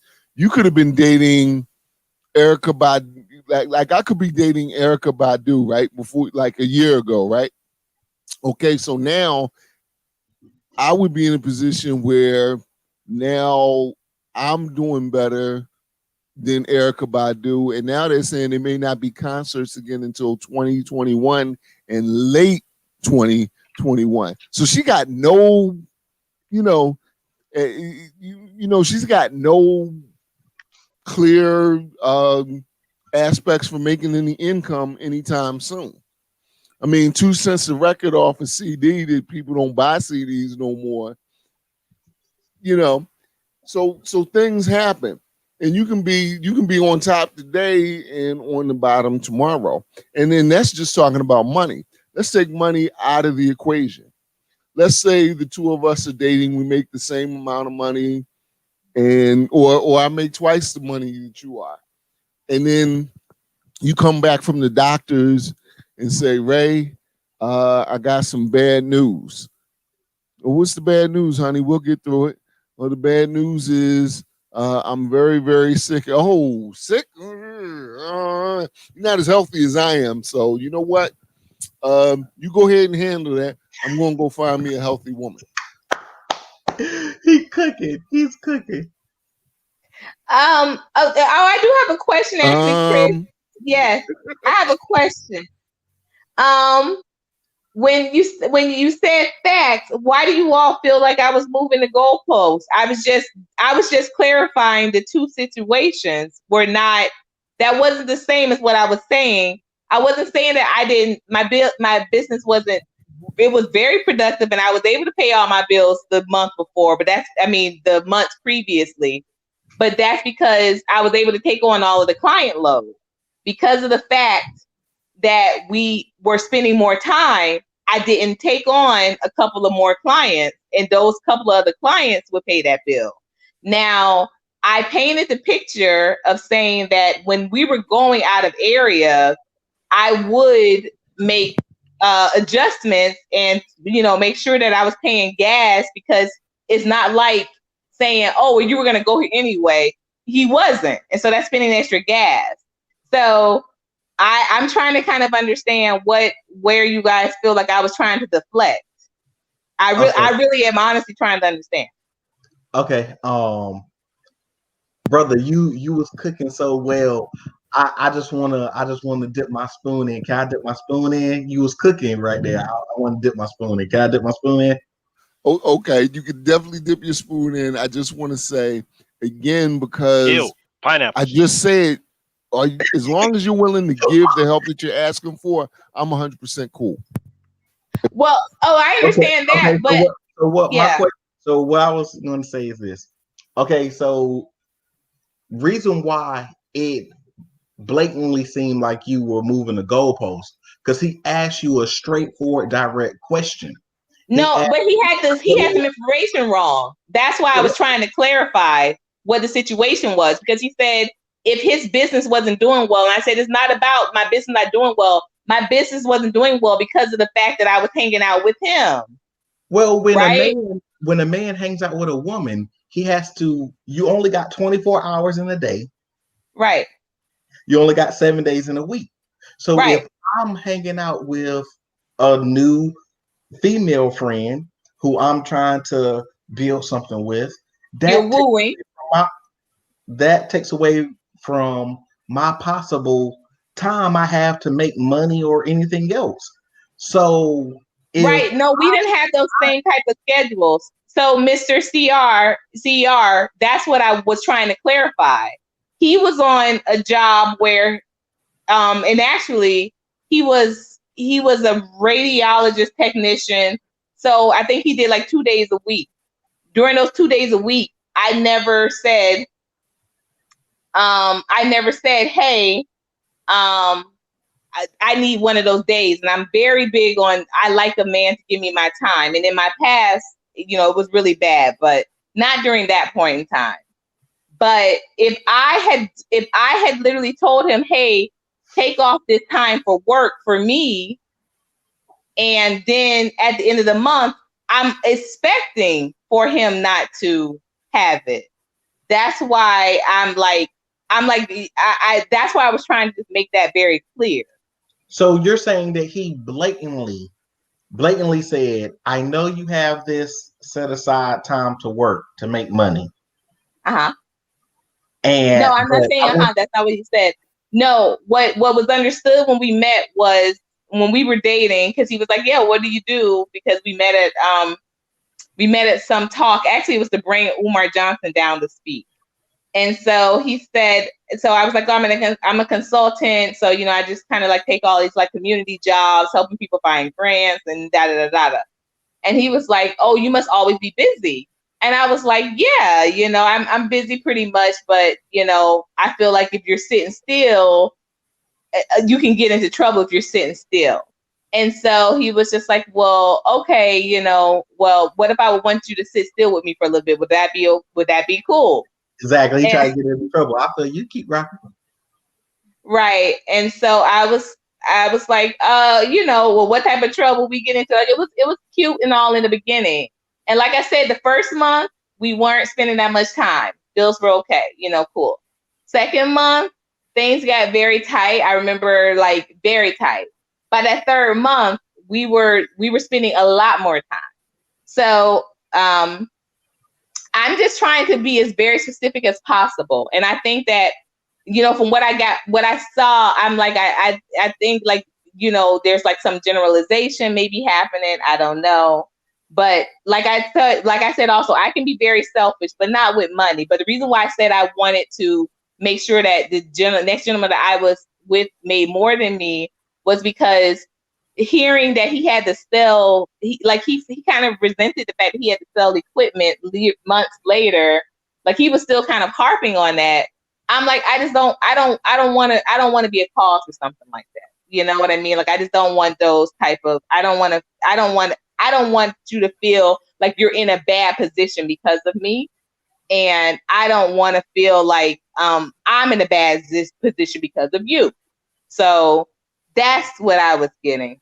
That's what I was getting at. So my question is, what if when you asked him, say he had a different job and he was making way more money than you, but that wasn't the case. So for the 3 years that we were together, I'm going to deal with specifics. I'm not going to deal with hypotheticals right now. For the 3 years that we were together, I out-earned him by about $30,000 for the 3 years. Okay. It wasn't that. That was not the case. Not with him. Not with him. Now, the gentleman before him made more money than me, but not with this gentleman. No. So pretty much you're not even going to allow me even to ask a question. I feel you. Okay. No, I just want you to have all the information so you can continue to keep your spoon out and dip it in for what I'm cooking too. Have all the information, brother CER. Yes. Thank you. My question. Pineapples. There you go. But my question is this: is if he had more money than you, but he just didn't want to give you no money. So then he says, well, your financial situation is your financial situation. My financial situation is my financial situation. I shouldn't be automatically looked at to just give you more money because I got more money. So how would you feel about that? Would that say, okay, well, we can't talk because you got money and you're not willing to give it? Well, that's why I was pointing out I had a situation similar to that in the previous gentleman I dated. He was a financial advisor for a hospital. And yeah, there were a couple of things that, you know, I thought we were going to purchase together and that I needed his money for to specifically make the purchase. And then, you know, he would decide that he wasn't, and it happened more than one occasion. It happened about 3 times, and we didn't last. You know, well, the other gentleman didn't last either, but you know, we definitely lasted longer than that one. But so yeah, that definitely happened with him. Now with my first husband, my only husband, my ex-husband, he also definitely made more than me, but there was never a time I felt like he was withholding just because of. But with the gentleman that I dated immediately after the marriage, yeah. So I've experienced that too. So because of that, you're saying that he won't good enough for you because he won't breaking off the bread. So it's kind of like what Jen J is saying in the chat was blatantly that, oh, I'm a strong, independent woman until I want your money. And if you ain't gonna give me that money, then you can't get this honey. No, and that's why I said. I mean, my private, my access to my womb. It's not a $50 phone bill. It's not a.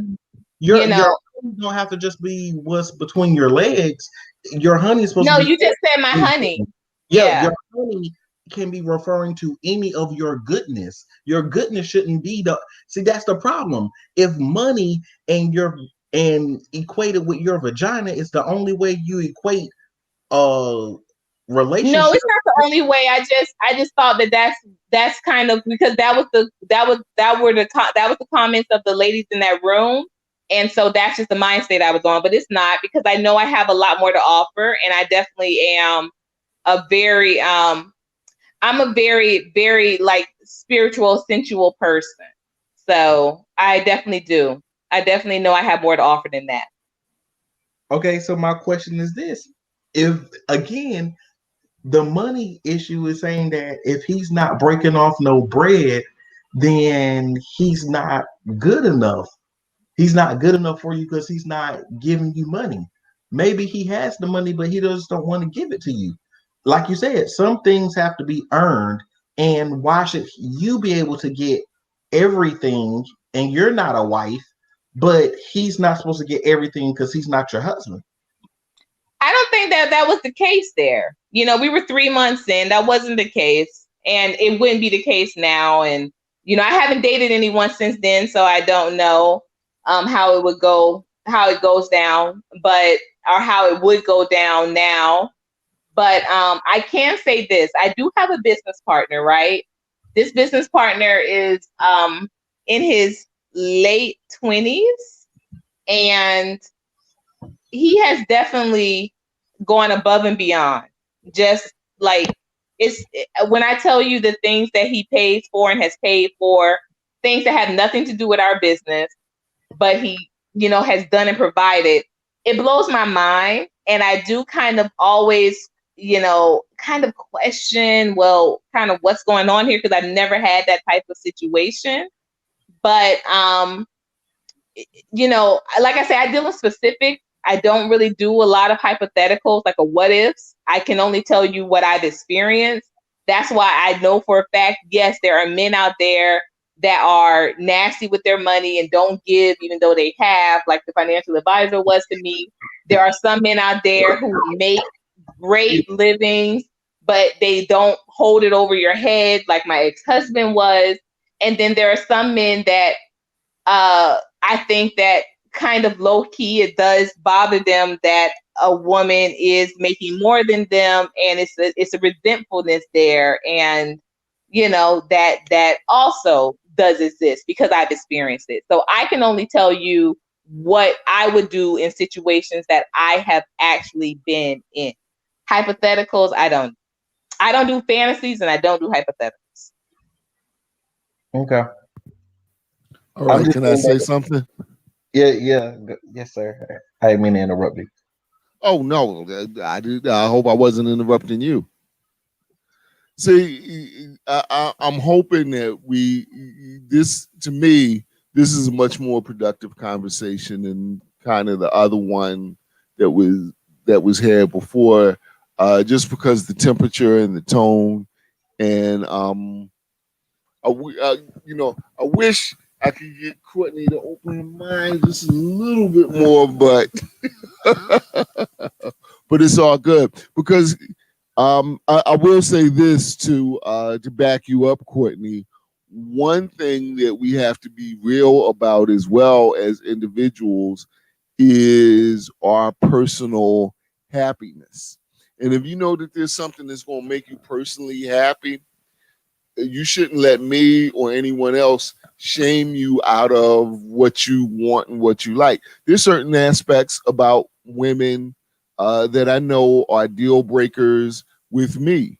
It doesn't have to do with the financial, but it has to do more with love, affection. Definitely has to do with intellect. I can't, I can love everybody, but I can't be in love with a stupid woman. Sexy woman to me is one who's well read, and a lot of other things that a lot of guys don't get into. So, for me, again, it's not the money thing, but if I'm discussing Audre Lorde or I'm trying to think, Sonia Sanchez or something like that, I need a woman to be able to sit down and have a conversation with me about it. Even if she's not into poetry, she should be able to grasp those the concepts that I'm discussing in within the parameters of poetry. And if she can't do that, you know what? All the big butts and big titties in the world really ain't gonna fix that situation. So, you have to be honest with yourself. And if you know that really a guy who's not wearing a suit every day is not your cup of tea, be real and just own it, accept it, and roll on. Because at the end of the day, you the only one who has to love that man. Mm-hmm. That's very deep, and I definitely agree with you because I've tried to. I'm big on giving everybody a chance and trying to prove the fact that I'm really, as they would say, open-minded with certain things. But when I'm dealing with, it's different if the woman I'm dealing with has the potential and the willingness to learn something, and she just don't know because I don't know lots of stuff. That's different. But if she's like, Excuse me for cutting you off, but you hit the nail on the head. The only thing to me that's sexier than a smart woman is a woman who is grown and still loves to learn. Oh boy, give it to me. Give it to me. Give it to me. I'm sorry. Go ahead. that's exactly my point. It's like I have no problem with that because you can always find a situation where you don't know something in. Like that's the growing that you have together. But someone who's like, okay, well, I don't know, and I really don't want to know at this point. That just it's like you pouring like you could have a roaring fire. It's like you just piss the flames away. Like is there's nothing you could really there's no Victoria's Secret, there's no Bath and Body Works that can bring that back. Not for me.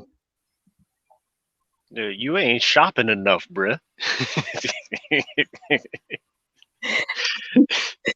Yeah, right.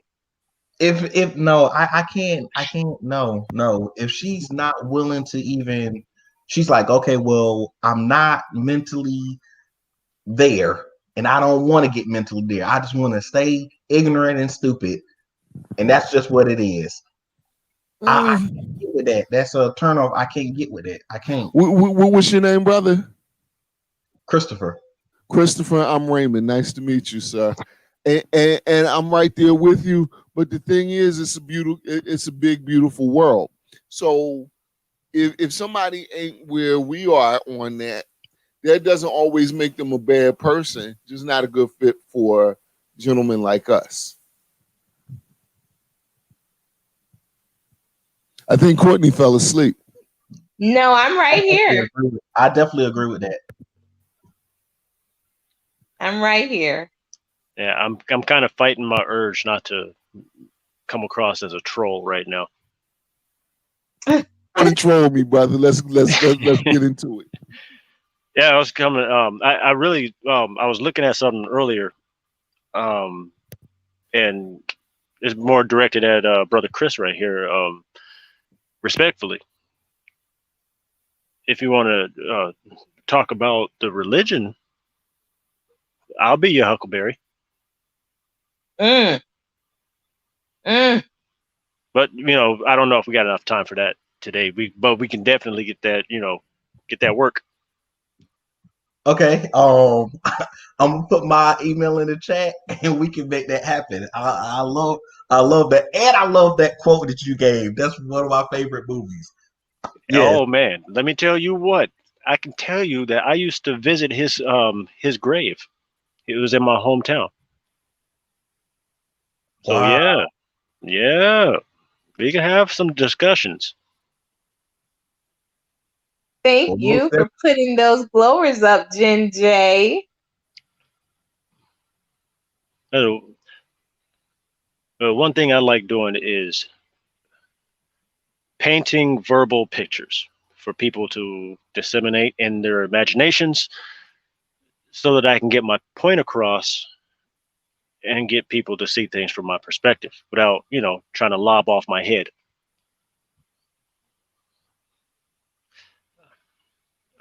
Yeah, that's just a sidebar. I'm just saying, the religion part, trying to throw the religion out there, not trying to connect dots that shouldn't be connected, but our soul craft is awry, if you will. And I'm thinking about the aspects of is now it's kind of touchy, but tantric, mastering your body's energy to be able to, I don't know, reach certain levels of man, I'm trying to say this without sounding sexual. It's not easy, but it has a lot to do with being able to understand the inner workings of the womb and the opposite with the male organs as well, and how the transfer of energy personifies itself even when you are in your diatribe, in your conversation. This has everything to do with courtship, being able to court a woman and understanding that being able to court a woman and get her to express herself to you. Yeah, take the mask off. I really like that. Is something, even though I don't listen to that content creators, I don't watch his material anymore. That's a concept that I did like that he would say, is that to get a woman to take the mask off, that's a different, that's a skill. That's a skill. And you can be married to a woman and they not take the mask off. You can have children by someone and they not take the mask off. So, or you could be with a woman one night and she took the mask off. So it just, like, he likened it to, he said that Chris Brown is the only man that Rihanna has ever taken the mask off for. And I'm like, ooh, I feel that. I feel that. I don't think he reached a maturity level to understand the nature of his skill set. His skill set is vibrational. You said something right there. Yeah, because I think that you're absolutely right. And I think that maybe his his extracurricular activities might hinder him also from realizing where his potential and his depth is there. But I could feel what when he said that, when the gentleman said that, I'm like, I could see that. That's put that in perspective. And to your question earlier, brothers, Christopher and Brother Raymond, I do my best. I do my best work when I'm not talking. So when I fell asleep. But I do my best work when I'm not talking. That's a Prince and concept. I let you know that's big Well, because I do some good work when I'm talking, y'all. I'm a paid mouthpiece, but I do my best work when I'm not. hey, Ew, pineapples. when you're listening, that's the only way that you can learn. The moments that I'm talking right now, I'm not learning anything. So you learn by being quiet and listen, and that's everyone. And so it's not like a situation where I'm saying women should be quiet. The only way that you can learn from someone else is to be quiet and listen. So I get that, and I know from personal experience, not from dating you, but I know from personal experience that you're not a selfish or greedy person. And and again, I know that life is too short to be unhappy with somebody to say that I'm doing right. So if you know what you know, if you know what you need to make yourself happy, don't apologize for that. I thank you for saying that, Brother Raymond. Because for real, sexually, again, a lot of just like I said, intellectually, sexually, some things ain't gonna fly with me. I know I'm not gonna be in a long-term relationship with certain things that I can't get. It's just I'll spare you is what it is. I'll spare you my wife's book collection and her online book collection, because that might do something to you, and it might come out to my wife, and then I'd have to kill you. No. Again, listen, I'm not a homewrecker. You and your wife are happily married. Go ahead and be happily married. And I'm happy. Here's the other thing. Courtney probably already knows this. I am happily single. I have never nobody has ever heard me say I'm looking for a woman. I'm not. I'm happily single. Now, when the right woman finds me or God brings us together and we're in the same place and it's supposed to happen, it's going to happen. It's happened before, but I've never been saying, I got to have a wife. Not the way I'm built. I don't. That brings up another. And I definitely don't want nobody else's wife. I don't need those kind of problems. Man, I don't want you to have them either. So if you see me talking with your wife, it's just gonna be about the book collection. And now that you done told me that, I ain't even gonna talk to her about that. Are you married to Jen? Nah, man, I can't talk to you. Sorry. Man, I think that's one of my biggest turn-ons about my wife is her smutty book collection. Hey, let me ask you a question. Let me ask Courtney a question. Courtney, why do women in general, I'm not saying all black women, but I'm just saying, or maybe it's just me, why don't women understand how important it is to have as developed a personality and intellect as it is to have a developed behind and pair of boobs? Because honestly, that is such a good question. But the reason why I already knew how to handle it is because that's what some men say, but that's not what they really go after. That's what happens. So I liken that. Oh my gosh, Raymond, you got to start coming Saturdays. Me and another gentleman, we do a show. We just started the first one this morning, but we're going to be doing it every Saturday. But I'll send you the link, maybe because you would love it, because you always have really good conversation starter pieces. But basically, it's like my I'm just cousin, old. right? I have a cousin who he's like you. He's always been seeing, well, you know, he's had like one serious relationship maybe about 20 years ago, 25 years ago or so. But he's constantly single, and now he's like super single, and he's celibate. We've been celibate, I think, the same amount of years now, and which is a miracle that he's even to this point, because he was something else years ago. But at any rate, he would always say, or often say, he was looking for a woman, da da da da. He would be bringing home these really weird type of chicks all the time. And so finally, a couple of years ago, he was just like, Courtney, you know, I really want to find somebody, you know, but it's crazy. Like, it's crazy over here. Like, the women were so much better over in California. Women here are like, you know, they're not like, you know, quality women. And I was like, dude. Depends on what part of California you're talking about there. Well, he was in the Bay. But I told him, I said, you know, I asked him, I'm going to give the same scenario like I gave, because this is what I gave to him. So if anybody was in both of those chats, you're going to hear the story again. But he said, I said, let me ask you something. When you're going to the store and you're trying to cook a steak dinner, what part of the store do you go to?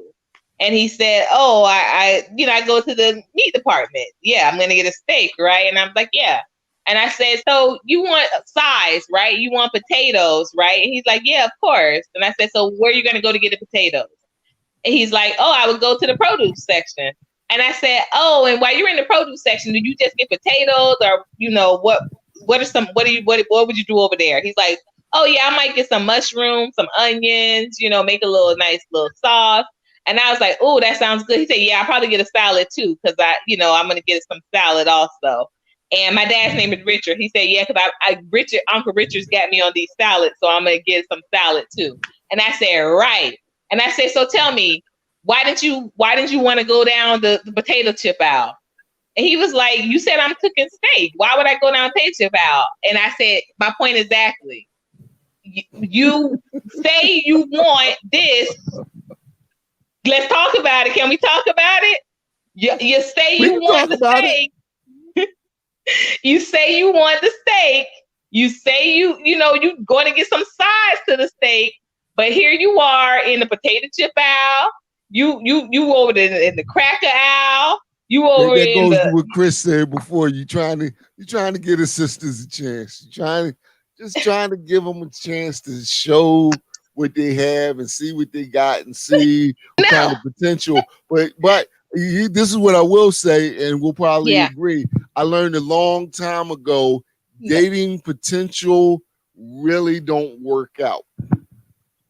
No, it doesn't. And that means for both, for both, like, you know, for both genders. I say the same thing. I agree. Absolutely. And so that was my point, because even when he said, well, okay, so Courtney, where do you think I should go meet these women at? I said, have you ever hung out in the bookstore all day? And he was like, the library. And I said, nah, different. When you got sisters paying for knowledge, it's a different story than when you got them going to the library to look for a job. You know, but they don't hang out at the bookstore anymore. It's not. No, that's not true. I agree with you. In the 90s, that's not true. My high school girlfriend was in the library 90s, all I used the to time. meet them in the bookstore all the time. What'd you say, Raymond? I didn't hear that last part. What'd you say, brother? I'm sorry. In the 90s, I used to meet them in the bookstore all the time. Look, the very last time I saw you, we were in a bookstore. We always met at the bookstore. Get away from me. there was some beautiful women in there, and we trying to talk. I'm like, Courtney, you know, I'm thinking to myself, Courtney, I wish you just go to another table so I could match. Well, trust me, you might have been surprised. I think I was hanging close because that was my meeting spot for a lot of people too.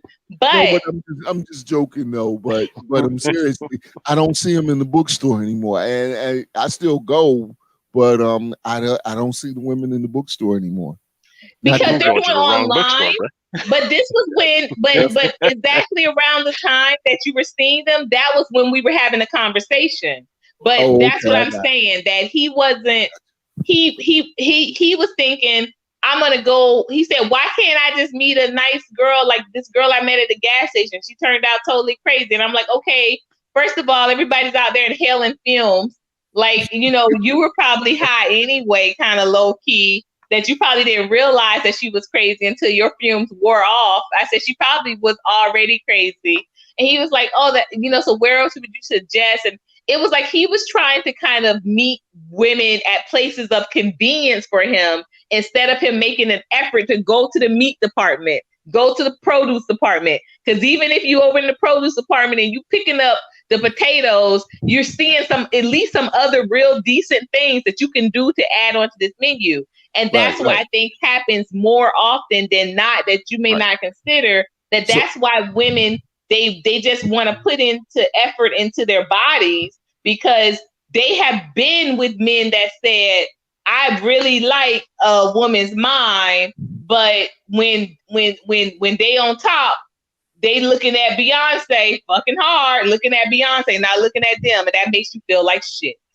That makes you feel bad. That's a maturity issue. But I want to touch on something that you said, and you know, without dinner relationships first, is one thing, but one thing I like to talk to you about, Courtney, because I never really, you know, okay, so full disclosure, yeah, you're cute and all that, but your business acumen is what really should be attracting people to you like flies. So let's talk, you know, something you said outside of the relationship thing. Yeah. People's comfort zone. Wait, Raymond, for a minute. Please let me finish. Okay, go ahead. Comfort zone does more damage to their whole life than they realize. Myself included. My comfort zone, I'm 52 years old, and my comfort zone is still probably my biggest enemy in life. I love that. But you know what, to what your point, the reason why a little flashback came in my head, and thank you for telling me I'm cute. Tell them how short I am. Tell them I'm really like a midget, Rain. I'm really a midget, y'all. I should be getting my check. But remember, like, I really appreciate you saying that, because guys, I'm getting tongue tied, because I think so too. I remember, I used to work with a lot of members from the Roots. And they always would be like, oh, like you should be like, you should be like a teacher. You should be. And I'm like, it's funny because I was, I left teaching to booking because booking was more money. Public relations was more money. But they were always just like, oh, you should be doing this and doing that. Like, you should be. And I'm like, no one is investing.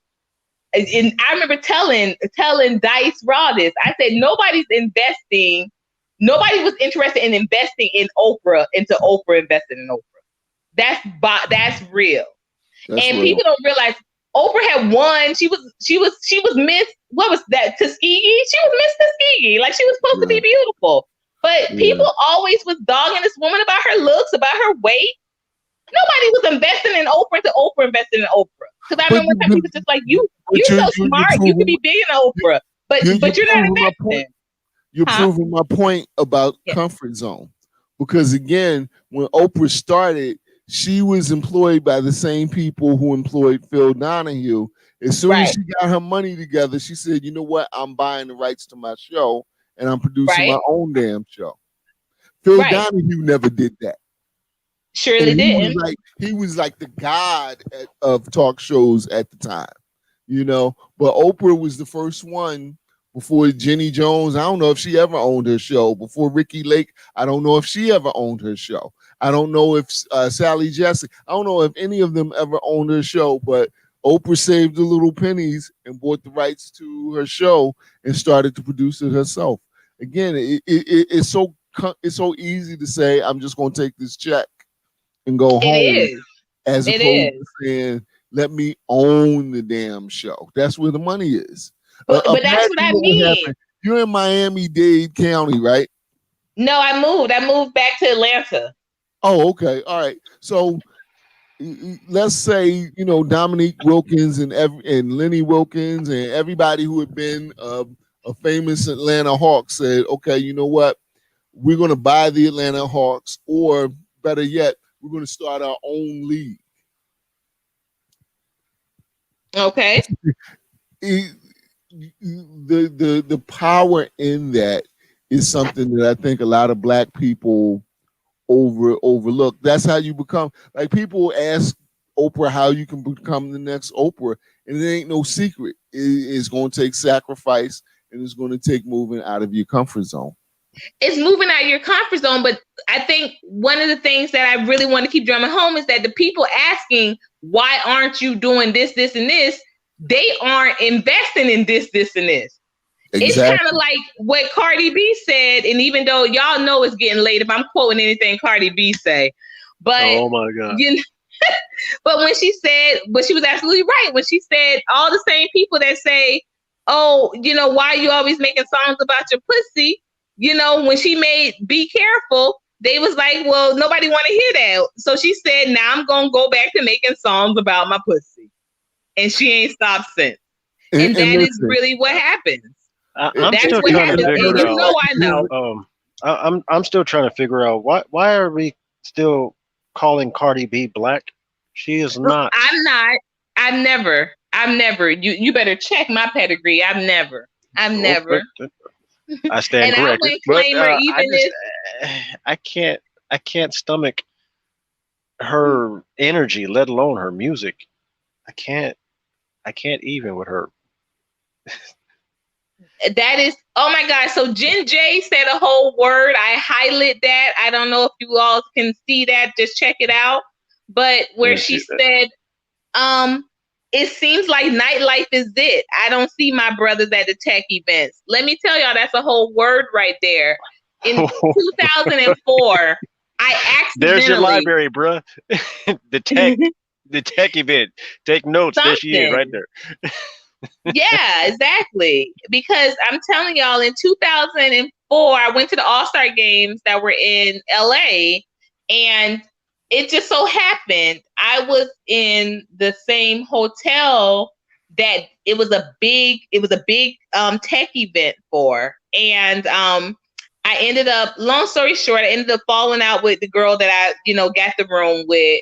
She ended up, it was like 16 people in one room. I was like, I can't do it. I'm not going to be able to do it. 16 people up in this room. They're like, she was like, oh, we're going to be gone most of the time. I'm like, I'm going to be gone all of the time. So I called my uncle who lived in California. I didn't realize that staying in LA was not like staying in where he stayed. And I was like, okay, it was a bit of a distance. So I just had to go downstairs in the lobby to wait for him. And there was this huge tech event. And somebody's got their YouTube on. Oh, I don't know. It's not me. I don't have YouTube on. And is anybody else on here? And it's getting louder. Let me check mine and make sure mine isn't on. Nope, mine isn't on. I don't know.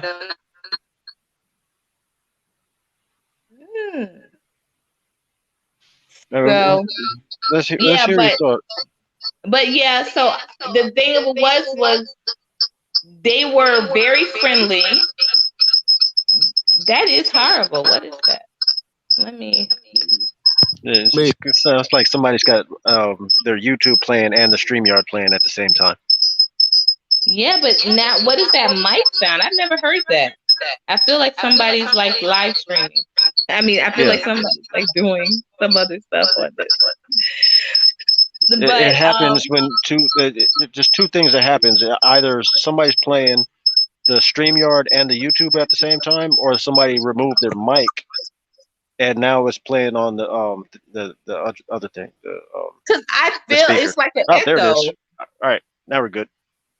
But that's weird. Okay. But I still hear an echo. Yeah. But I will just say this, that the people at the tech event were way more interesting and way more engaging than all of the celeb wannabes. Yeah, And nerds are where it's at. so yeah, I just wanted to add that in there, that I had a really good time just down there talking to them. You know, by the time my uncle came, he was like, "What's going on here?" Like, and I'm like, "No, let's go. I'm not trying to get with anybody. Let's go." But I was really enjoying my time when I was there. Yeah, I find that it's not really easy to find the intellectual crowd, and even some intellectual crowds aren't the crowd that you want to be in because they're a little bougie, if you ask me. Got to find that fine line. Comic-Con comes to mind, actually, now that I think about it. Oh, I don't know. I've never made a Comic-Con, but I'd be interested in going. Like, I wouldn't mind. There's a couple of different ones. The jazz festivals. I used to do the security at the jazz festival in Long Beach. Just a side note, and that always was interesting. But even that's segregated, so you really have to go on the right weekend. And I do mean that literally. It is literally segregated, but it's always a fun event. I've worked both of them. Now, Anthony Taylor is asking some real questions. Jen J, what kind of tech event are you referring to? Okay, we all want to know where are these tech events at. Because I've heard that as well. Actually, Tanya TKO mentioned that on a show the other day. Oh, guys, what did you feel about this? So Tanya TKO on one of her shows a couple of weeks ago, she said if a woman was interested in having a baby, she should go to a tech event and find one of the tech guys and just pull him into her room. Do you think that's inconsiderate to kind of use a man for a baby? Is that like raping him for the baby? I don't know. Do you think that there's a responsibility for a woman to tell a man, "Hey, I just want your sperm. I want to have a baby. You don't have to be involved. Just, come and give me the sex and that's all." But she was like, "Don't tell him that." I think there's a law against that. It's called entrapment. I thought it's entrapment if they wanted them to pay. I think that it's entrapment if you want them to pay. Like if, I did something like that. And like I said, I don't do hypotheticals are fantastic, but I did something like that. And potato then fish I fry, had the baby. same thing. Right. Then I had the baby. Then I'm like, hey, you got to help me pay for this kid. You know what happened. And if you don't help me pay for this kid, then yeah. Then there's where the entrapment is. Right. That's an entrapment. So this is more like an entanglement. This is more like an entanglement, not exactly illegal, but you know just what you immoral. Mean entanglement? Entanglement. Yes. The angle. Not exactly illegal, but immoral. So, but do you feel like that a woman should disclose that if that's what she's trying to do?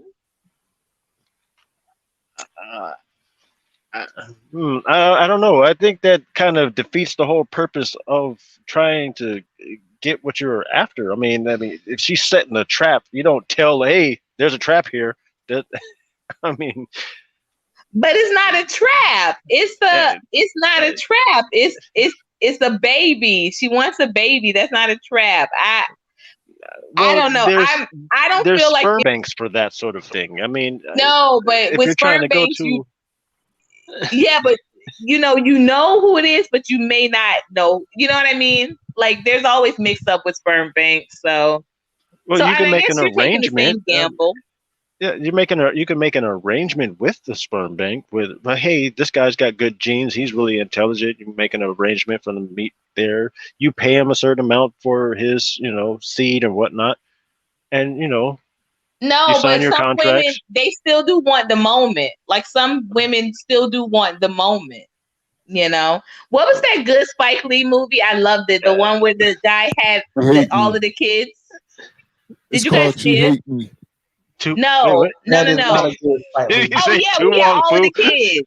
Yeah. Is not a good She hate me. That is a horrible movie. That's a horrible movie, especially for Black people. It's a horrible movie. It was the death of my role model, is what it was. I looked up to Wesley Snipes as a role model for my life, and then Tu Wong Fu happened, and then my morals were like, bruh. Oh, I mean, well, Tu Wong Fu was not. That had nothing to do with Spike Lee, but no, She Hate Me. I was not expecting to like She Hate Me. I wasn't, and I really was like, I could really kind of. I felt bad for him, like, and then I felt good that he was at least able to, you know, have access to all of his kids. I was like, ah. I ended up being kind of invested in the story towards, you know, with the ending of it, and it was a very well, as it always is with Spike Lee. You know, he's the GOAT when it comes to it. Just a very well crafted story, and you know. Unfortunately, some people's real life, right?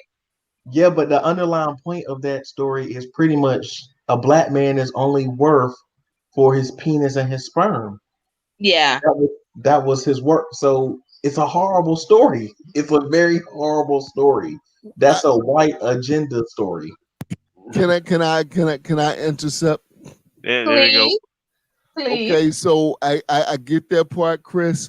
But I think the part that when you look at the whole story of She Hate Me, the brother tried at the beginning. He was actually doing the right thing.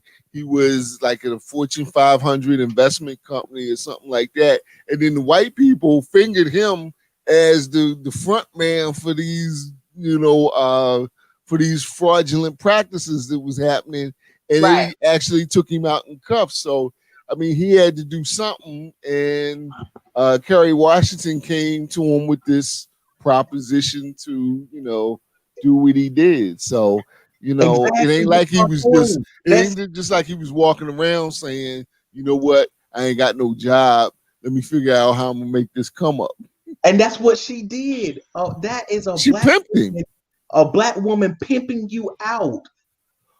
Okay, so I get what you're saying, but in the vastness of Hollywood, the idea that Spike Lee brought to film was actually a little different than what's usually been portrayed. Now, you look, I'm not trying to sell you on liking the movie. I'm just telling you the things that I observed as to why I don't think the movie was that bad. But you can still hate it. And then not only was he giving children to, okay, that's different. Okay, this woman, she wants a child. She's a single mom, or either she does have a spouse, but they can't have children. But it was almost solely to homosexual women. And it was solely the homosexual women. I forgot about that piece. Yeah. He had the couple. I think he got both of them pregnant. Yeah, so he blatantly was the random Black dude. He was the guy who what was her name from earlier? Kerry Washington? No. The lady that was on the panel earlier. Oh, Diamond Princess. Diamond Princess was talking about. He was the pump and dumper, but he was getting paid for it. So he was the worthless Black dude that everybody portrays when they want to down Black men. He was the Michael Jai White without the kung fu. Well, whoa, wait, hold on a second. Yeah, wait a minute. Let's not besmirch the great name of Michael Jai White here. Wait, stop it. You talking about the man who said he could beat Bruce Lee? Yes, that man, because he can. That makes no sense. It makes no sense, but we're not going to talk about that. There's a whole nother argument. What I'm saying is, in his deciding to be an actor, he chooses to only be these Black horrible people who he's portraying the Black exploitation films. That's who he is outside of a martial arts film. That's the only thing he chooses to be on film. And that's what I'm saying is he's the hated black person in the Tyler Perry movie. He literally is the horrible dark-skinned guy, and he's not that dark-skinned. Who is? Michael Jai White. Oh no one disliked him from the Why Did I Get Married? They liked him a lot. What? They actually felt bad for him because he's married to Tasha. He's married to like the ghetto girl. You gotta watch both of those movies, and it's propaganda put in front of our face. If you actually knew his real background, I think you'd maybe have another opinion. No, I follow Michael Jai White. Yeah, I love him on most social media. I just don't agree. I like him as an actor, and like he can act and he can do martial arts, but he's not as good as he says he is. If you let him ramble long enough, he'll tell you that. But anyway, my point is very simply is that you can't hurt black people with a movie like that, and then we say, "Oh, it was so great." No, it wasn't. There was nothing positive about that movie. Okay, so you subscribe to the theory that all black movies have to be positive? No, that they should not disgrace the race, though. And that he's making a good point, though. The black movie genres are definitely kind of I don't know, pushing this negative narrative on black people, and it's never really put into a positive thing. And then once you get something positive, it gets kind of co-opted or it gets ran down as being non-realistic. I mean, Eddie Murphy had one of the greatest movies in principle that I've ever seen, as far as like the casting and who he had in there. It was called Boomerang. Now, mind you, he in Boomerang, he's pretty much sleeping with anything he can find. Yeah. However, if you look at the casting in that movie, essentially there were no white people. Maybe one or two, but they were like janitors or something, or somebody walking down the street, right? I appreciate and that. the pushback that he got for putting that movie out without having anybody significantly white in it, you know, he got so much pushback that he stood his ground when he was explaining that he wanted to make a black film, period. Until they made him wear the dress. Say what now? Yes, Eddie Murphy, he stood his ground until they made him wear the dress. Until they made him wear the dress, exactly. Until the clumps, he actually wore it before that, but we won't go into that detail. But yeah, that's exactly right.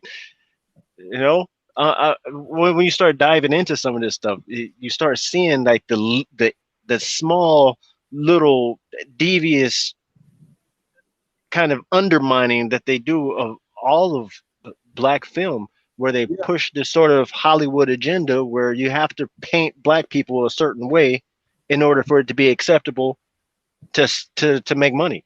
I'm like, bruh, come on. I think that personally is why Wakanda Black Panther. No. I know Black Panther. I'm talking about Wakanda itself. Why Wakanda itself gets a bad rap, and that's just an aspect of the movie itself. Just the portrayal of Wakanda in the movie is getting flack from both Africa, different countries in Africa, and African Americans right now, let alone the white people that literally protested the movie theater for having Black Panther in it in the first place. And that was my thing, was that it's funny because Black Panther was created for that sole purpose, to big up black people. Yes, they wanted to make their money off of bigging up black people, but the purpose of it was to big up black people, which was made the same year, 3 months ahead of time of when the Black Panther movement started. Yeah. Funny stuff. It's kind of funny how we kind of snowballed into that one, though. I think we're on like a whole nother topic. All right, everyone. It's been fun. Great meeting you, Chris. Great meeting you, Jen. Courtney, I continue to love you and will support everything I can for you. Thank you, Raymond. And thank you so much for just, as always, adding some Fuel. depth and adding your insight. You know, I've always enjoyed our conversations, and yes, 80% of them have always been surrounded by knowledge. And I really appreciate you. I really appreciate your support. I appreciate that, you know, when you have things, you invite me into them as well. And yeah, you know, I'm always looking to build. So with any type of things that you think that would be, you know, worth getting me. Hey, let me ask you this. Is the October gallery still going on this year? The October gallery has moved out of Center City. It's in like West Oak Lane now. And I don't know exactly what they're doing or what their program schedule is. I haven't been to their location since they moved out of Center City. And you know, that's where I used to live, West Oak Lane. They said that the West Oak Lane Diner is closed. How you gonna have West Oak Lane Diner closed in West Oak Lane? Hey, things aren't the same anymore. When I met you, I used to go get my records from the record store. They don't even have record stores anymore. And then Halal Bilal. Bilal. When my ex-husband went back for his 10-year reunion at UPenn, he said, Courtney, they're all closed. I said, all? Yeah. I thought he was saying one, two. But he said they're all closed. I said, no way. Yeah. Absolutely. So, but thank you again for coming out, for, gracing us with your presence, for, offering and inputting and inspiring like you do. Jen J is giving you some heart. Okay, everybody put up some lights and glowers for Raymond. He is checking out for tonight. Put up y'all glowers, y'all. I'm out of the YouTube, so y'all know I can't put them up, but thank you. Okay. Take care, everybody. Take care. And then there was 3. Guys, I am dropping these. I'm dropping the link if anybody wants to come up. Jen J, I do not know why you aren't in here yet. Hello. I don't think you've ever been on a panel, and y'all know this is what I really like to do. I like to give this opportunity. Take it now. This is already late. It's totally late, and I'm giving y'all 5 more minutes. 4 o'clock. I have to get into my prayer closet.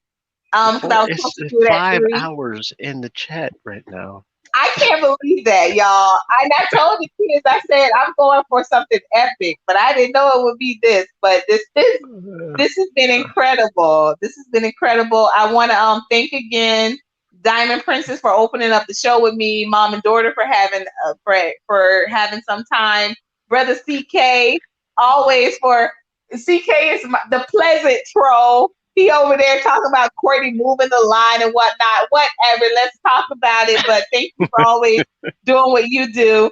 He is coming on the panel. Cool. Thank you, Jen J, for always your support and your intellect. Mr. Anthony Taylor. Sir, let me tell you guys something about Sir Anthony Taylor. I was a member of Saucus Ray's channel for about 2 months solid. 2 months solid. And besides Saucus Ray, I had maybe one other person from Saucus Ray's channel that followed me. One day, Anthony hopped in Saucus Ray's channel, and he's like, "Hey, ladies," and they're like, "Who are you?" It's because it's a female channel, and he's like, "Yeah, I'm just here. I really wanted to support because." Oh, I think it cut out. Yeah, I think she did. Oh man, hell, between me and Brother Chris here, I think we could probably go for another hour or two. Oh yeah, okay, sorry. So yeah, but it's crazy how that works. Because even in the female channels, when a man says something, the females do listen. That's why I tell you it's so important that the males are in such strategic leading roles, because women still, they do very much listen. So welcome to the panel. Welcome to the panel, brother CK. Hey, just wanted to finally come up here and say congratulations on the 1,000. Thank you. We did it. Yeah, this was an interesting show. You need to have this like all the time. Well, Yeah, I think every day. Oh my god. no. I think every time. with what Chris and I are doing, on Saturdays, that will definitely that will be a better space for it. But even he was saying today, he was like, Courtney, like we were almost in there 2 hours and I didn't even get to my talking points. I said, I'm telling you, bro, that's gonna be the way it is every Saturday. So just you're gonna have to throw them talking points away, because the chats were moving. Everybody was moving every day. It was amazing. It was amazing. And the movement was so fast in that room this morning. The energy was great. But yeah, tonight, I wish he would have been able to join in tonight. He would have loved it. There's always next time. There we go. Uh-oh, we got trouble now. Yes. I can't see a name right. Wait, what's that mean? Yep. Make sure they're not trying to porn you. Oh boy. What does that mean? Drugs usually. Drugs? Usually they come up with no icon. They're not saying anything. When it comes to time to speak, they'll turn their camera on and it'll be PORN, and then next the whole stream's gone. Hopefully the person Let's hope that doesn't happen. Are you Yeah, they do that. It's crazy. I mean, who is this person? Well, that's me. I think wait, which one? Wait a minute, what? Yeah, the blank that's one me. or the other? Oh, okay. No, okay. the blank one. Oh, the blank okay. one, That was yeah. weird. Okay, I thought you were already up here. I am, but we're all like, who is this person? Oh. We're all like, who is this? And you're not saying anything. It's like we're looking and you're looking with us. We're like, no. We're looking at the blank image. But okay. But on my screen it's showing my image. That's why I'm like wondering why it's not showing me. It probably just needs to load again or something. Yeah, Okay. StreamYard gets raggedy real quick. Oh, that's why Mama Maxine calls it Stress Yard. That was so hilarious. Man. And Jen says she's gonna come up. I'm so excited. Brother Anthony. Hello, Miss Courtney. Oh my gosh, Brother Anthony, do you know how much I appreciated that day that you shouted me out in Saucus Ray's channel? Because those ladies, they did come over. They came over after you said that I sent that you found out about the channel through my stream. So I appreciate it. Thank you. Well, I appreciate your channel. I just want to, say personally that I, congratulate you for reaching 1,000. Thank you so much. Oh my gosh, y'all. I'm telling you guys, I really do. I really enjoy having these dialogues. I really enjoy engaging, sharing and hearing, also being inspired by you as well, because without you all, I don't have content. I don't have that. So thank you so much for being a part of it. Jen J, there's my girl. There she is. Yeah. There she glows. I had to at least log in like the other guy did and just congratulate you on the 1,000 subscribers. I could at least do that. So thank you, Jen J. And your voice is so sweet. Oh, Jen J. I know. Yeah. Jen J, I've always appreciated your intellect when we're on those live streams with Fox Soul, just firing back. Standing 10 toes down, because sometimes it gets sticky over there And the fact that you don't waver, and we can stay committed to wanting to pressing them also to make more quality content and not just be like super fans in there. Because right? That gets to me when people are just in there and they're just so in awe. And we're not discussing anything real. We're not discussing any solutions. So what were some of your takeaways from tonight? Because I know everybody has a lot, but I would love to hear them. Well, I'll just make this quick. I don't want to go too long, but what I took from it was I got to see a variety of the male perspective. I didn't hear the same thing twice, and I really, really appreciated that, because sometimes it sounds so monotone in certain spaces where it's like, okay, we see what this is about. But I like that I didn't know what I was about to hear. I couldn't, I mean that in a good way. When I say I felt like we had people, mature people in the conversation, and they were providing their perspective, which is just as unique as each one of us. So I appreciated that.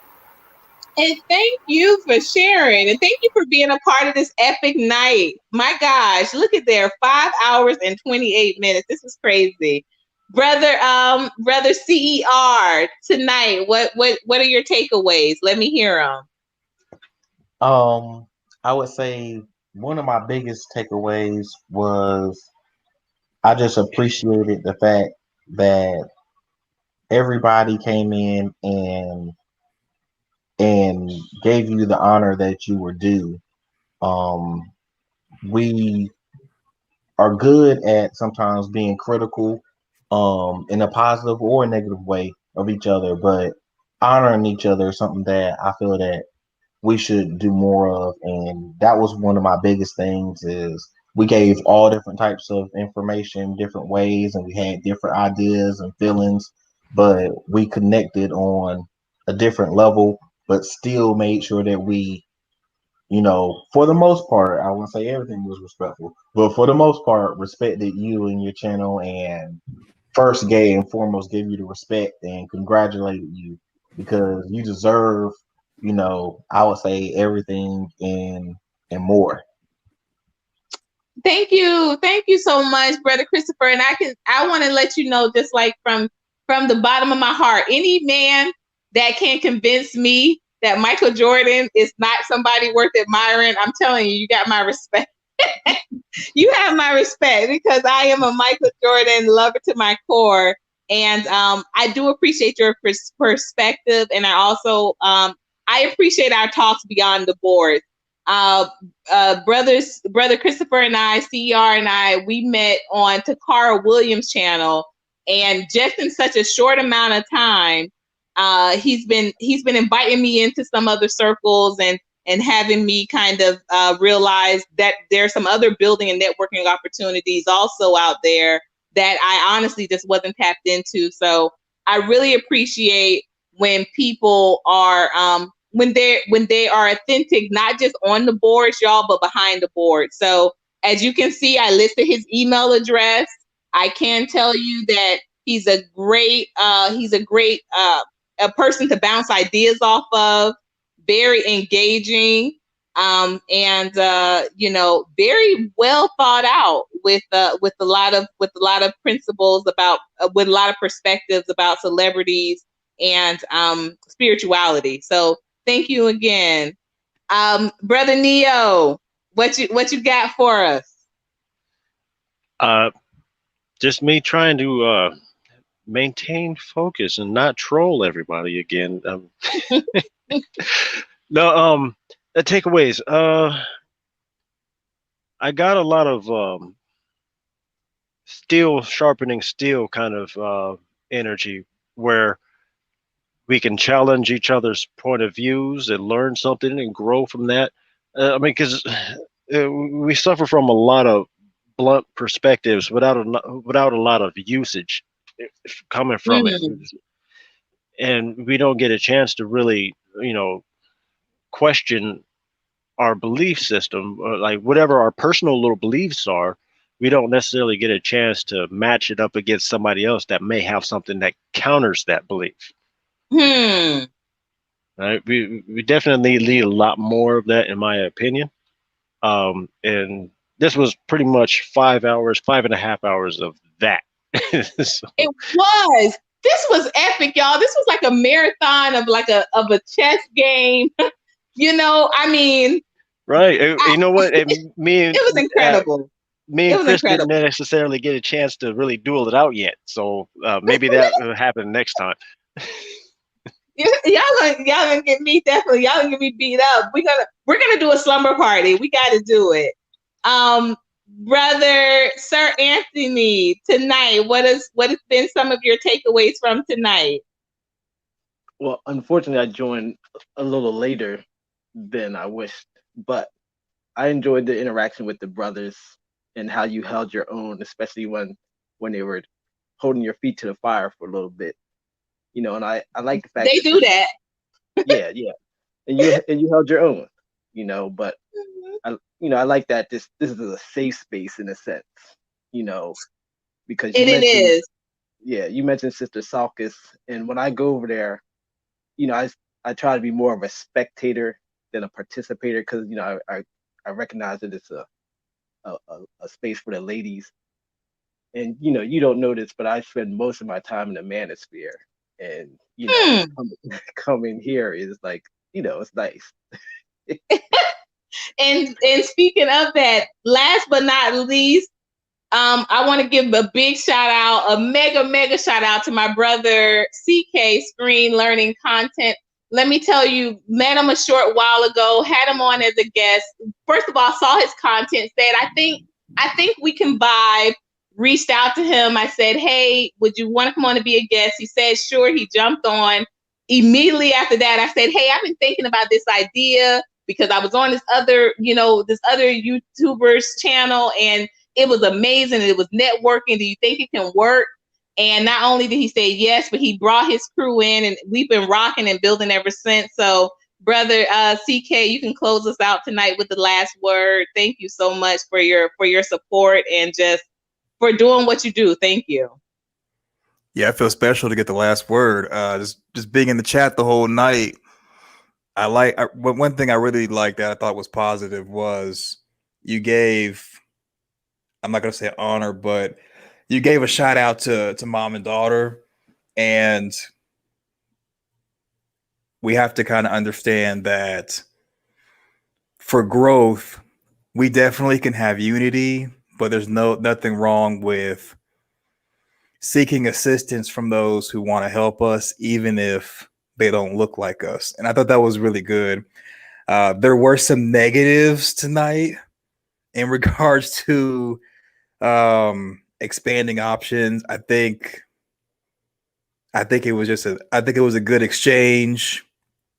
I think that was kind of just confronting a different point of view and just seeing exactly what that was for what it is. And I'm glad everybody was professional and respectful.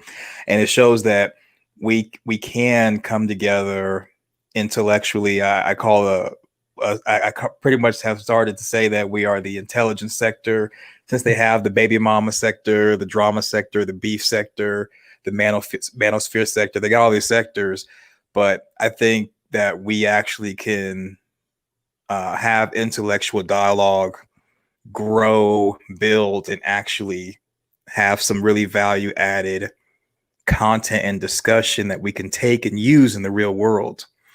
And yeah, I'm glad that the MX Media Group idea that you presented, I kind of had the same idea. I was calling a stream team, but I'm just glad that we both were kind of like on the same wavelength. And I encourage anyone on the panel or in the chat to talk to Courtney to get added to the stream team / MX Media Group, because she made it to 1,000 by having options there.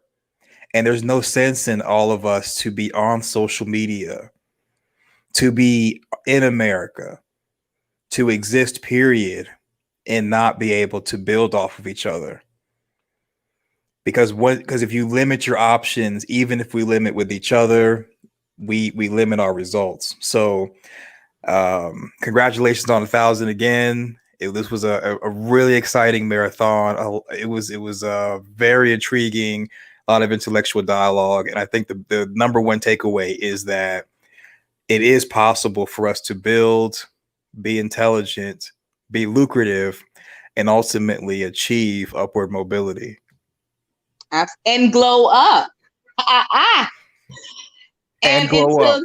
Yes. So until next time, y'all know what to do. Everybody all together, glow up. Good night, y'all, or good morning. Good morning, Miss Courtney. Take care now.